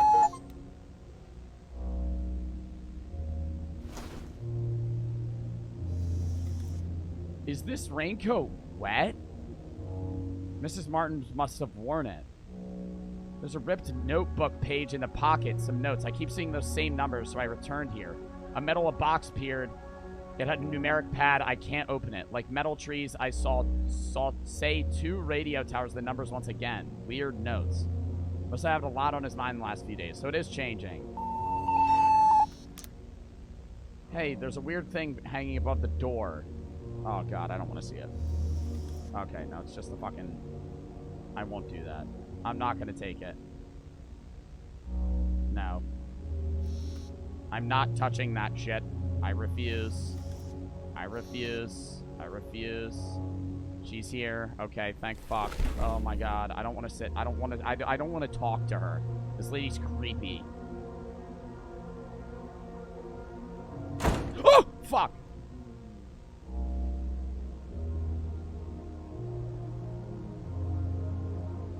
We don't have a lot of time and I made her uncomfortable. Let me check the tape. Maybe there's something we could add to the video and emanate. Meanwhile, go talk to her, interview the widow. You want to doc the, blah, blah, blah. Okay, I have to go talk to her regardless. I thought I would be able to watch it that next time. There she is.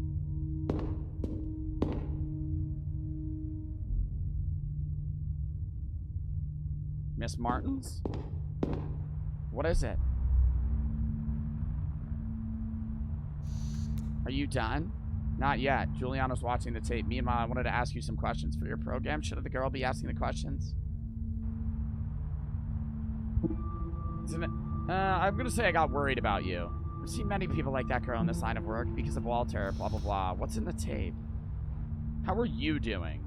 Terrible. I haven't slept since, you know, maybe I shouldn't have seen it coming. The atmosphere at home changed since the tape showed up. He would watch it many times a day, locked in a room. He'd say he'd almost get it, but never showed me anything. He never showed it to me. Did you know where the tape came from? No, we need to investigate this. I think he got it at home, but I didn't see who delivered it. Walter collected movies, hard to find, film, recordings. I thought it was just another one. Just thinking about that girl alone in my living room watching that thing made my skin crawl. Important piece of the case. Greed under your colleague's eyes when she asked for the tape. To be honest, I thought you'd ask questions about Walter. He was your coworker. No, that was the plan. Was it really? Do you think that colleague of yours acting a little strange? I could swear I've seen her before. To be honest, I have a feeling I've seen you. Yeah, we've seen this. No, we can't. You came here. I didn't call anybody. I have the right to ask my questions. The idea of moving up a ladder, blah, blah, blah.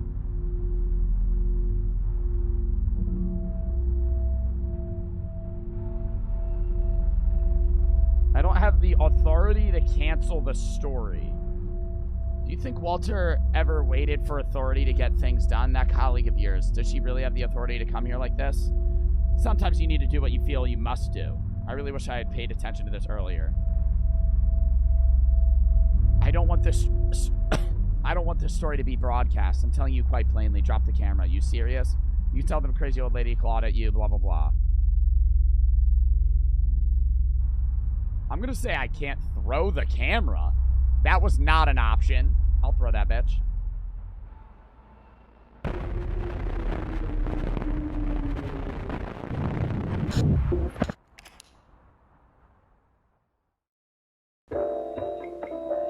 Alright, this is the last one we'll do.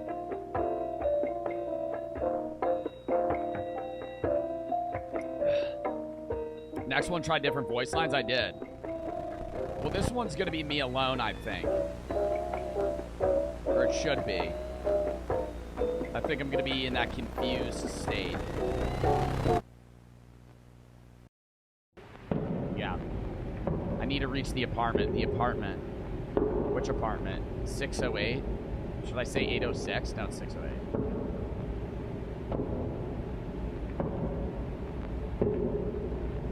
I'm going to say Juliana with 2 N's. That bitch. That tape. What I saw in it. Was an unrecorded nightmare. That apartment, she stayed there.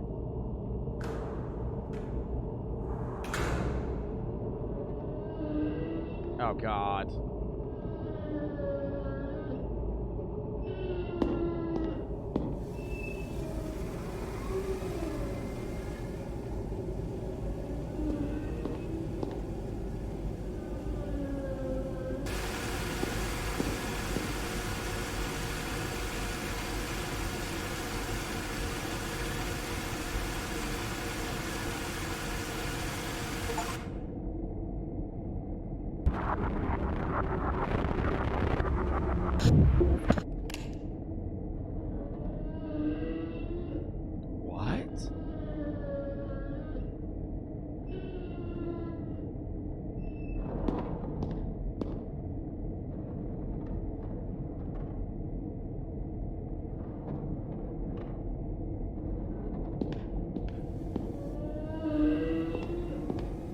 I gotta follow the dog this time.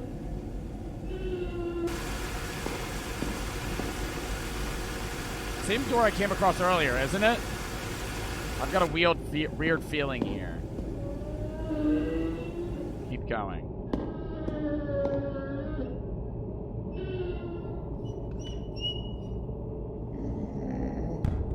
Okay, he goes. I'm gonna follow him. I'm gonna follow the dog. I'm not gonna look at the note. I'm not gonna look at the note. I don't need the note. Go after gunpowder.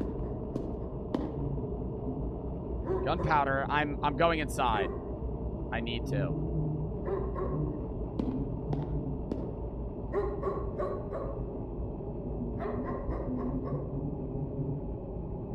What did I say out loud the first time? What did I say out loud the first time? I don't remember. Oh, the camera moves me. I'm gonna keep it to myself. No, forget it. I'm only doing this to gather as much footage as possible. I was told that was important once. Gunpowder, I'm going in. Yeah, the camera carries me. Bullshit.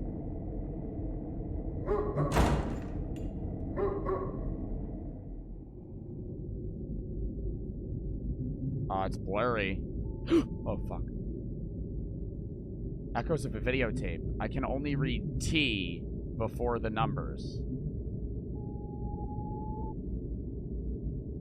Wait, are we unlocking the code to fucking break into this thing? Because we have 3 of the 5 fucking letters right now. It was T something 1 2. Echoes of Void. The number 5 is missing. Oh, press T 1 2 4 in the elevator. But what about 5? Echoes of a note. There was a 2 radio towers.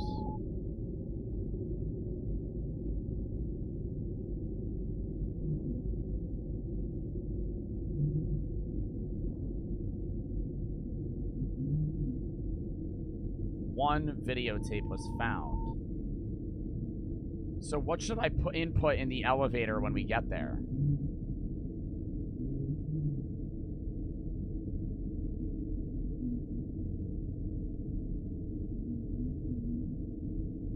What the fuck?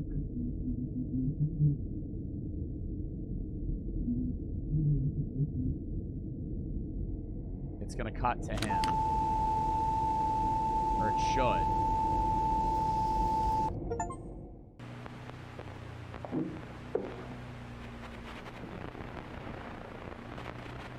Caros telespectadores, boa noite. Hoje nós teremos uma transmissão especial do nosso programa. Pois, se está vendo isso, acredito que já seja tarde demais. As lentes deles já se tornaram nossos olhos. Their lenses have become eyes. Eu entendo o afã em buscar mais, entender mais. Mas já sabe o que aconteceu comigo por tentar fazer o mesmo. Por que seguiu esse mesmo caminho? Bom, não importa. Já chegou a verdade, telespectador. E ela tem um custo. Mas não precisamos pagar tudo. Não precisamos nos submeter. Ouça. Eles não têm controle disso. Não ainda. Desligue o vídeo. Vá embora. E não volte. Escapará por entre os dedos deles. A maior das rebeldias. Vá embora. Não volte.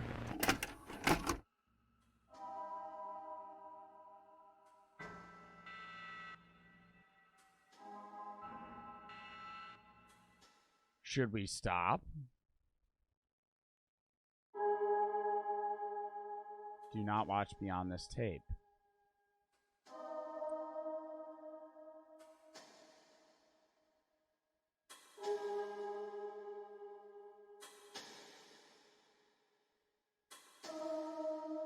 It's the start of the game.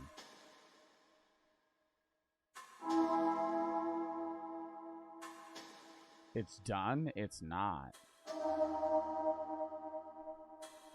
Because it wants me to hit rewind. 2 people have been reported missing. 18 has not been seen since 4th. We had a chance to speak with the mother. Do you personally believe that there's something sinister hiding in there? No, of course not. People love ghost stories, but in the end, they're just stories. Just stories. Just stories. Just stories. Just stories. people at the lake was the person that had the tape before him.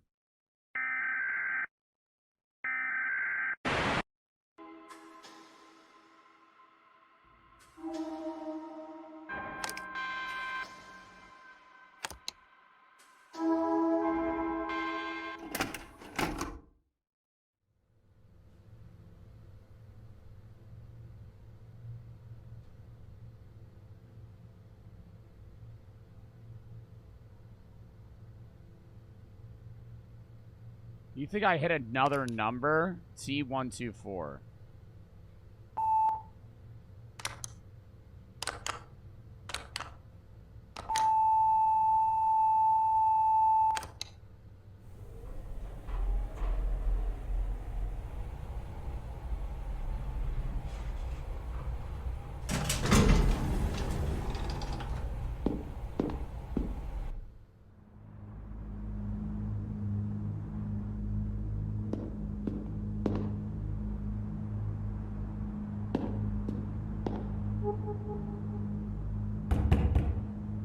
Am I alone?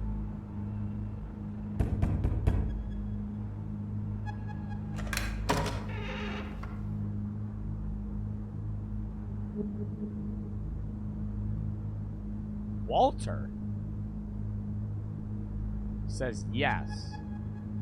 Mr. Operator.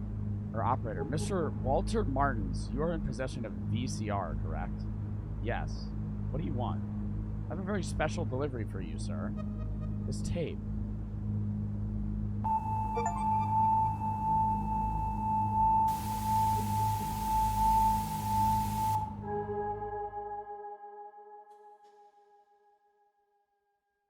What was the other one? It was T124 and T5 something.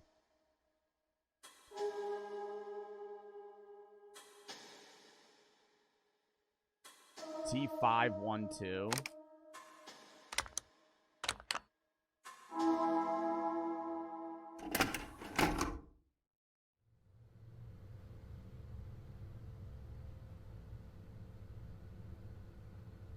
Why is it so quiet? I feel like it wasn't. I feel like it wasn't quiet that last time. T512.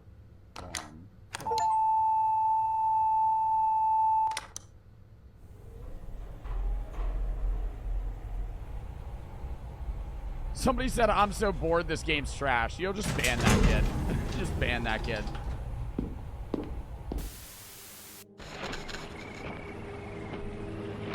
What the fuck is this? How did I get here? I feel a presence here. Better keep moving.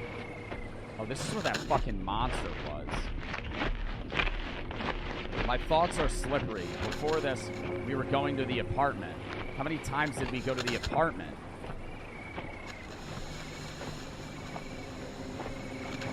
I need to concentrate on something. Those things that weren't there before. The note. It was in the hallway on the floor. It was in the coat's pocket. It was in the hallway on the floor. I remember a note on the hallway floor. Even the paper smelled like cigarettes. That presence again better move. I don't know what what trees these are. Have I ever seen trees like this before? Focus. What else was there? The newspaper. The newspaper reported Walter's death. That he killed himself with what? I can't recall that. It's closer now. I'm tired. I want to sleep. No, I can't. There's something else in my mind. Yes, a tape, a videotape. Miss Martins handed us the tape. Juliana watched the tape, and then everything was gone. That presence. Oh, fuck off.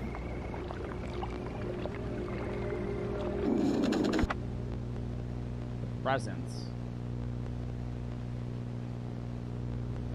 My hands are tingling.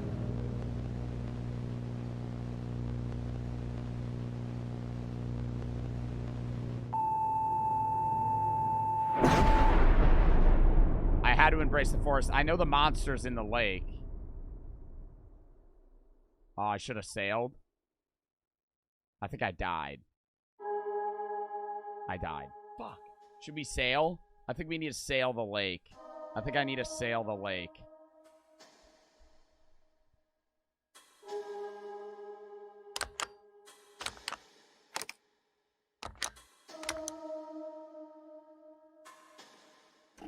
I just didn't want to die.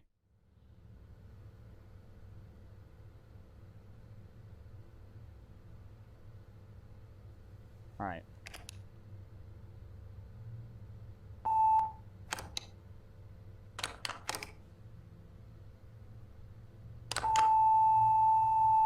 I feel like 3 has to do something. Like, surely. T512 will sail the lake, and then I think that'll be the end of the game.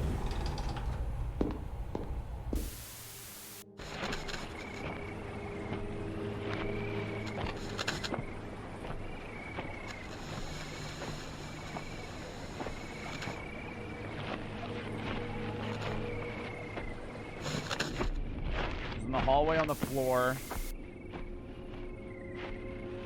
The newspaper reported Walter's death. I want to sleep. I can't. Something videotape. Old episode of the Teleform. It didn't even let me do the other one. It was already in the VCR. I had a faded label. It seemed like an important memory. That presence. Good night. Walter? You know me? I think I've been wandering this place for a while now. Apparently, stopping and waiting was the best choice. Wait, my hands are tingling. Think carefully about what you're going to say.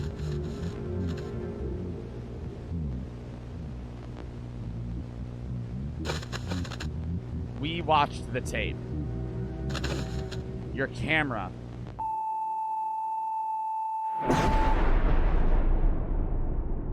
What the fuck? What the fuck?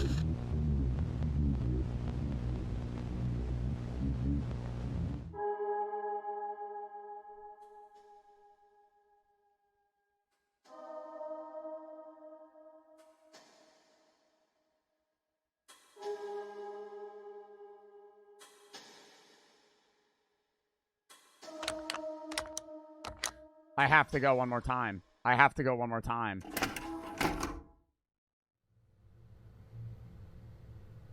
You think they're making a new tape? Oh, so they could get out of it, maybe? No, man, we're going to the 6th floor. Walter lived on the 6th floor. Let's hurry up on the 6th floor before anybody else has the same idea. What are you doing? We need to go to the 6th floor. Dude, wake up. We want the 6th floor. If we're late, we might miss Miss Martin's. Oh, 6. What?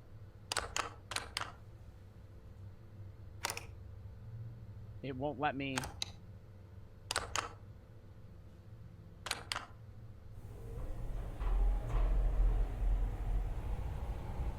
You look like you have something to say. Wait, what the fuck? It won't let me go.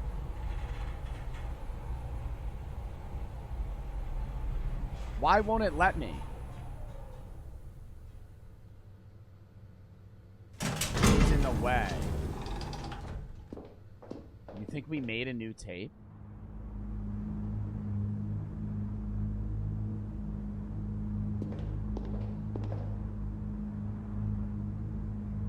You think we made a new tape? I don't think it restarted. Because it still showed the gallery.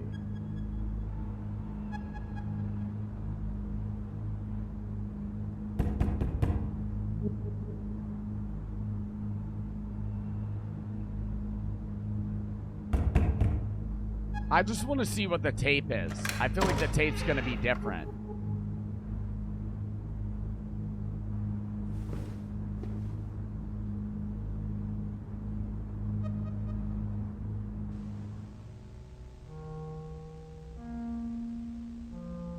Alright. Everything's normal again. Did it really reset? No, it didn't.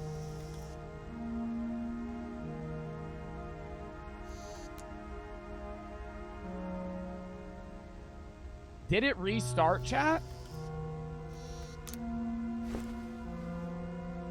No, because there's something there, too. What the fuck?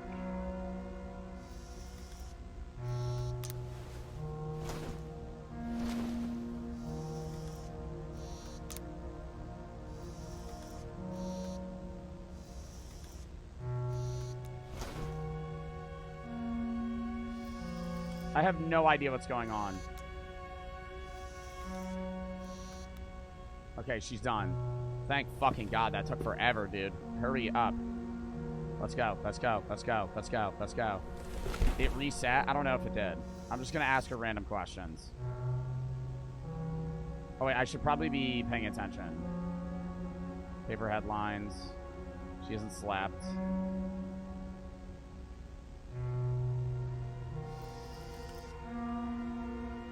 Alright.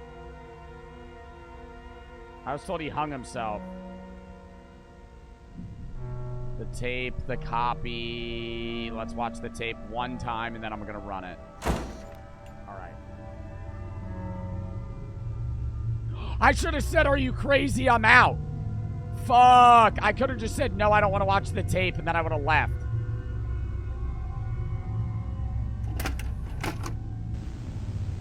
Oh, no, it's normal. What the fuck, dude?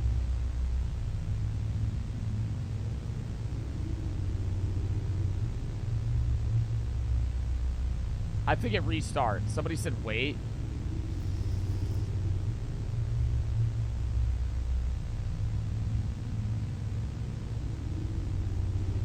Maybe I'm gonna understand the voice.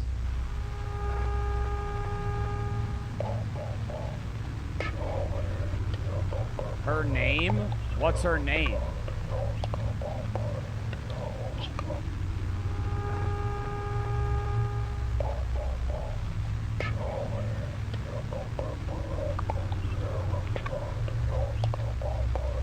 Oh, because I said her name was Juliana, so it changed it.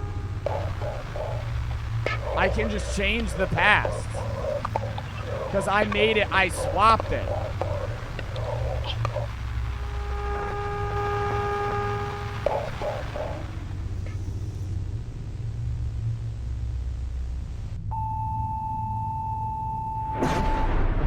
Okay, I'm utterly confused. I'm still confused. We play this game. I'm pretty sure we're near the end of it. Somebody explain this shit. One more? Bro, we've been playing this for like an hour and a half.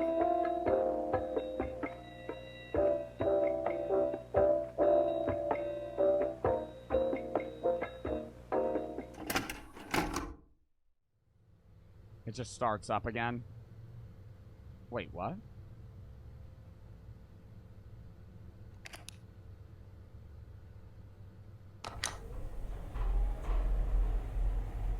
She looks normal.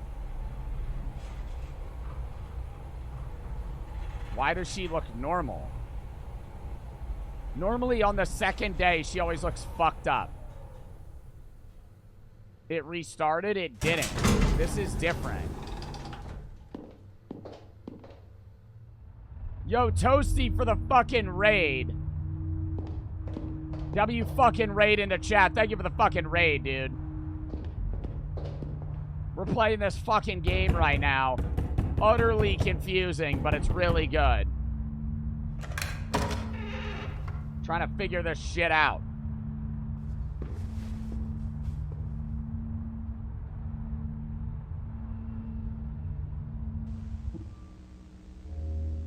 Hold up. It's the dog now. Yeah. Okay, that's a little creepy. The dog. It didn't even say anything. Oh. Wait, oh! The TV works.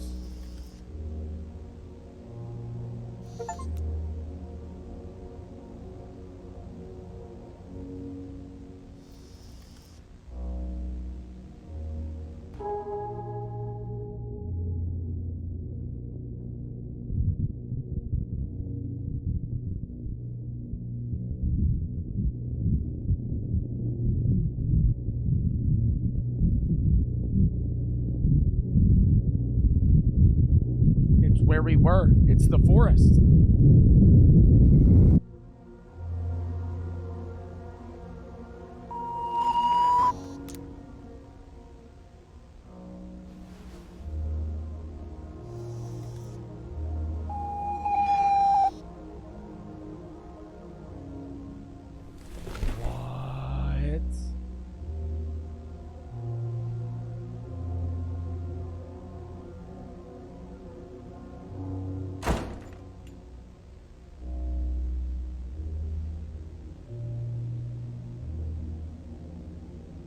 And I gotta go fucking talk to her again. Oh my god, I don't want to talk to her. She's fucking creepy.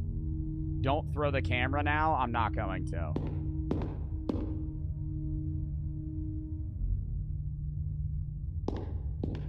I'm just gonna crank through these answers, though. Miss Martins.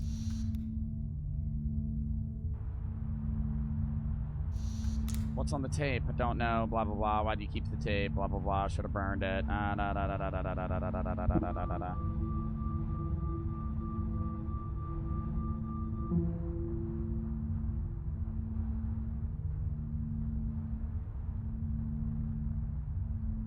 I want to know. She's going to tell me to throw...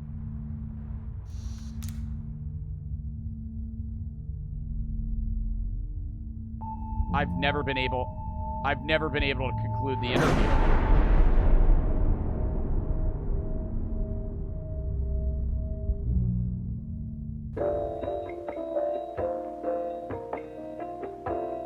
What?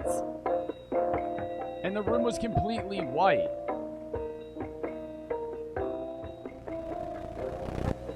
Oh, it's about to cut. I've just never had that interview conclude. Like, I've never had the interview conclude.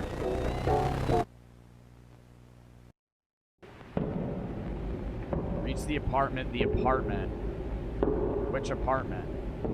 608.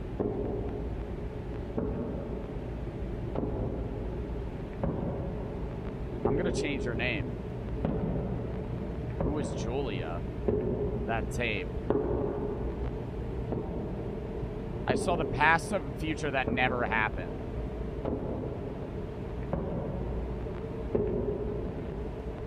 That's what actually is happening.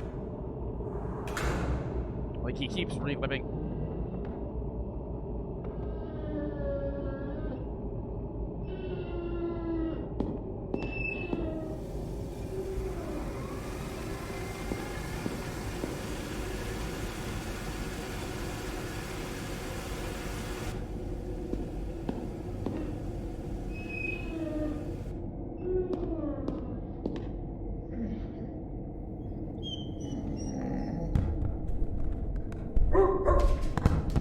Try T124.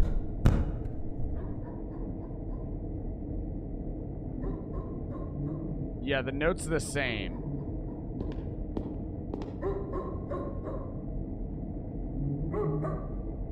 Oh god, the apartment's gonna be mad creepy. The apartment's gonna be mad fucking creepy.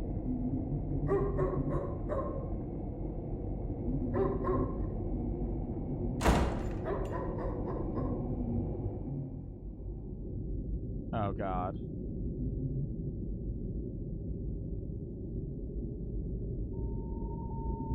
Stop. There's the dog. The coat. 2 with the radio towers. Everything else the same. Where's the chair?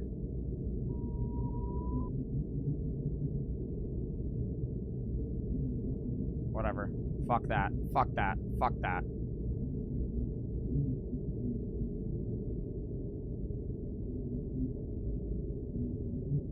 T124. It looks like it's gonna start. Normally it doesn't show the show.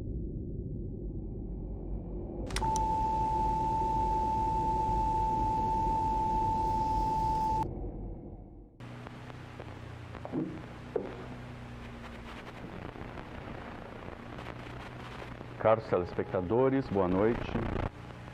Hoje nós teremos uma transmissão especial do nosso programa. Pois, se está vendo isso, acredito Acredito que já seja tarde demais. As lentes deles já se tornaram Okay, we already saw do que this. vemos. Eu entendo o afã em buscar mais, entender mais. Mas já sabe o que aconteceu comigo por tentar fazer o mesmo. Do you think we finished the game? I don't think we finished the game. Não importa. You reach the truth that has a price and it tells me to stop. I think I needed to go on the boat, maybe, but that would have killed me.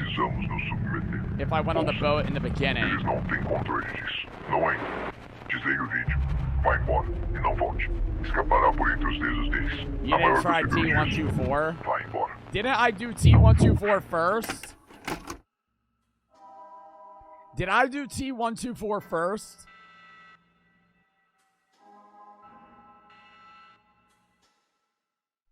Yeah, I did that.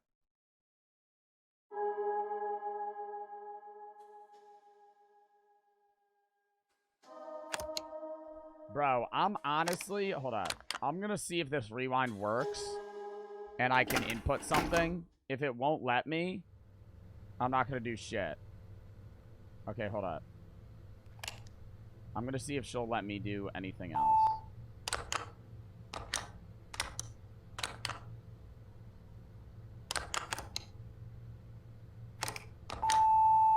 It does let me do that. Alright, hold up. Chat, I'm looking up the story explanation. I need to fucking know. I need to fucking know.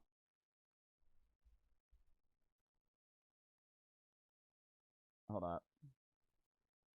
Teleforum explained. It's gonna be like a 5-hour explanation. You're joking, dude. Oh my god. Teleforum all endings. I'm going to the last one. Memories of that aren't of being.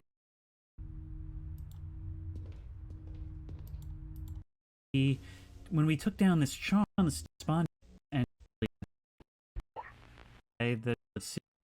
I suppose I think it's just it's telling me to turn it off, go away. I think we beat it.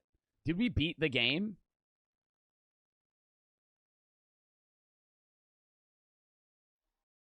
And that's it. Hope this is interesting to you. I think we beat the game. All right, chat. We're calling that shit there. 4.5-hour stream. I gotta go fucking eat.